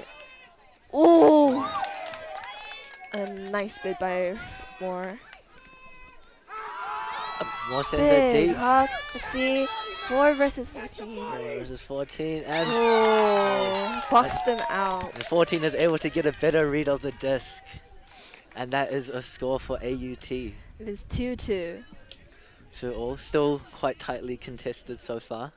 Yes, seems to be quite a close game.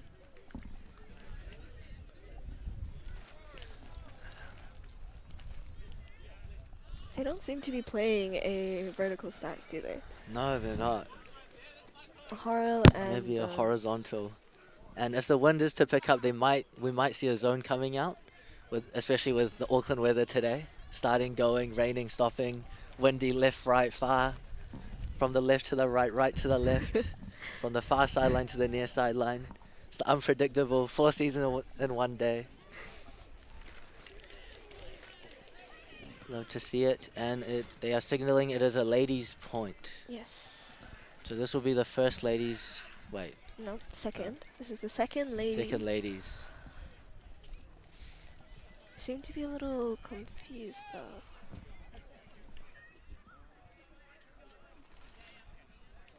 And they have just sorted out the gender ratio, Looks like and they should be ready to go. looks soon. like Otago is ready, AUT is ready.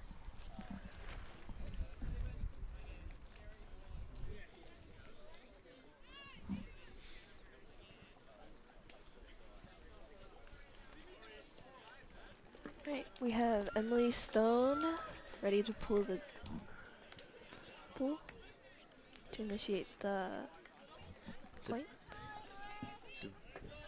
An outside pull, and will it stay in?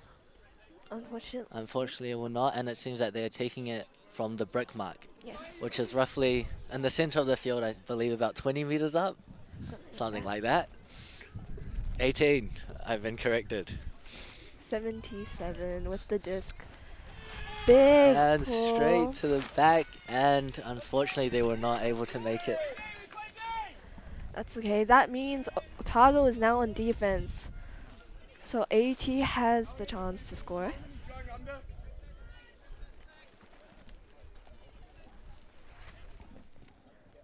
Okay, seems to be a vertical stack this time. We have close defense. Nice bid by Charlesworth to 11. Back to 11. Big. And we have them sprinting deep. Ooh, it's in the air. And is caught by Otago. 77 to 61 to 8. Oh, 69. Just slowly to working 31. up the field. Ooh. And Nice it is block. another turn. A nice block by AUT Ben Stoffels. Ben Simpkins calling for the cut. One. Just a good old classic vertical cut and Back to throw to Ordell. the reset. To Kate Charlesworth.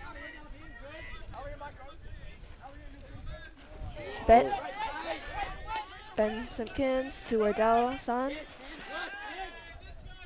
To Ben Simpkins, a big And it's a hawk. Doesn't seem to be. And it's another turn. It's been blown out, I think, a little bit maybe due to the sudden gust of wind that's just come up from the far sideline towards us. And they'll be taking it from the near the front corner of the end zone. So Otago has the possibility to score with 80 on defense. And another good old vertical stack. They might want to try and big hog to 69. To and a nice score catch for another score for Otago. From 11. So that is 3-2 to Otago.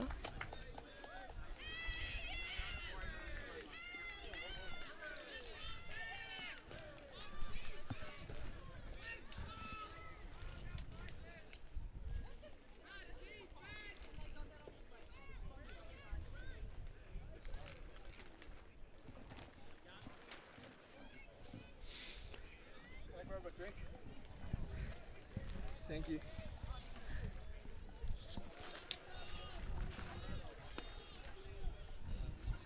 Okay, they seem to be discussing. Do seem to be discussing, and it seems that there might be a little bit of rain yet again. A little bit of rain. Little bit of and it should be 3-2 to Otago. Yes. Okay, both teams seem to be ready. It is a male matching point. Once again, AUT will be on offense. So we have the O-line of AUT. And it's a nice full floating right near the back of the end zone. Again, fielded by Moore. To Hunt. To number 14. Stevenson, a big Another big hug. huck. Whole pile. Oh. Not That is used- called by number 3, and that's another goal for AUT. So now it is tied 3-3. 4-4. 3-3. 3-3.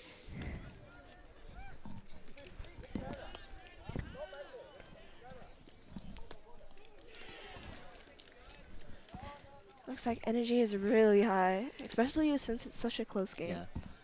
It is quite a close game, and no one has really got a break yet, Not yet. but things could change as it goes on. Mm-hmm.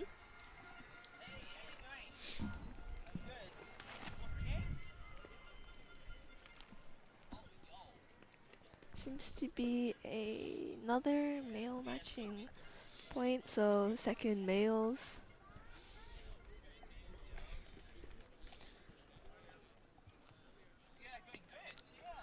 Second males, and they seem to be using each opportunity they can get to talk about it, what's gonna happen on the line. Yeah, these moments are like really crucial points, or they can just talk and see what they could improve, change. Looks like both teams are again. And the dispersal, and they're ready again. The 7th point.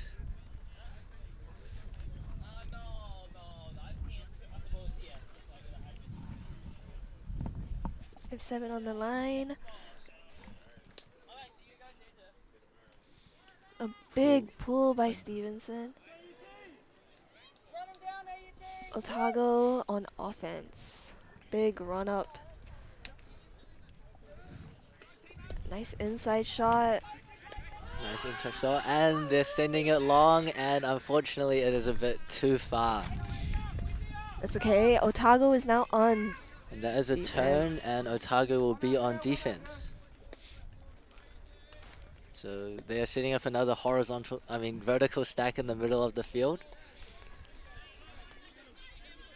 And just playing some good old boring classic ultimate. AUT. First cut unable to get free. Number 8 right through in the middle with the undercut. Kate Charlesworth. Looking for the reset. Looking for the reset. Oh. Nice from 12 to our Delson. Unfortunate drop that was, but mistakes do happen. Looks like back to 8. Back to 8, swing it across. Oh, and it is nice a bid from 77. Back to go to 88. Looking for the reset. Back to 77. Nice. And it's clean a point score in the front corner of the end zone. by 83. So now that is full 3 to Otago. To Otago. It's really close. These points are quite fast as well. Yeah. There isn't like a lot of like turnovers. There hasn't been a lot of turnovers. There hasn't been a lot of like plays by handlers at the back just swinging it around. It's kind of just been like 1-2 and then they just go for it. And it's nice that there's not many calls either. Not is many there? calls, There yeah. hasn't been a call so far.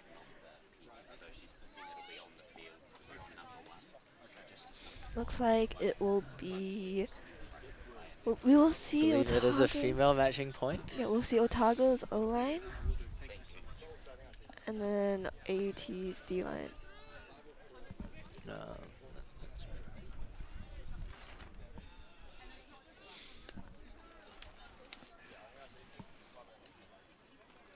Looks like they're talking it out. Just confirming it is a women's point. Yes.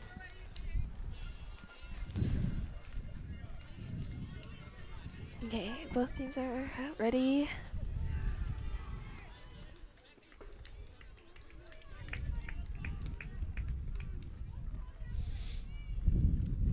And with the pull. From 83. Looks like Simon Xiong with the disc. Oh, and that was an unfortunate throw to the ground.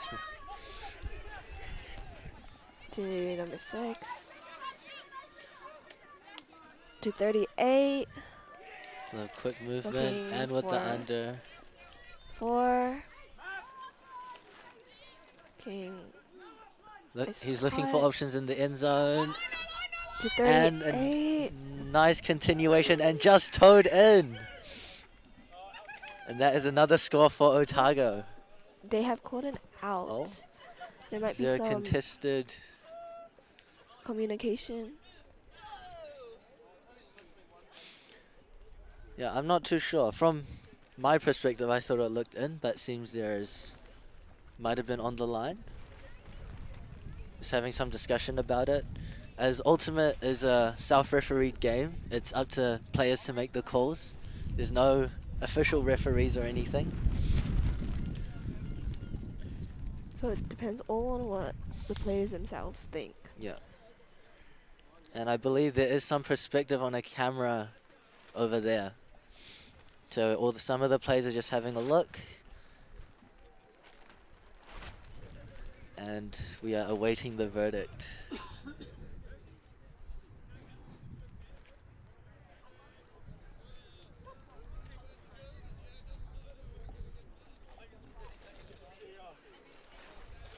And it's a goal.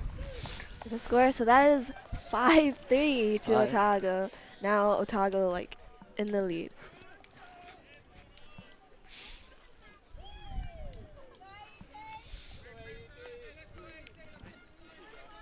Now there is a point separation between the two universities. There's a 2-point gap, and hopefully AUT can make a play from this. And before Otago gets too much momentum from getting 2 points in a row.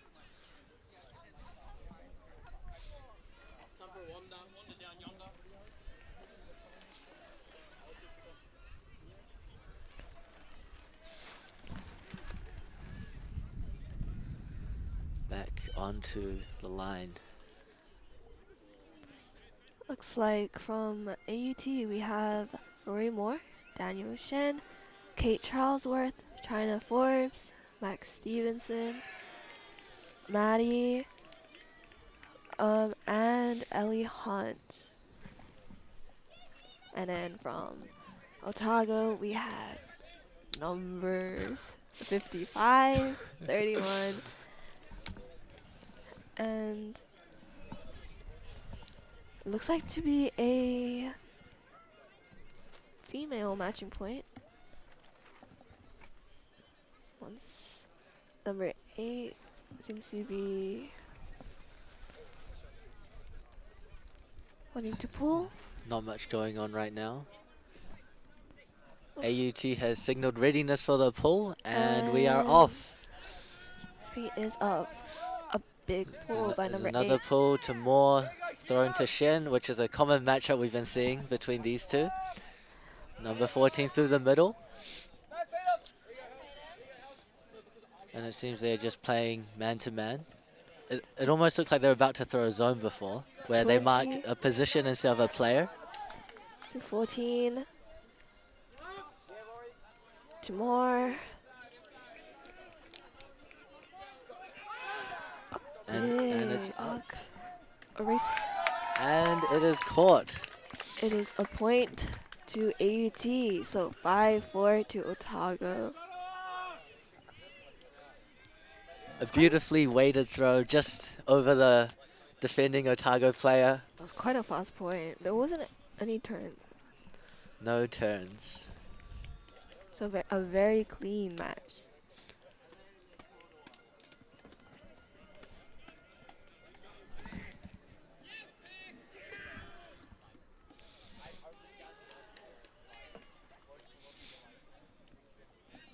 Seem to be playing a horizontal.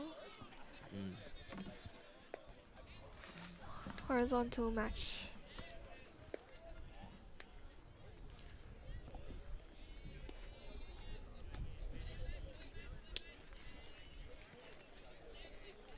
So for those who don't know what a horizontal stack is, what is a horizontal stack, Catherine? So it's when we have 3 handlers back, and then there are some downfielders stacked up in a horizontal instead of a vertical format. Yeah, so instead of like almost being on a line down the field, they're going across the field, and then how they play that might be differ, but typically there might be like 2 people almost like pistoning, running back and forth in the middle, while the people on the outside are like a diamond sort of. So they need to work really well together. So next, this seems to be... And another pull that has gone out. So when a pull has landed out without ever touching within the playing area, players are able to take it back to the brick mark to start play. So number 69 picking up the disc. Seems to be cooling a brick. And it seems that Otago is in a vertical. Yep. In a vertical stack, and they're trying to force them to throw towards us, like the near sideline, which is the side they will mark. So seems to be quite a slow-paced game. Seems to be slowing down, just a little bit of movement here and there. From 69 to 8, back to 69. AUT is slowly pushing them back up the field. 77. And really putting on the defensive pressure. And it's a huck right to the end. There's 4 people under it. And number 98 gets it. There's another 2-point lead for Otago Uni. 6-4 to Otago.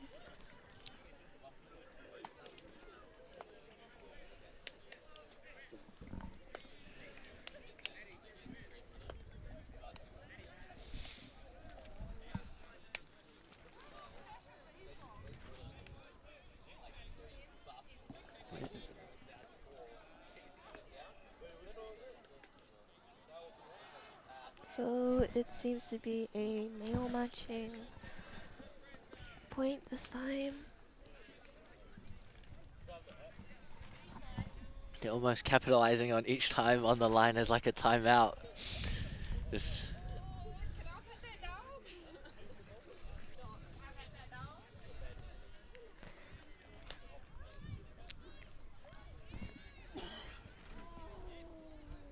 Okay, seems AUT is ready.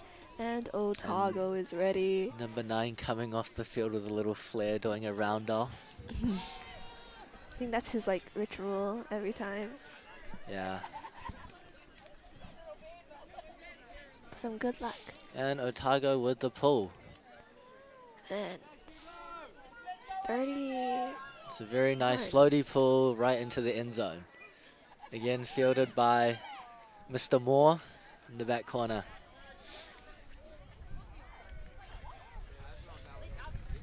And it seems it has gone out, or maybe an offside has been called. An So offside. it will be brought back to the brick mark. Yes. Seems to be in a horizontal. It seems that Otago is playing a zone, so you can see 3 people at the front. So instead of marking like a certain person, they're kind of marking an area. So that's to try and make them throw a certain way, almost. 16 to 13. Back to 16. Back to 13. Seems And back to be- more. Those two are a combo we've been seeing quite often, especially in the handler space. And an overhead hammer right into the corner, and it's a turn. Turn. So now AET has that. Is back on defense and Now Otago have a chance to get another point. another break, which could bring them up to 7, which will be half time.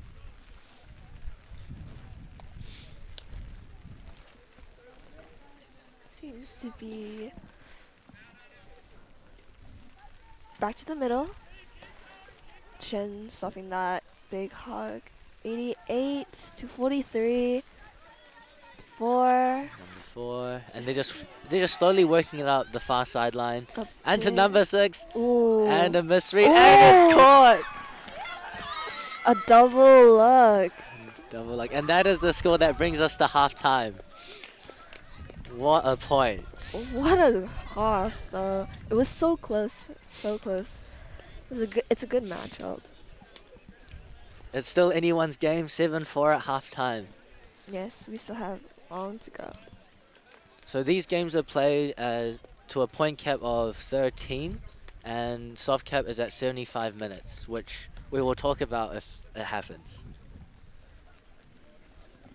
Right, so now teams have the chance to have a little discussion and to rest a bit before the next half begins. So I think it's about a 5-minute break, so we will be back shortly. And that is the first half of round 5 at the New Zealand Tertiary Ultimate Championships. In Lloyd.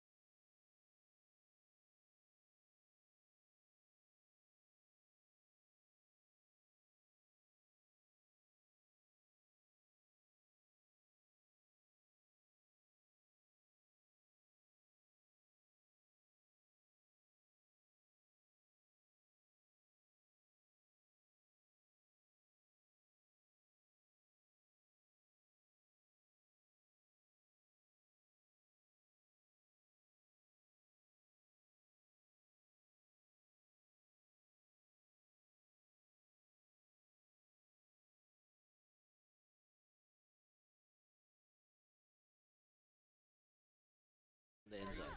To 8. Back to 8. Centering the disc, bringing it around. AUT, almost with the big bid. Yes. Otago seems to be playing a vert as well. He's looking for that deep hug. Today is a very nice day if people want to go for layouts. The floor is wet. The ground is slippery. As we just saw from the player from AUT. Massive bid. And it's caught in by Otago. Massive vert jump. Massive vert he's got there. Jumping over the rest of the crowd. So that is 9-5 to Otago with a 4-point lead. There's still 25 minutes left till soft cap. So there's still a chance. Big chance for AUT if they play their cards right. They can definitely score some points. Especially since there were some really clean points by AUT. Yeah. And they put up quite a big fight against Otago. And now it's raining again, so maybe hopefully AUT have practiced a bit in the rain, and it works to their advantage as well, more than Otago. Yes. Other day I heard a little secret report that some teams were training in the pouring rain and wind, so maybe they're getting some practice in our beautiful Auckland weather. Yes. The infamous Tamaki Makoto, 4 seasons in one day. Yes. Looks like both teams are ready once again for the 15th point. Seems this is... Hopefully it's a big pull from Otago. Yes. We have AUT's O-line once again.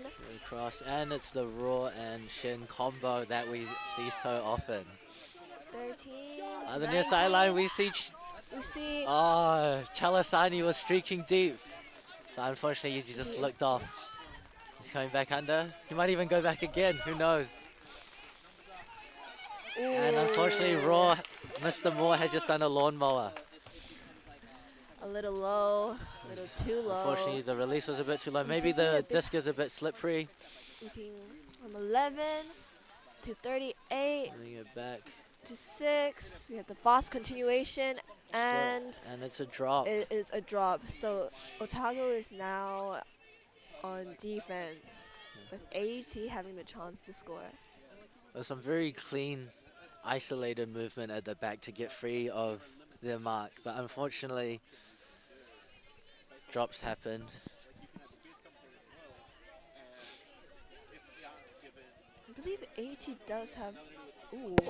Oh, sorry, that was my water bottle. 13. 2. There's Chalasani down Matty deep. Hayward. He's a little threat. He's pulling one Otago mark to him. And Xiong, they seem to be playing a big zone. I'm playing It's quite like closely packed. It's almost like a 3-3-1-1 if you can imagine it on the field. Yes, so 3 players in the front, 3 players in the middle. Wait, hold up. 3-2-1-1. That does not add up to 7. Oh, yes. Are they going to look to Shrika at the back? They seem to be calling to Shrika, but there hasn't been a chance. He's open as anything. But Otago is pulling quite a defensive structure where they can't really throw a big deep hook. Mr. Moore is looking. He's faking the hammer. To Hayward. They've been pushed to the near sideline. Are they going to... Number 5 might be forced to do some risky throws. There's much screaming, and Moore catches it. A great save. Time to Xiong. They really want to throw that hook, but there doesn't seem to be a way they can. A big hammer to Xiong.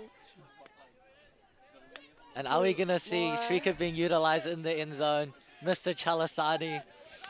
See, another big hammer from Murray Moore. A great look Simon Xiong.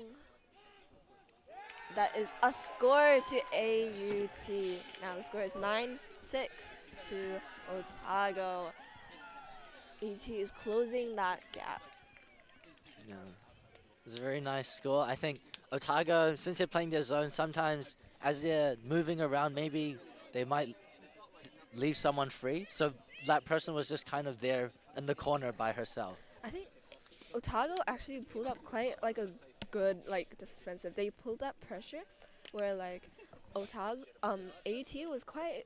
They didn't really. They wanted to throw to the downfield player in the deep. So it was Shrika Chalasani, but they couldn't find an opportunity to do so. So Otago really shut down that possibility.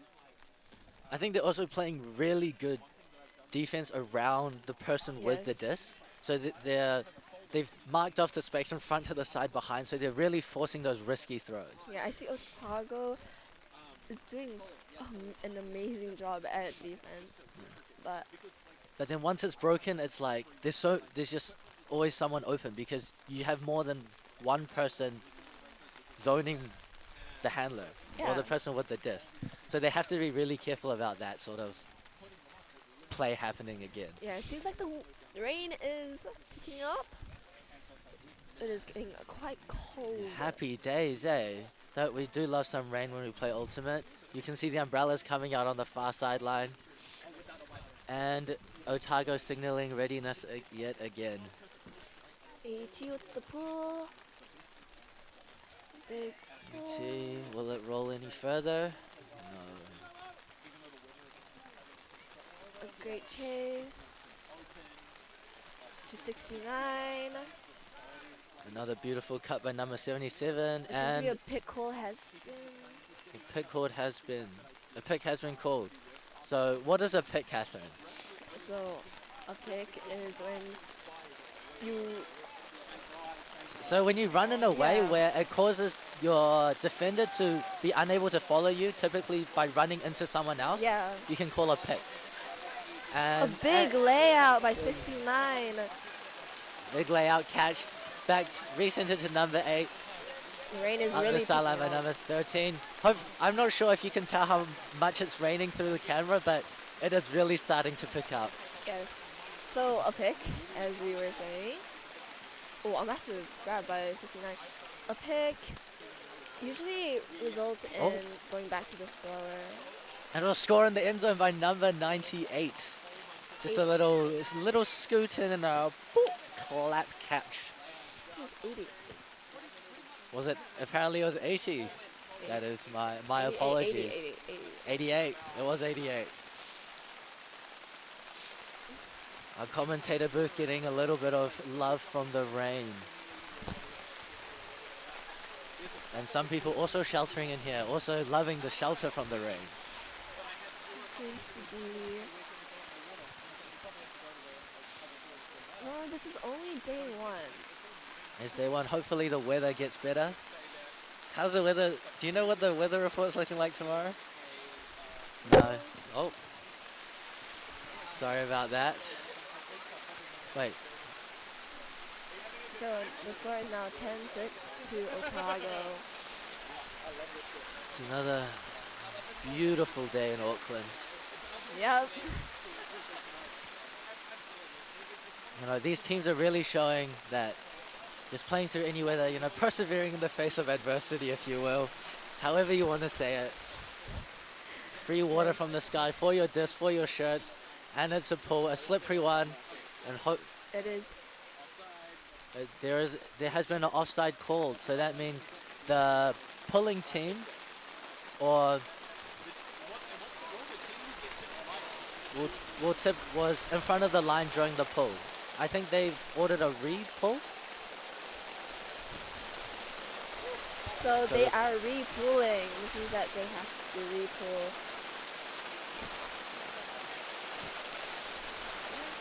Here we go. Slippery disc, slippery pull.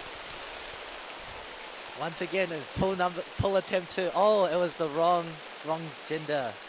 pulling. So now we have the correct male 38. pulling, and it's a Big pull by It's a 38. beautiful pull. Does it stay in? I think that has gone out. It has gone out, so I think they are going to be pulling a brick. Yes. So that is the classic symbol for calling a brick, is putting your hand up before you pick up the disc. Yes. Rain is really picking up now. Rain is picking up. The disc will be slippery. I'm almost expecting to see a lot more drops now. I'm definitely. You know, sometimes when it's slippery, even you catch a disc and it just keeps spinning in your hand. Yeah. So, of course, we have the good old Shin and Moore combo at the back, along with number 20. Oh man, our table is getting some love from the rain. Nice look from Rory Moore to 14 to 20. This is really coming in very slippery. All being given a free shower by the rain. Yes. Rory Moore looking around, just options, slowly working it out with Mr. Shin in the handler space.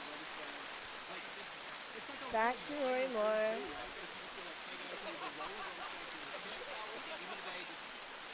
Ooh, a nice look to Maddie Hayward. 16. We have. And it's gone back to Mr. Moore, who seems to be one of the primary handlers, along with number 20 and Shin. You can see Karin Nakazono in. And they've worked it up. Oh, and it's a drop by the slippery disc yet again. So Otago has possession of the disc now. It seems they're also playing 3 in the back. A little too far. Too far. Maybe a little bit too much power. Often, you know, when it's raining, the disc will tend to be almost pushed down by the rain.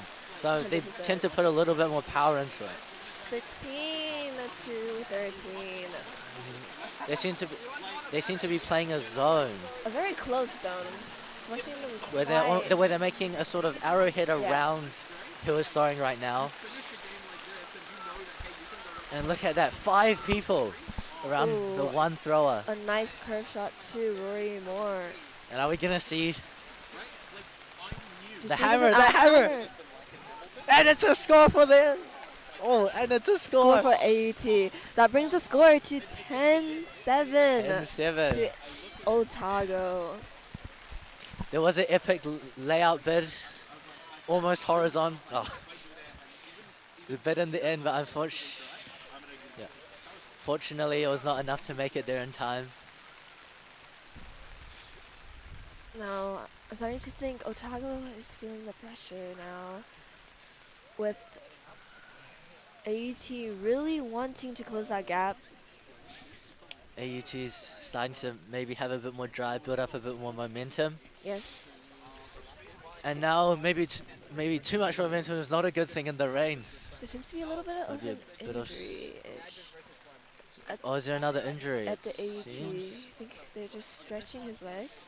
It might be another cramp. Today's been a long day for AUT. Yes. Or many of the teams having 4 games, 5 games even? 3 to 4 games. 3 to 4.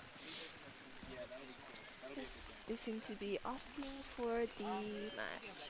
Yeah, so earlier, I believe one of the AUT was injured their shoulder, so they're unable to play. So maybe some of the male players have to have taken up his spot and do a bit more running around the field. So AUT has 1 less male player.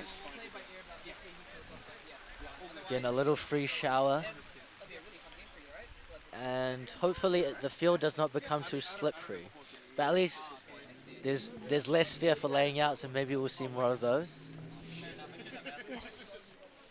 And AUT ready for the pull. Yep. Or ready with the pull. And it's a beautiful inside. By Stevenson. And it's floating down, giving time for the defense to set up. To run up, yes. To 8. Number 8 across the field. 77 to 88. Back to 77. Back to 83. 77. Working it up the far sideline. 11. And 98 seems to be free in the corner. We might see a little cheeky crossfield hammer. Ooh. And it's right in the front end zone. Little cheeky step and catch. It's a very... There's 11-7 for Otago. Yes. So we have the 4-point difference now. Otago just needs 2 more points to secure the match. But I'm sure AUT can come back from this. It's never too late in Ultimate. Never. I've seen games go from 13-2 to 15. Wait, to the team having 2 ending up winning when it was at 15. Yeah. Just a casual like 13 points in a row. Yes. Doing a little team chat, as we always love to do in Ultimate. Yes. Take advantage of this spare time.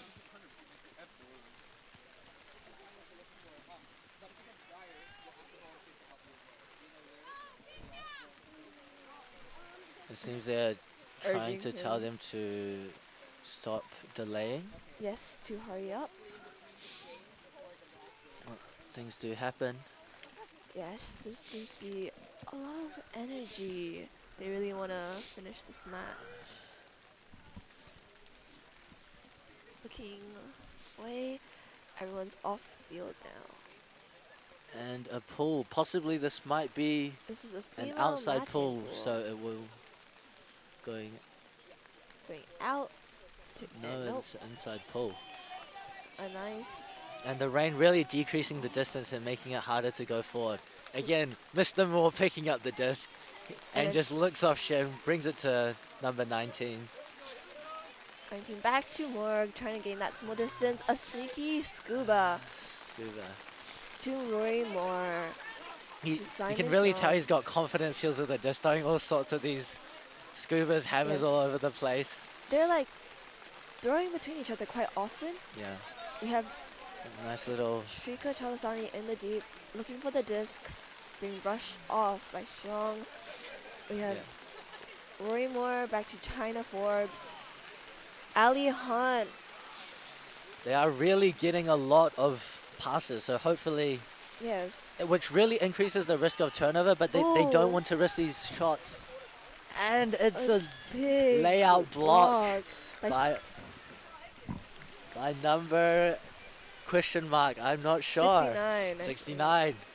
Nope, 6. Number X. But he was the deciding factor. Yes. A team seems to be like moving the disc quite a lot, not giving Otago a lot of time to prepare. They're moving the disc quite a lot, but it also increases the chance of a turnover Yes. just from simply handling mistakes. Especially in the rainy weather, where It's gusting, it's raining. yeah, it's the slipperiness. A big line throw. And a straight up the big- line, and a it's taken by shot. Chalasani. An interception by Shrika Chalasani. Ooh. And almost back to Otago just like that. Back to Shrika Chalasani. Simon Xiong. Back to Rory Moore. It's a little A little bit nice of float from the wind. save by Rory Moore. Inside throw to Ali Hunt. Looking to Shrika Chalasani. A little far. So that makes AUT on defense It now. almost looked like it grazed his fingertips. Yes. Oh, and now we got the rain coming in even more. Yes. Number 6.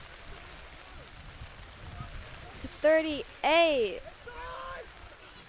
To 4. A pit call seems to be called as to why number 4 is free.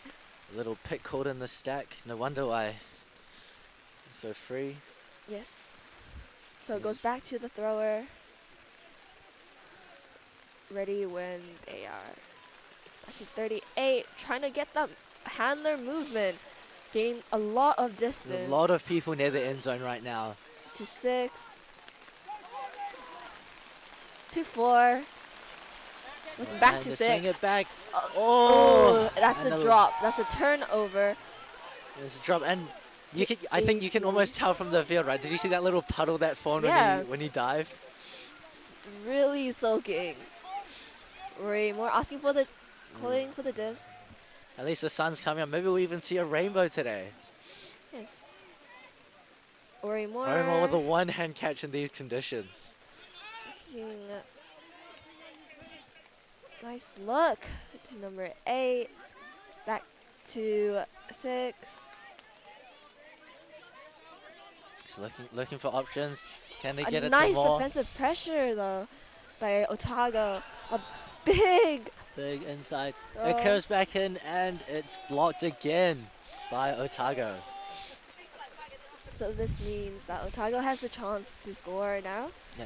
Especially once it's like out, because defenders are Yeah. never considered out. They can just hit it Yeah. and not let it come back into the field. Yeah. So now they have. It seems like there is an injury. So typically when there's an injury, they do that little two-fist symbol above their head. Yeah. And so one person from each team can both sub on. Yeah. So now both teams have a chance to have a little breather. Now Otago with a disc. To 34. Unable to Looking get for the that continuation. reset. To 38. Ooh, a nice bid by 14. And it's a big throw up in the air. To 83. 6. Ooh, Rory Two Moore. in the end zone, and Rory gets the better read of the disc. This one's been a long point, just back and forth, back and forth. Back and forth. To 14. It seems to be to 8. Shrika again being the deep threat, always.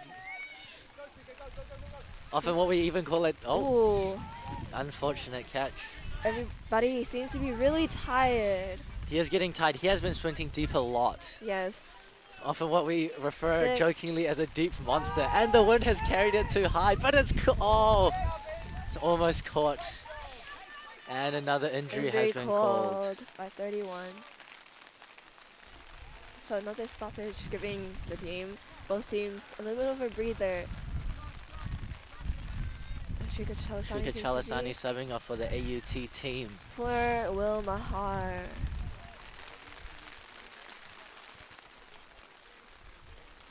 And it is resolved. Or more with the disc. They seem to be to 8. Seems to be calling for a vert sack. Yeah. Will Mahar, a big pull to 14. And unfortunately is overshot. Seems to be a bit far. Yeah, these conditions are really testing their throwing skills, especially with the wind and rain. Yeah, but they cleared a lot of distance, so now Otago has to work up the field. Yeah, now they do have to work back upwind, which is often considered a disadvantage. Yes. As the wind is working against you. But it does allow the disc to float a bit more than if you were to go downwind. Seems to be another vert What's that? stack. Ooh, almost. nearly a block. By Wilhelm. Mahar? Throwing into space and it is not caught. 14 to 8. The intensity is really picking up Yeah, now. I can see the energy. Them The desperate to get the point. They want this point. Yes. To 16. Oh. Seems to be to Ali Hunt. 20. Seems to be isolated. That was a nice look. To Rory Moore. And he's gone big cross-field. inside shot. And unfortunately, it has gone out. To the other field. It's been a long point. I don't know how many turnovers we're at now. I'm sure everyone is Probably so tired. Probably like number 7, 10-minute point. Or even more. Seems to be another vert stack. Short for vertical. It seems to be a timeout. A timeout has been called by AUT. Yes, so now both teams have the chance to have a little breather. A little break. I'm sure they're tired after all that. So Yes. it's about 30 seconds timeout, or maybe a minute or so. That was a good timeout. I think all the players needed that time, Yeah. especially the ones on the field. Both teams needed that. 2 injuries, many turns. Yeah. Too many turns even. What a break. And then they can both converse and see what they could change up. Maybe we'll see a Haro stat. Haro or a zone instead of a classic vert. Yeah, or maybe we won't even see a zone now, because if some of them are tied, maybe Yeah. they might just go huck, like they'll just throw it quite long into the end zone and just hope everyone battles it out. And if they lose, at least the disc has been put to the Yeah. other side of the field. Yeah. I think I hear some thunder in the background. Hopefully it doesn't come over here. Not another. That's a car door. Oh, never mind. It was a car door. Thankfully, it was only a car door. Otherwise, we might have to suspend this game temporarily. Yes. All our tournament volunteers off to the side. That is, you cannot see, are slowly sheltered under the safety of the umbrellas. Okay, seems like Otago is ready to continue, as the score is 11-7 to 11-7. Otago. It will be soft cap very soon. Yes. It's round 5. So, since soft cap will most likely blow, we'll just explain what it is while we still have a little bit of time. Would you like to explain what it is? You can Catherine? explain. Okay, so we typically play to the point cap, but if the point cap is not reached, Yeah. after 75 minutes, we will finish this point Yes. and then add 1 point to the highest score, and then that is the new point cap. Yes. So this could be a game to 12 or a game to 13. Depending on how fast this point is. Seems to be on this side. They're just trying to establish where on the field they should be.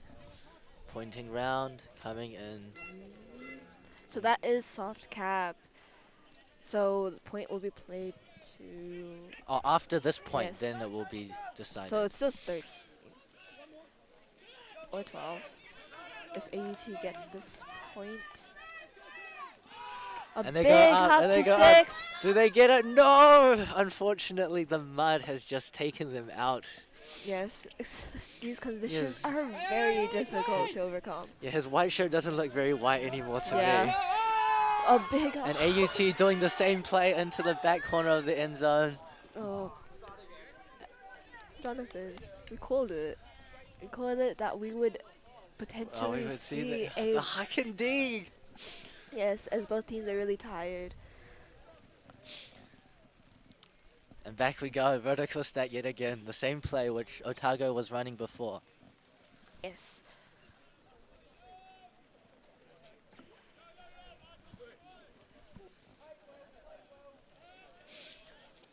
All our spectators eagerly awaiting this game.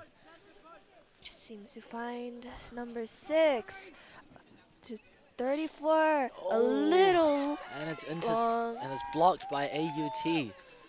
Kate Charlesworth. This means Rory Moore going up to the disc, walking to it, so everyone has a little bit of a breather. Seem to be playing a vertical stack once again. That seems to be the main tactic. They seem to be. They are a bit far from the thrower. Yes. Or at least compared to how we typically play. And it's a catch Ooh. with a From little bit of a Kate slide. Charlesworth. Little style. A great look to Rory Moore, to Stevenson, to Kate Charlesworth.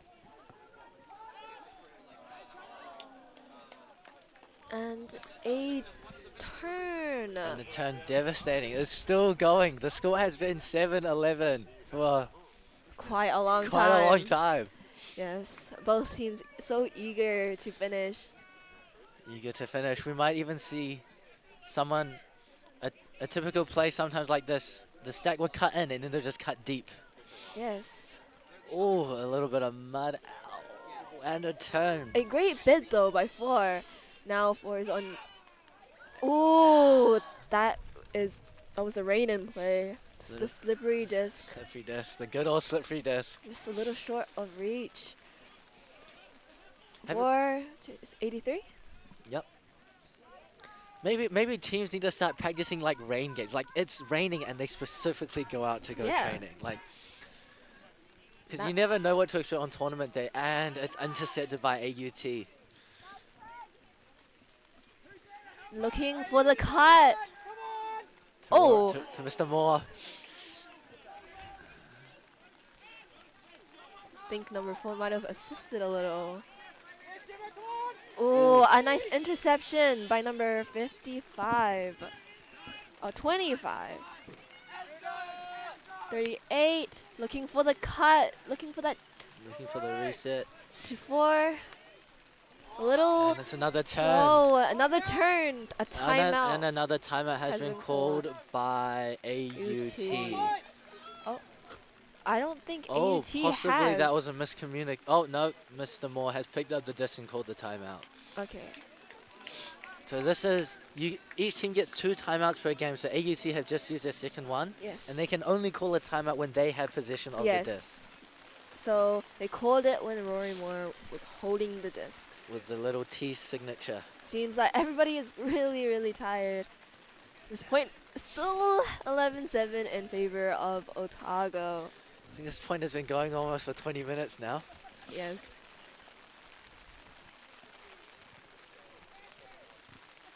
I kind of want to see them switch it up, not to have a vertical stack. Maybe they can just play a random, you know? That's what I used to do. That's what I used to play when I played in high school.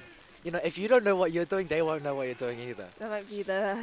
But that's probably not the Strat. best play. Maybe it won't work in tertiary. Maybe. Well, vertical stacks are quite clean. They clear up space on the left and right side of the field. They are clean, and they are getting the disc. Yeah. Both teams, Otago seem to be feeling the energy. Yeah, I don't know how they're not cold out there. I'm Freezing. starting to get cold just... Oh, well, they are playing Ultimate Frisbee. And I'm just sitting here in a booth getting loved by the wind. Yes. It's a fast-paced point, but it's just a really, really long one. Both teams are ready. Back on the field where the stoppage occurred. The timeout was called.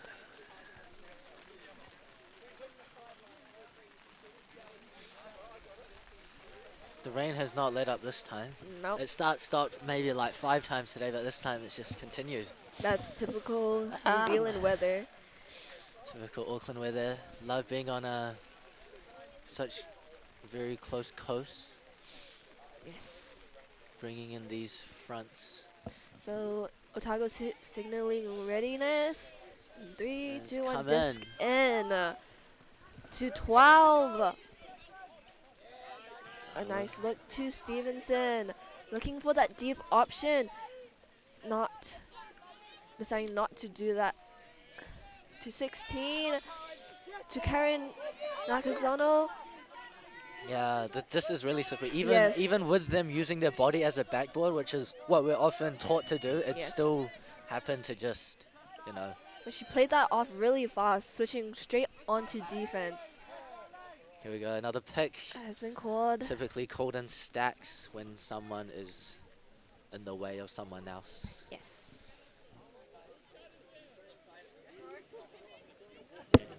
Oh, sorry. Oh, a massive bid by 83. Ooh. Seems to be running a lot in the handler space. It looks like they're setting up for a deep shot. Oh, Doesn't seem to be coming and the though. opportunity was right, but now it's gone. With Will Mahar closing that option off. You seem to be to 34. Ooh, to 83. To 31. 8. Seems to be doing that inside. Is this what will make the point? Is this what?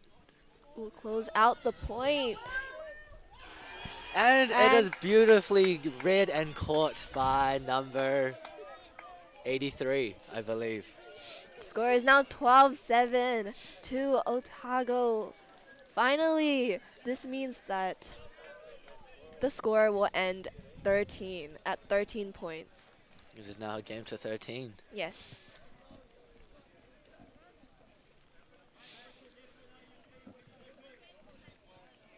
That is a huge point difference between Otago and AUT. 12-7. 5 points. Do you think they'll be able to close the gap? How long do we have? How long do we have? We don't know. I heard there was no proper hard cap, but then if the game is close, it might just play till it's done. Or this could be the point where it's finished. Yes. If Otago can get a break, it will end right here. Yes. Yes. Yes, indeed. Looks like Otago's feeling that energy. They're jumping. They're jumping, practicing that For vert. joy, who knows? Just jumping. I think they're practicing that vert. They're getting their legs warm. Yeah. AUT also trying to gather as much heat as possible in these really cold weather. Shorts and short sleeve. Yeah. Should have brought my hiking boots or gum boots today. Sneakers are all wet. Yeah.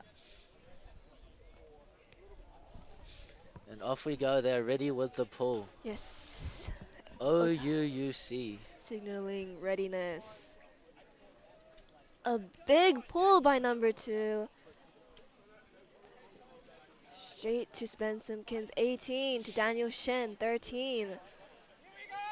To Wardell's son, 11. Ooh, a massive block by 11. A foul call has been. It is a foul. A foul call has been called by Wardell's son. During Not the sure throw what it to is. Simon Xiong. He looks like he's been thrown into or pivoted into. Yes. So as we talk about that, it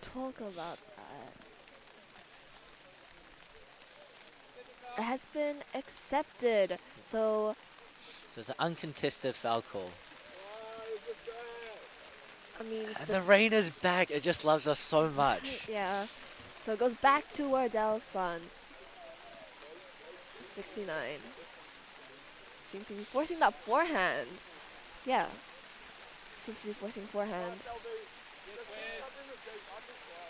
2-18. To Emily Stone. You can see that the players are a bit more careful about their cuts, knowing that it's wet. Oh, a And it's massive a drop. bid Is by this what 18. makes? Is this a continuation that gives him the point? Yes. Seems to be little stoppage. This is coming. Coming in on 2. Wiping the disc dry. We've hit a actually. Okay, 69 with the disc. Will this be the ending? Is this a Oh, that is not in. in. Big high energy moment though. To 69, and it is back to 69. We seem to be doing a vertical stack. Trying to set up some sort of isolated movement in the end zone.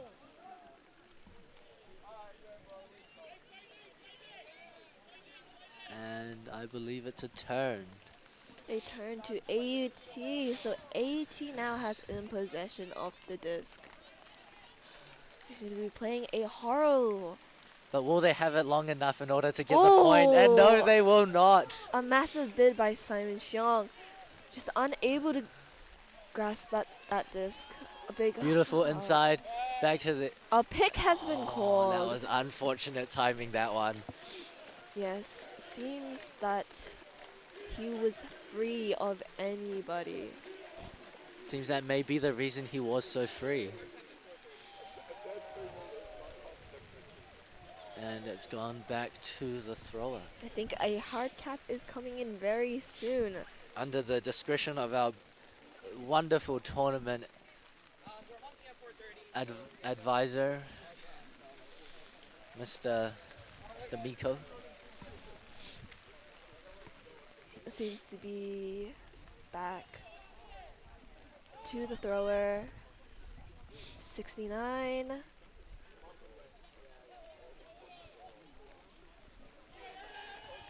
Seems to be game 13-7 And to that is Otago. game. I'm sure both teams have felt so. So that's game 6. So that is round 5 of New Zealand Tertiary Ultimate Championships. AET versus Otago. Otago winning. Yeah. And this 13-7. Thank you for tuning in. Yes, so I was Catherine Chansey and I am Jonathan, and that will be us for this round. Hopefully you enjoyed our commentary somewhat and enjoyed the game. And have a great day.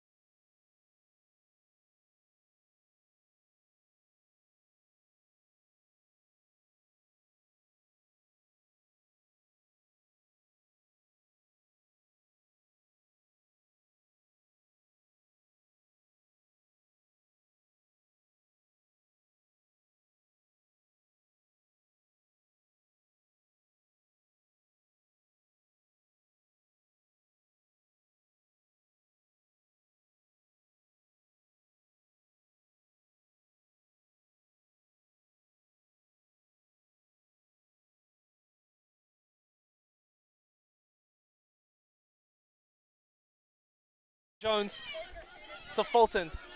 Looking to connect. Back to Jones. Looking infield to Whitlock.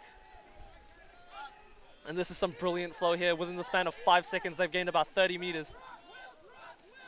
Just bouncing it back and forth between Davis and Reddings and Whitlock now. Surveying. Back to Davis. Davis getting a lot of touches here as a big shot comes up to Jones. Little drop in the end zone. Slippery disc just looks like went straight through his hands. Lovely vision from Flood there, just keeping the momentum going, not letting the defense set and just keeping running it all the way down. Yep, and as you can see, as soon as Flood get the disc, they're not afraid to use their man advantage and get the flow going. As it swings back. Reddings goes for the bid, not gonna find it. Hayes down to number 10 here. Infield. Ooh, and that's the margins we're talking about. As the shot goes up from Davis, can Jones make up for it? Bids. Just failing to find it there, and it's like we said before, right, Reef? It's just margins. It's just very small margins here. It's very tight. You've got to be able to put those within a single foot either way. And if it goes a foot too long, you're not going to get that catch. Not going to get that completion. This comes in. Huck going the other way. Double coverage. Big sky from number 9. Looks to dump it off. Ooh. Big catch. Surveying the field now. Maybe looking back for a dump option. Can't find anything. Has the swing infield. Looking to the break side. Hayes. Not able to find anything. Big pressure from Reddings. And there's a foul call on the throw. So discussion here. Looks like the Canterbury player is saying that as he went to make the throw, that Reddings hit his hand as he came through. Looks to be accepted, so the Canterbury player will now pick up the disc. Store count coming in at 0, completely resetting the play, and hopefully for the Canterbury team, completely resetting their offense here. Yep. As the disc is ready to be checked back in, looks for the swing immediately. Can't find anything. Has the swing coming from downfield. Hayes getting it back. Looks for the front corner shot, and that's a goal for UC. As they take the lead 2-1. Huge goal for them. And was that a break? Is that a break or a hold? That is a break. That is a break to Canterbury. That is a huge break going the way of Canterbury. That is some very hard disc movement, especially in these conditions, to be able to pick it up and throw it within a second or two. And that entire the entire time after that foul call, I don't think anyone held it longer than 3 seconds, and it just swung straight to that front corner. Really good connections between this Canterbury team here. That's the kind of momentum you get from this high-level stuff. You get an inch of space, and it extends into a mile.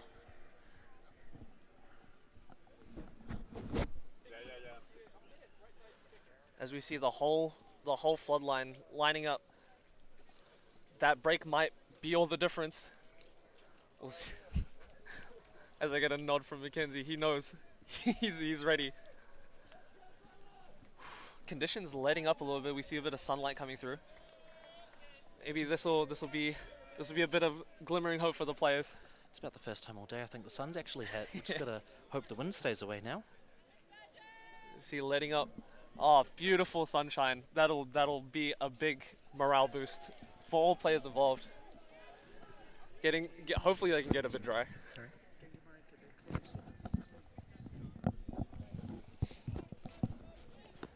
As we have a ready signal from both teams.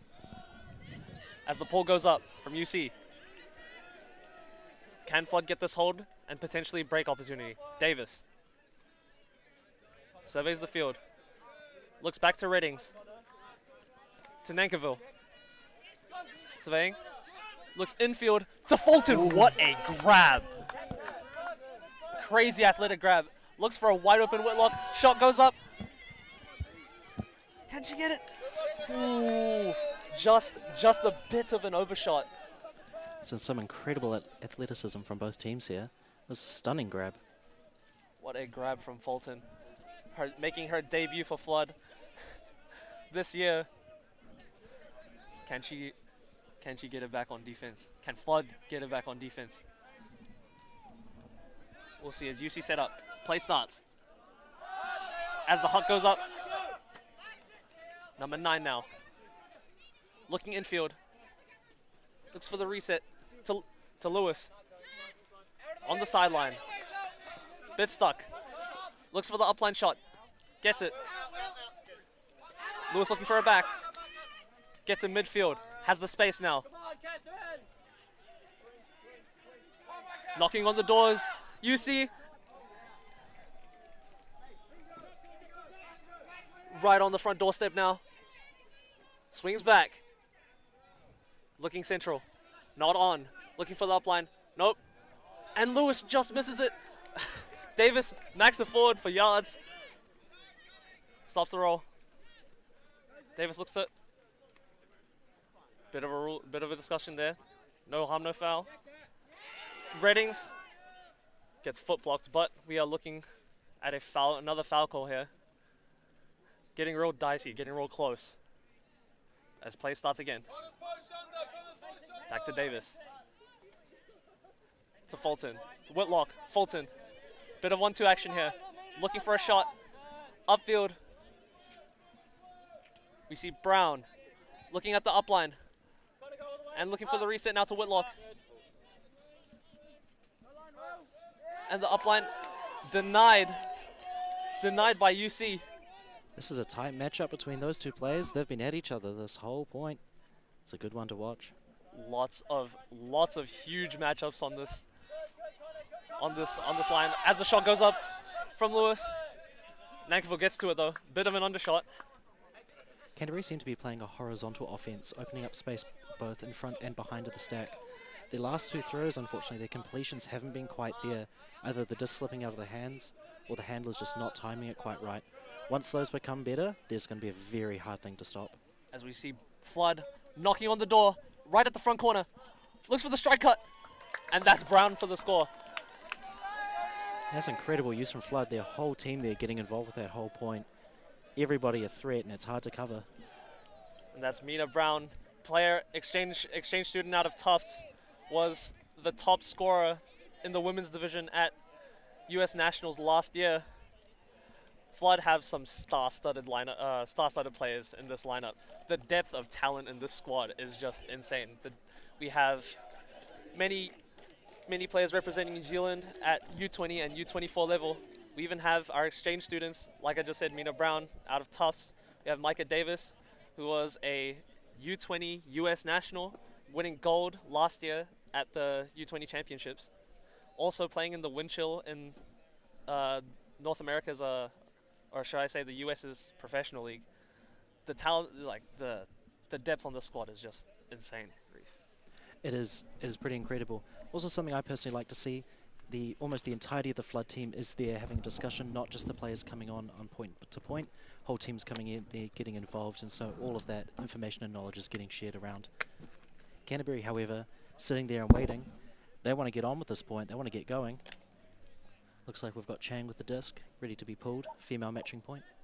Yep, and Chang's had some insane pulls this tournament. As the pull goes up, big pull. Does that stay in? It does. Brilliant pull, lots of space, lots of time for the Flood defense to set. Looks like they're setting up in a match defense as they swing infield. Looking up the line now, looking for a shot maybe. We have 8 streaking deep. Rory Hammond on the help, not able to make it there in time, and that is an absolute belter of a shot. What a bomb. And that's that horizontal stack coming through, all that space opening up behind, and this time the connection goes through. Gorgeous shot just over the defender there. And that's Rory Hammond. He's pretty tall. That is a hard place to put it. Yep, yeah, you can see UC's game plan just on full display here. They clearly plan to challenge and test Flood on the deep space, just opening that space up with that horror stack. How can Flood respond? If you are Flood's coaches here, how are you tweaking your defense? Well, there's a couple of options here. Personally, I like to see the matches be a little bit more tighter. In this slippery conditions, it's very hard for players to get that initial acceleration, so the tighter the defense is, the harder it is for them to get away from you.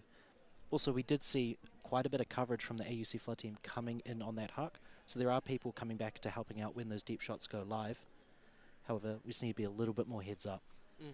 Canterbury getting the connections. If they can hold these connections, it's going to be very hard for Flood to keep up. Yep, and we see Flood ready to line up. Waiting for the ready signal. As we see UC directing their players on the line. Still lots of comms going on. This is the kind of stuff you see at this high level. Lots of comms between the whole team, making sure everyone's on the same page. So we're here waiting for the pull. See a ready signal from Flood, from Flood. And you see as the pull goes up, huge pull. As we field to ratings now. Fulton. Lots of mainstays this game. Ratings now. Bouncing, looking for the upline. Decides against it. Looks infield to Fulton. Swings wide to Nankivell. Back to ratings. Lots of handler movement here. Brown. Looking back. You can just keep it chill. Canterbury look to be throwing an arrowhead zone. First zone I believe we've seen all match. Instead of marking player to player, you're now marking space, trying to take away options before they are even options. Flood working really well, getting in through these little gaps that the defense is opening up, swinging it wide from side to side, making that front of the arrowhead run. Quite right. Yeah, it's all about trying to stay patient, keep those players tired. As we see little shimmy to get free, and that's just a bit too easy from Flood, too casual, breaking through that zone with ease. That is clinical offense. Almost every throw, everyone looks so comfortable with it. 100% throws just breezing through there. If I'm Canterbury, I'm not sure if I'm going to pull that out again in a second. Yep. That's the kind of offense you want to see out of your offensive line, especially coming from players that have been on so frequently. As we see now, Flood's D-line on the line. Can they generate a break here? It's all about these small margins with these breaks. 3-all, Ellum. What do you think? What are you telling Flood here? What have you got the whole team on here talking about? Well, it's like what we said before, right? UC want the deep shots. UC are going to continuously look for these deep shots this whole game. They have these connections. It looks like they've trained them for the whole season. They're drilled well. So I'm looking for a lot of heads up help defense coming from other parts of the field. See if they can generate a turn on that huck. You see a ready signal from UC. Pull coming up from Yo, huge pull, big floaty pull. Flood chasing. First pass to Mackenzie. As they look to set, they set the arrowhead, similar to what UC set in the last point. As they find their way through the middle, looking to abuse the free player, swings across, Mackenzie milking it, making sure he has all the time he needs. Flood saw them throw an arrowhead and they thought they'll throw one back. As the big scuba comes up. Swinging now, keeping possession. Swings out to the sideline. Can they stifle the flow? First pass is looked off. Looks to center it back. This is what you want as an arrowhead. You want to force lots of passes. Because as a big shot goes up cross-field, blading, can they get to it? No. Bit of an overshot, bit of a misread. They came in out of the end zone quite high. Maybe a little bit of impatience coming through there. They just needed to keep working those throws. And here we have a break opportunity for Flood. Can they convert? As we see Hammond walking over to the disc. Flood setting up in a more common vertical stack here. Cuts beginning from the back there to open up space. Yep. Asling goes up. Hammond looks to Yo. Surveying. Doesn't like what he sees. Can he look for something? Stall count getting high. And that's a stall out. That is a stall out. That is some stifling defense for these last 10 seconds as we get a short field turnover. Can Flood get this back? Surveying middle of the field. Knocking on the door. Lots of pressure building here. UC staying patient. And that's a goal. What a way to deny the break opportunity, Reef. Stall out there. You can see Yo wasn't very happy about that, but stall count gets to 10. It's an immediate turnover. defense there, really stifling any and all options that Flood had. Right. All you need is that solid 10 seconds of defense, especially off of a disc trapped on the sideline.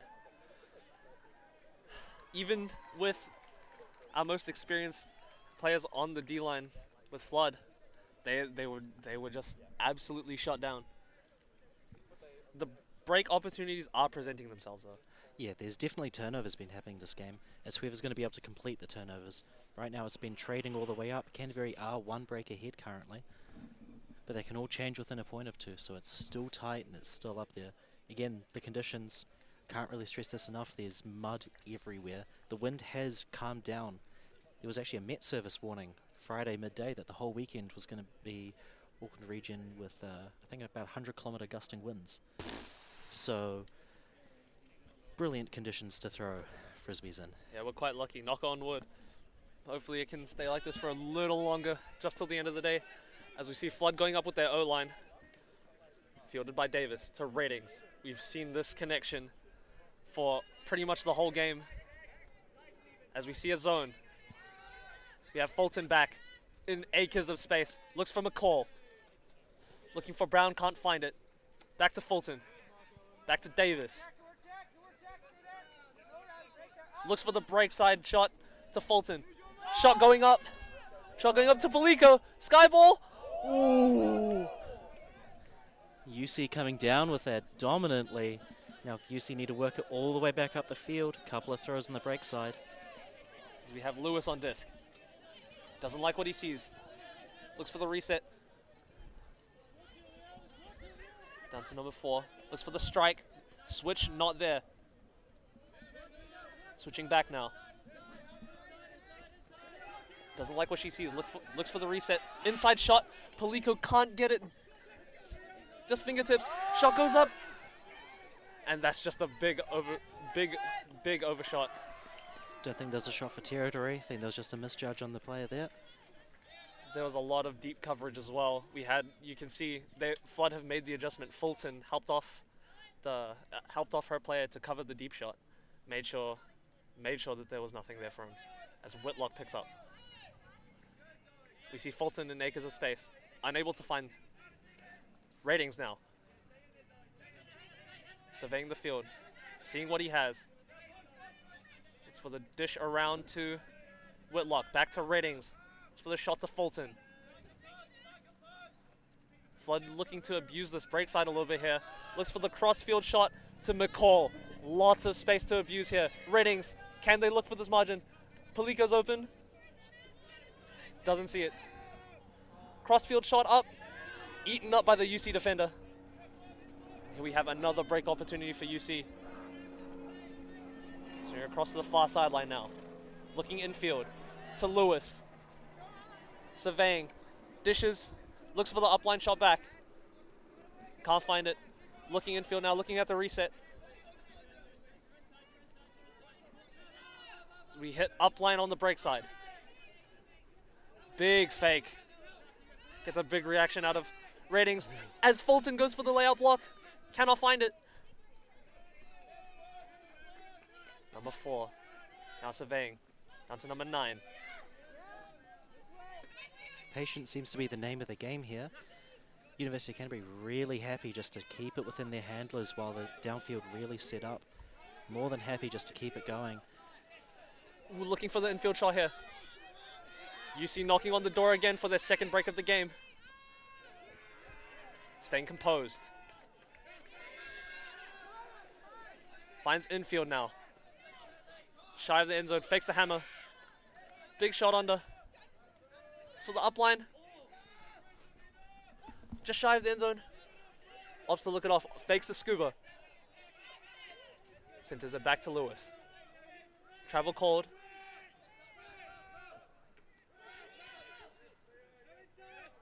UC just knocking on the door, waiting for the perfect opportunity. Not in cold. Looks for the break side. Can't find it. Little dish to the front of the end zone. And it's UC with their second break of the game. Warning signs for Flood. Warning signs indeed. They got getting breaks, but 99% of the way they're making it up nice and patient, and then there's someone's getting a little bit hot-headed, putting something a bit too far or a bit too over, and it's just putting all of that hard work they're gaining right back into UC's hands, who are just comfortably, really patiently working it up, and it's great ultimate C. I believe a timeout being called here, probably a timeout by Flood here. Yep, and UC just looking to now control. They are now able to control the game. The game is in their hands, right? Their D-line gonna make big adjustments. It's clear to see that Flood are looking to stay with their star-studded handler lineup. Lots of star-studded names, as mentioned before. Lots of commitment as well. I see a lot of dirty shirts out there. That's something you always love to see. That's a brilliant sign. But yeah, now we're timeout here. Huddle, big huddle. If you're the UC coach, how are you telling them to try control the game? I would be praising them on their patience. They're letting their handlers move it around the disc. They're getting free from the defenders. And if you can keep resetting the stall count until the downfield can get into a beneficial position, you might as well keep doing it. Their defense as well. The Flood team are really struggling. A lot of the time they're holding onto the disc, and as soon as that motion kind of stops, stall 6, 7 or 8, kind of get panicky, and that's where we're seeing a lot of these off-kilter shots being put through. So they're playing really, really well. We just want to really accent on those points. Flood, I think, just their patience. Need to try, and they're getting these really big gainers. They're pushing through their zones so well. They just need to take a deep breath, take a reset, and then center it back to your handlers. Yep. And this is all about those little margins, like we mentioned before. I'm going to keep hammering this point home. It's in these high-level games, 2 breaks can make all the difference. They can trade all the way up, however you like, but it's the D-line that's going to win the game. That's gonna make or break the game for you. 3-5 to Canterbury, 2 points to half, well, half at 7. They'll really be wanting to take half here, gain that momentum early. Yep, huge mental edge if you take half, especially with maintaining a lead like this. So you see Flood lining up. We can see Reddings on the line again. Possibly a string called or a particular lineup of players as they look to generate a hold.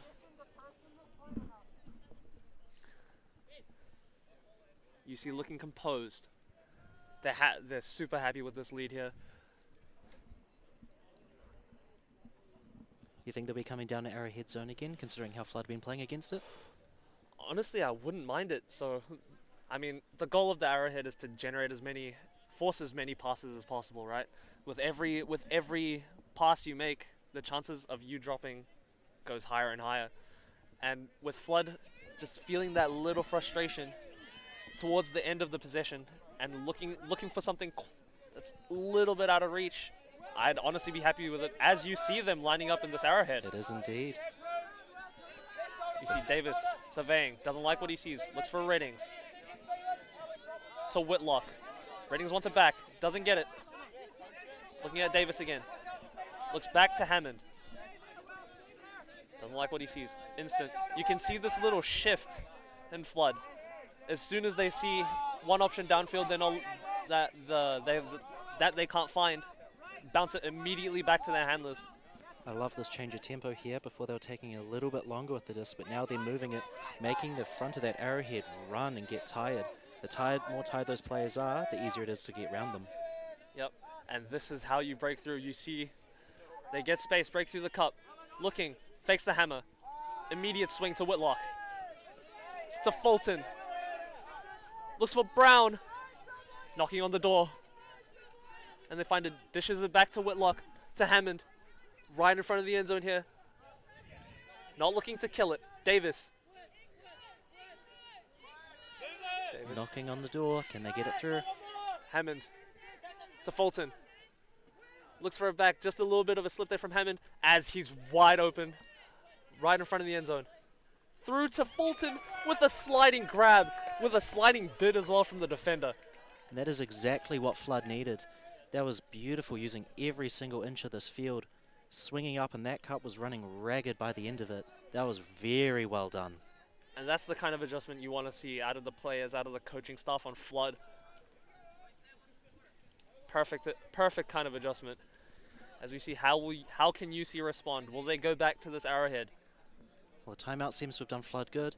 They've got 2 more points to catch up to get it back to even, since Canterbury is still 1 break ahead. But that's got to feel good for Flood coming out of that, killing the Canterbury momentum. You're quite right. As we see, now can Flood generate this break? I feel like this point will be a very pivotal point in this half.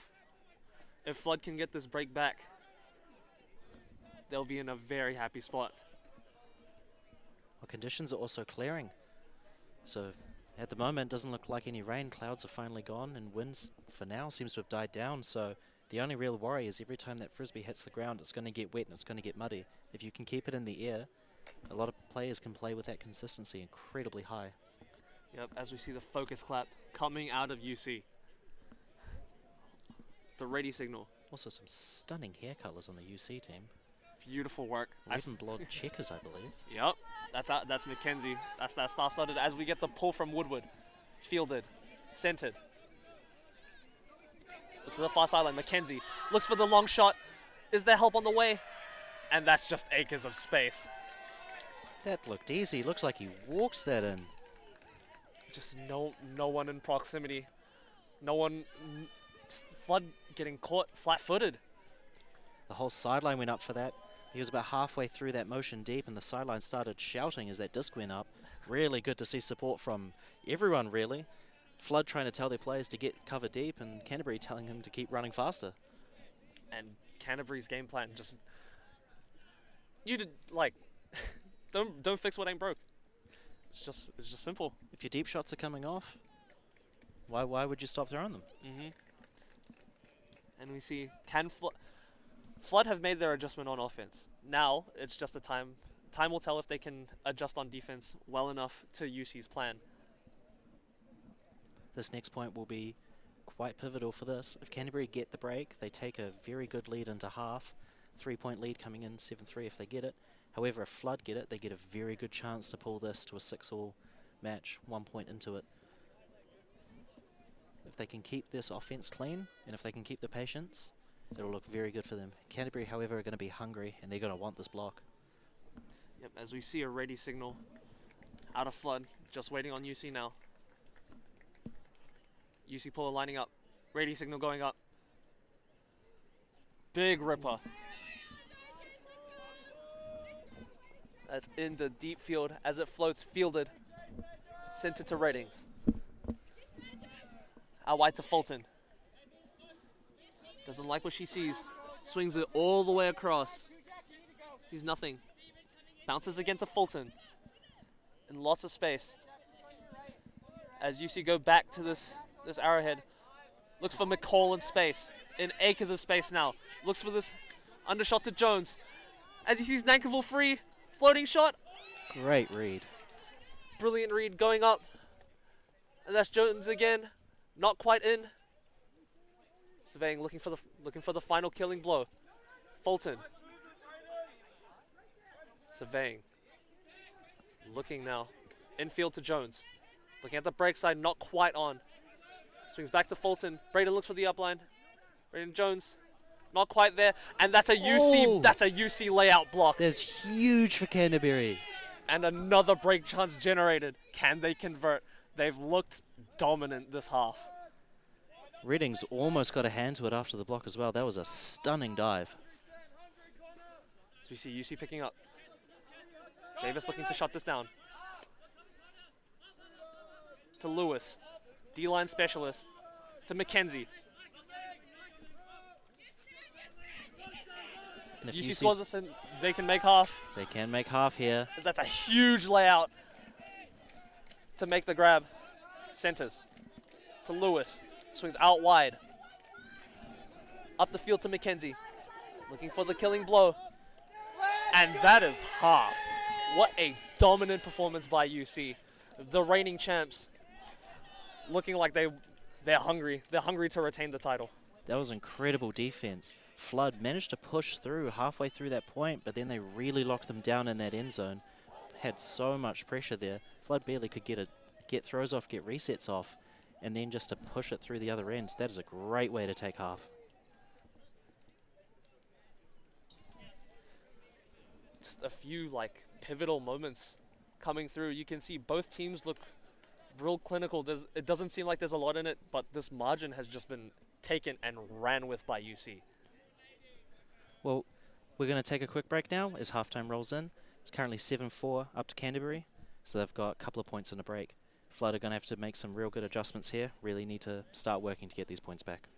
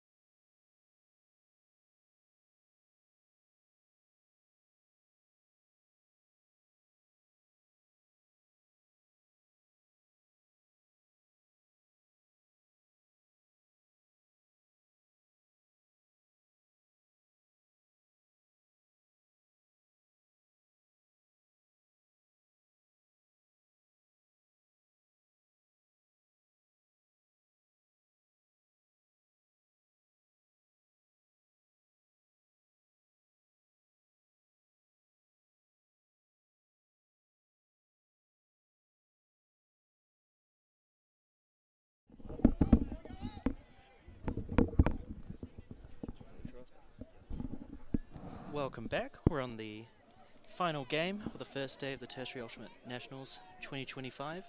We've currently got Canterbury up 7 points against Flood, University of Auckland 4.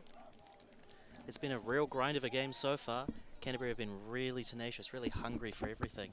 And Flood have had a couple of connections, couple of things just going a little bit off kilter. They really need to come down, really need to hold on to their patience so far.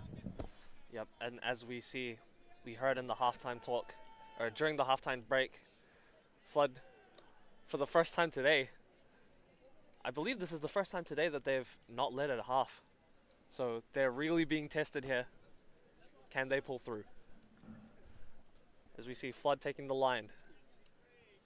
Starting on D this half. Canterbury have been very smothering in their defence. It's been hard to get anything away for Flood. Right now they've got a chance to lead in their point gap by 4 points. Flood have really got to get this. They've got to come out firing. And Chang coming in with the pull. Huge pull coming down. Coming out a little bit early. They're going to gain, Canterbury are going to gain quite a bit of yardage here. It looks like it's almost halfway up the field. As Mackenzie picks up. Waiting to look for the endpoint. It looks like it's past halfway. You can see them coming down with the horizontal again. It's been working for them all game. No reason to change it now. So we see disc centered, looking towards the break side. Surveying, doesn't like what he sees, but he sees an open pass, and that's just an easy hold. Defense a bit scrambled from Flood. Give and go. I don't think they expected the handlers to just rush up the field like that. Got so much separation there.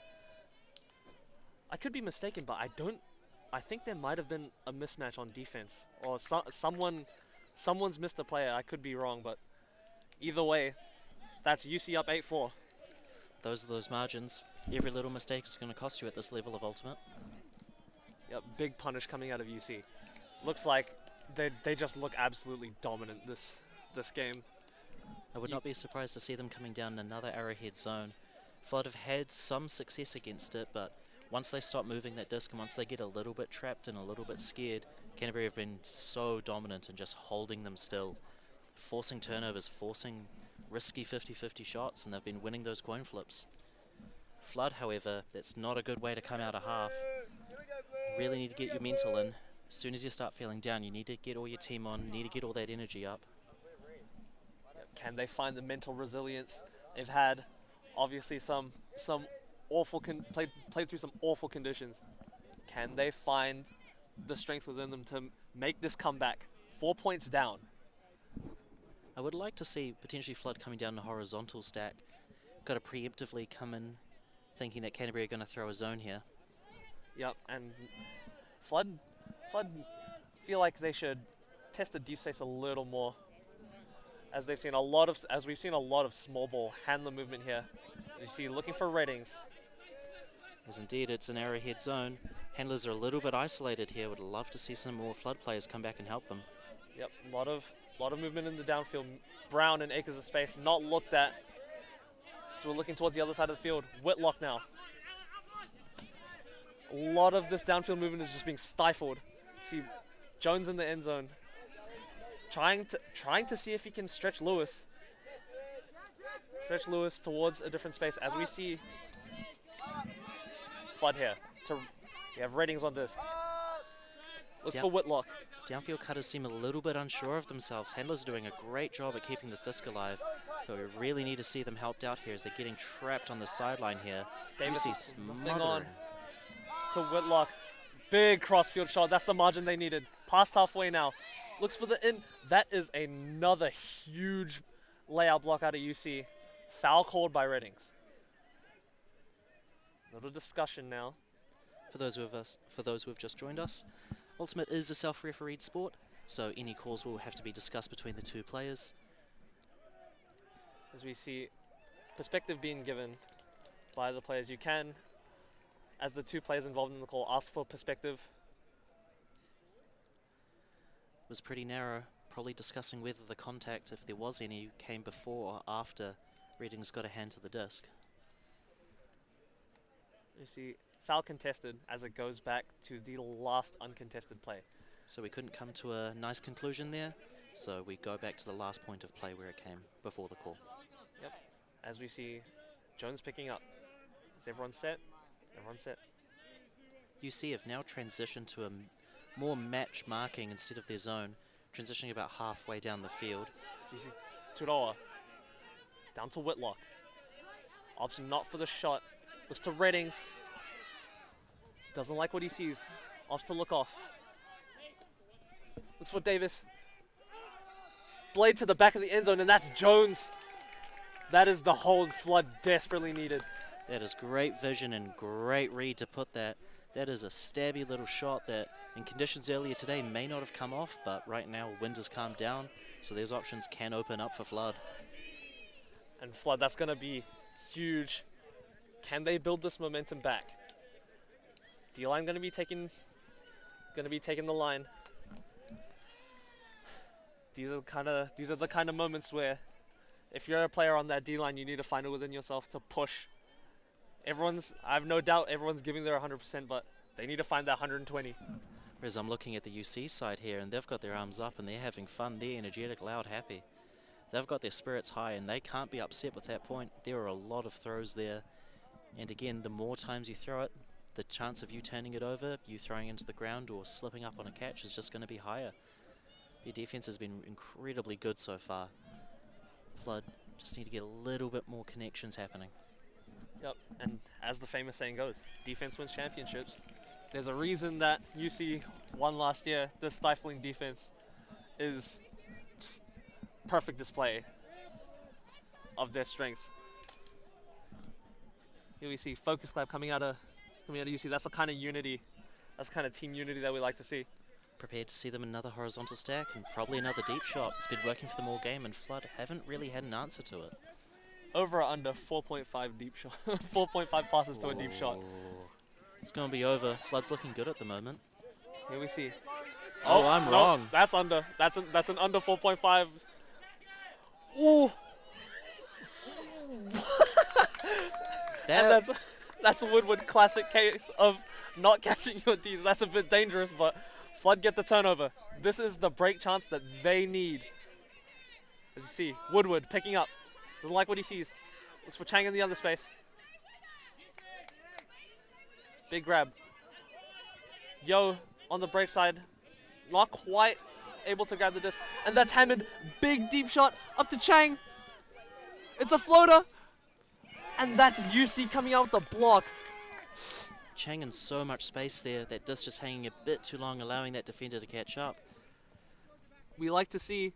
This is the kind of stuff that you're forced into if you're Flood trailing. They feel the need to take a lot more risk. And how can you not, right? 3 points behind currently. Feeling backed into a corner. As we see Mackenzie picking up. Now Flood can get a turn here if they can get this defense. It's going to feel good and it's going to be close to that end zone. Canterbury have already rocketed past though. If they can get off the sideline. Huge undershot. Yo, not quite getting to it. As we move across the field. Ooh, Mackenzie with this. Woodward almost getting to it. Big calls coming from the downfield. Downfield defense actually doing quite well here, taking away all the options. Handlers are having to do a lot of work here. Disc settled. Foul called. As the fouls were retracted, as the UC player couldn't secure the grab. Woodward pacing towards the disc, picks up. Hammond cutting deep. Downfield movement stifled. There was help on this downfield, so Irby is now free. Surveying, looks for the swing to Chang. Looks for the break side. Woodward with disc as a pick is called. And an ultimate, obviously, non-contact sport, so screens are not allowed, like in basketball. So the defensive player felt he could not catch up to Woodward there as there were players in the way. Going for a pick call as we cannot run through players and we would rather not at any chance possible. You'd hope not.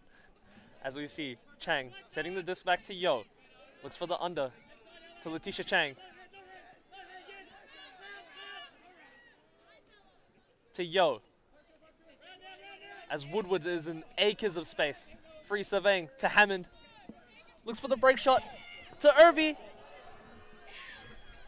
One more shot. Survey looks back to Woodward. Can he find the killing blow? Doesn't like what he sees. Looks for the crossfield blade to Yo. Ooh. Layout catch, and it's good. That is great vision by Jacob, seeing the player behind the stack and putting it into empty space. Leo with an incredible catch on the ground. And that was beautiful communication. You could see Yo pointing exactly where he wanted. Jacob Woodward hitting that pass. And now we might see some momentum going back the way of Flood. Can they claw it back? 6-8 now. Little shout out to Irby there.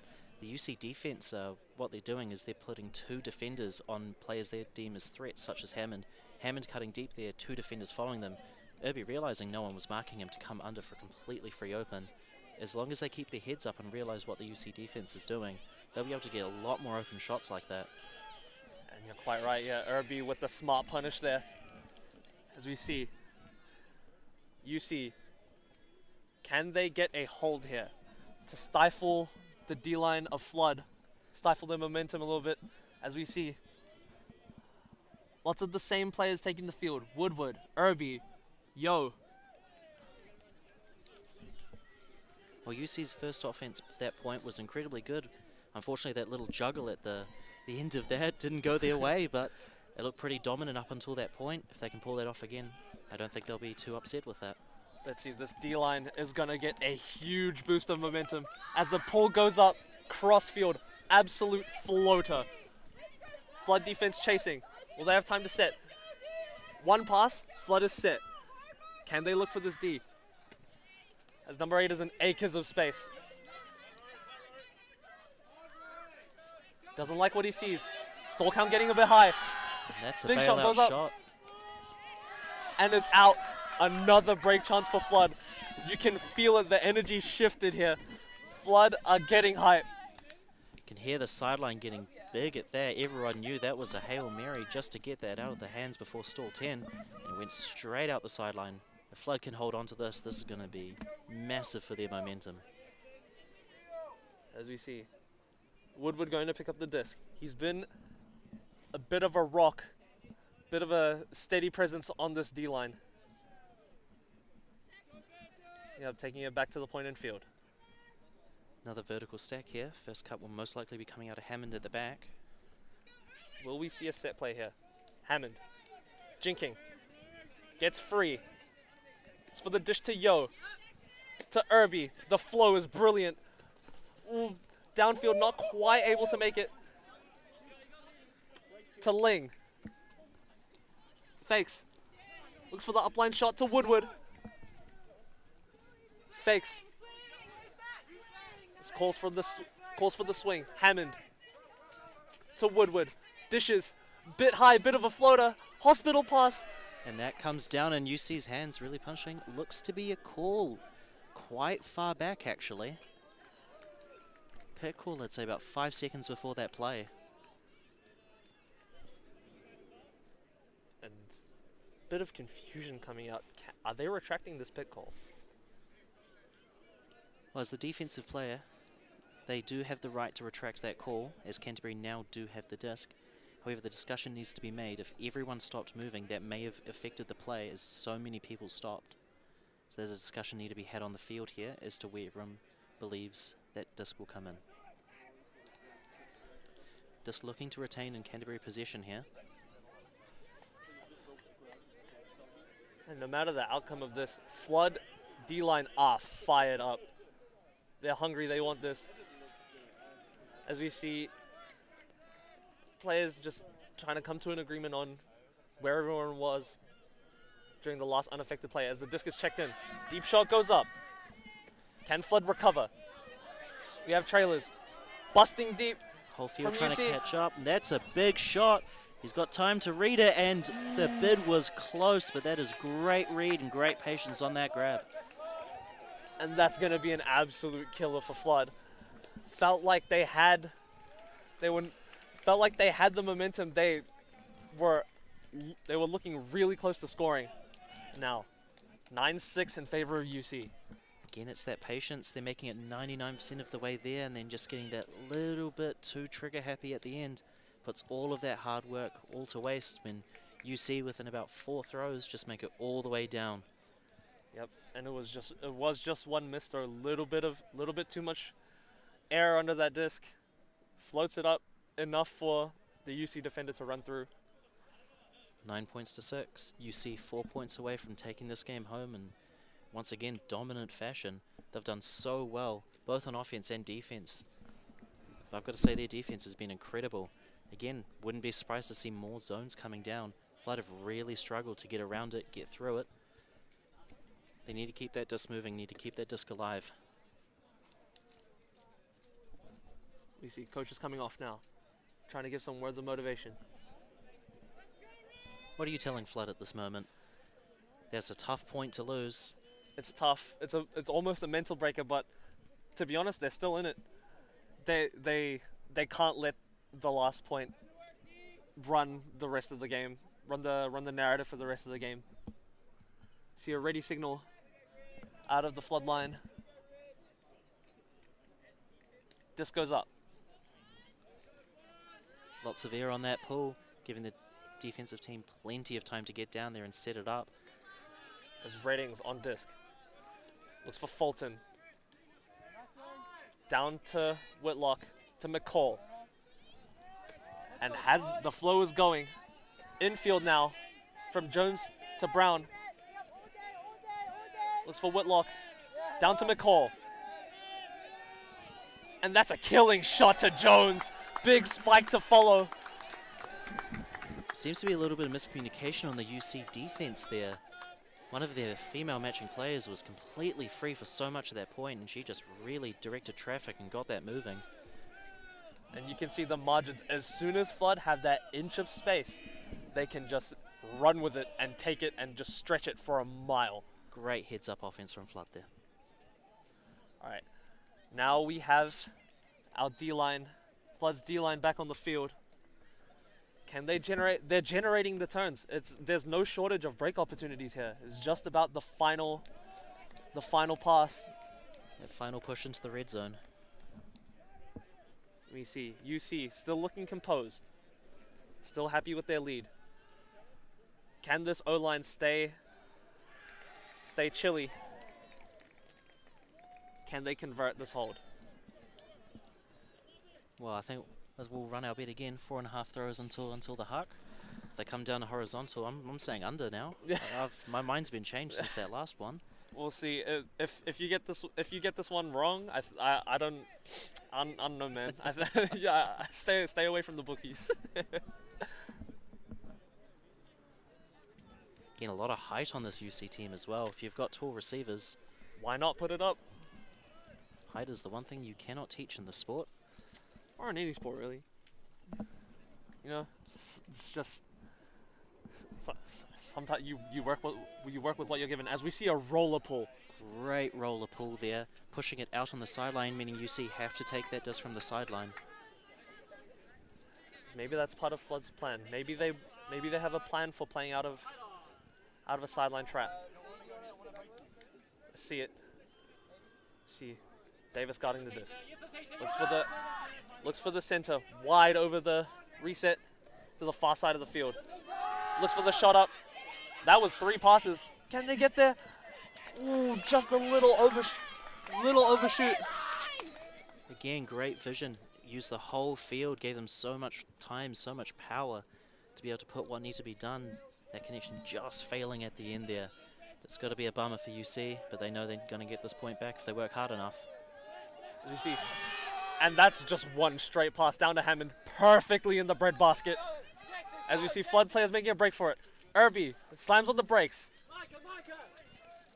Can he find anything? Davis not able to get free. Looks for the shot to the open side. That's you. That's a goal for Flood. That was a bit of a late stall shot there. Probably coming in stall 7 or 8, but great vision and great finesse to put it right into space there. Flood really showing that they can have a huck game of their own. And that's Flood within 1. The comeback train has officially arrived. See that energy's coming up. That heads are being held high, and they've got to keep them there. And that's a timeout call for Flood. They need to keep their heads on straight.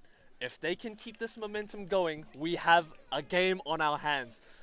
Like Yes. we said, this is last game of the day, and it's an absolute banger. It's pretty good. Fatigue potentially setting in for a couple people here. I think UC potentially calling a timeout here, trying to kill that flood momentum. You can see everyone on that flood team were running in after that point was scored, jumping and screaming. That's what you want to see. You want to see energy. You want to see people getting excited for everybody else. Really pulls up that team morale. UC have got to do their best to also keep their energy high and keep the pressure down. Yep, and this might be the difference maker in the game. We can see in the huddles, you can visibly see the depth on both teams. Flood just looks like it's just a bit of a bigger team. That could be my eyes playing tricks. I don't actually know, but you know, that could be playing a factor. Bit less game time. Fresh legs. Yeah, fresher legs, especially through these conditions. That's another margin that's gonna matter. And a larger team also means there are a lot more connections to play through. It's harder for the UC defense to get set up on specific people if every single point there's new people to be playing against. Yep, keeping those matchups in mind. We've seen quite a few. We've seen the links between Reddings and Davis. And on the side of UC, we see the D-line link up between Jack Lewis and Finn McKenzie, among others. The talent pool on display is just immense. Some incredible players here, some world's level players here. It is an amazing game to watch. As we see, we can just hear the sidelines getting that little bit louder. Energy picking up. You can feel it here in the commentary booth. I don't know about you, I'm getting chills in my chills in my spine. Can Flood pull this back? If they can pull this back to an even game, keep in mind it's 9-8. If they can generate another turn, another break chance, and convert, they're taking that momentum all the way to the bank. And Canterbury here already raising their hand, showing that they're ready. Putting a little bit of pressure on Flood here to get them moving. They want I quite the like smoke. this actually. Put a little bit of pressure. Be like, hey, we're waiting. We're going to get this point off you. Come and get it. Here we see the mental games. You know UC want that smoke. A lot of these players as well have played with each other at worlds level, at clubs level. So there will be a little bit of egos to test against each other in these different teams. Yep. All part of the fun. Yep. Speaking of worlds, we have two teammates on opposing lines here. Not on the field currently, Palico and Jack Lewis. Both led the team, their national under-24s team, in break goals at the World Ultimate Championships in their age bracket as Finn McKenzie. Absolute floor general. Doesn't like what he sees, trying to direct traffic. Gets it back. Deep within the field, looks for the upline shot. Very close, Flood is on the D. Big fake. And Flood defense doing so well downfield, just smothering options. And that is a big shot with That a is lot of another bodies long shot. underneath it. Who's going to come down? Davis gets up with it. Huge block from Davis. That's that U20s USA quality. Gold medal winning quality. As we look, swings to Fulton. Upline to Ling. Looks for the upline shot to Woodward. Doesn't like what he sees. Looks back, and it's just a bit too much. See Canterbury here getting to that disc, wanting to get through his couple of plays behind there. A lot of room out in the open in front of them. And nerves starting to get in play now as we have a huge leading shot.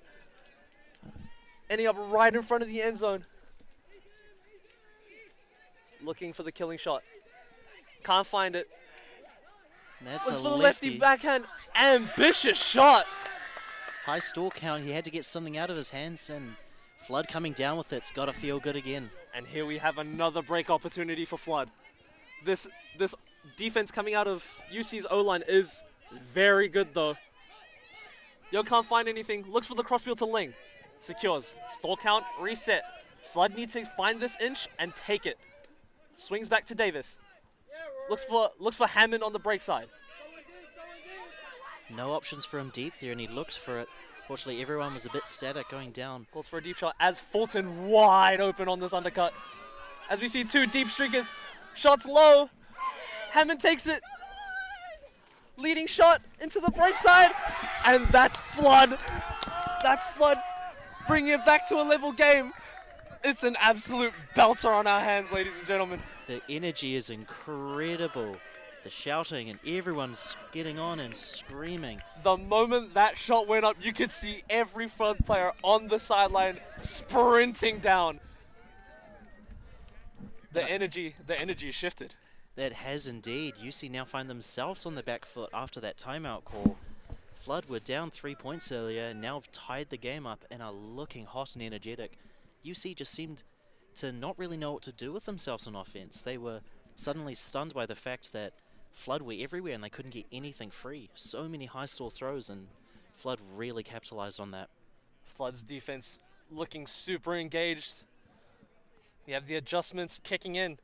We have them putting more pressure now, like we said, on those deep hucks. A lot of them not coming off quite how UC would want. Great read on that initial huck from the AUC player. Taller player than him, just couldn't get in the right position because he positioned himself well. And here we have our Flood D-line. We have some familiar names. Davis, Yo, Irby, Fulton, Gilanis, Brown, Hammond. Assisting this last point. And for Flood, I believe this will be their first chance, apart from potentially the very first point of the game, to be ahead in this game. I think Canterbury have been leading this most of the way, so Flood want this. They've got some quick players on, they've got some hungry defensive players, and they're going to try and get this turn as soon as they can. Can UC hold on? This momentum, they're drowning, their heads going underwater a little bit. Can they stay afloat? Huge pull coming out, big floater, and you can see just that little bit more pace coming out of this chase from the Flood D-line. Swings, looks for McKenzie, acres of space. Who's here to shut him down? And that's another deep shot. But Hammond is there. Can he make the read? And that's just veteran experience. Absolute veteran experience. That is a big man, and he got there and he got high. That Canterbury player was not far behind him either. Hammond did really well to catch up with that disc that was far over his head. And this is a chance for Flood now. If they can keep their heads straight, if they can keep it chill and keep it good, this is the time to get ahead of this match. Davis picking up. And here we see Yo streaking deep, but he's been helped off. There's a poacher somewhere as Hammond gets the disc. Looks for the long shot. You have Irby and Brown under it. Can they get to it? Brown comes down with it. Leading shot to Irby, and that's Flood with the lead. That's Flood with the lead. And you could see Flood just, well, flooding the field, hands up. This is a complete shift from earlier in the game. And that's another timeout call by Canterbury 2 points later. They need to kill this momentum. Flood are just absolutely energetic here. This is incredible to watch. This is a completely different half to what we just watched earlier. Flood has woken up and they're hungry. They are absolutely feasting on these turnovers generated by their pressure on UC. You can see the Honey Badgers offense, they haven't adjusted. They're still looking for these deep shots, but now Flood's there and aware and ready to eat them up. Earlier in that point, before Hammond got that block, his mark went under, but he knew he had to stay in that deep space. He let them get that free undershot, and in doing so, he managed to get that block at the very end there. So they've managed to find an adaptation to this UC offense. They now need to figure out, UC, what do you do against a team who's got a couple more legs than you, a lot more energy than you, and they're coming out firing every single point.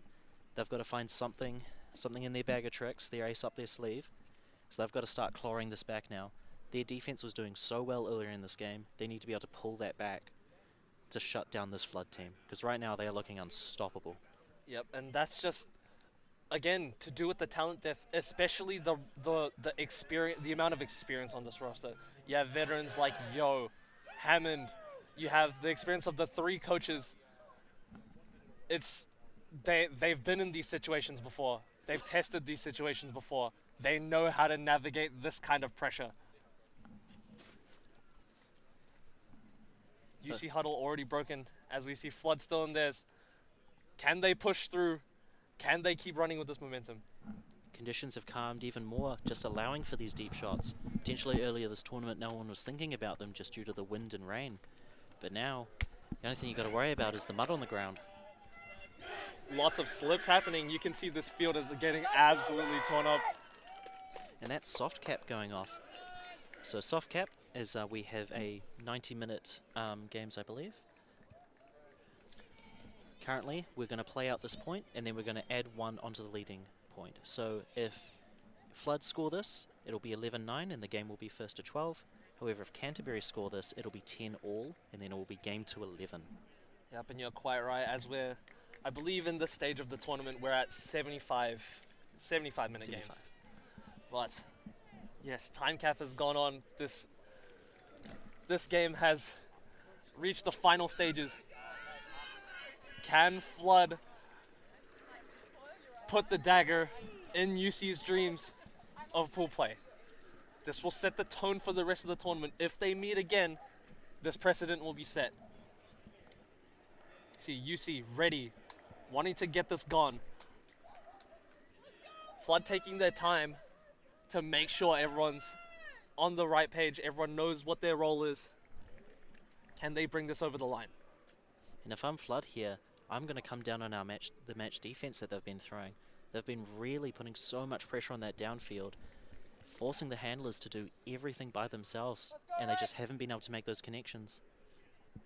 As the big pull comes up from Fulton. That D-line just has a bit of pep in their step. As we see zone coming out, potentially. Instead of an arrowhead, we have a two-person zone. Maybe falling into match now. 15 with no one on her. Yep, we see a two-person front part of the zone as we see a big shot coming up. Can they stop this flow? Lewis now to Mackenzie.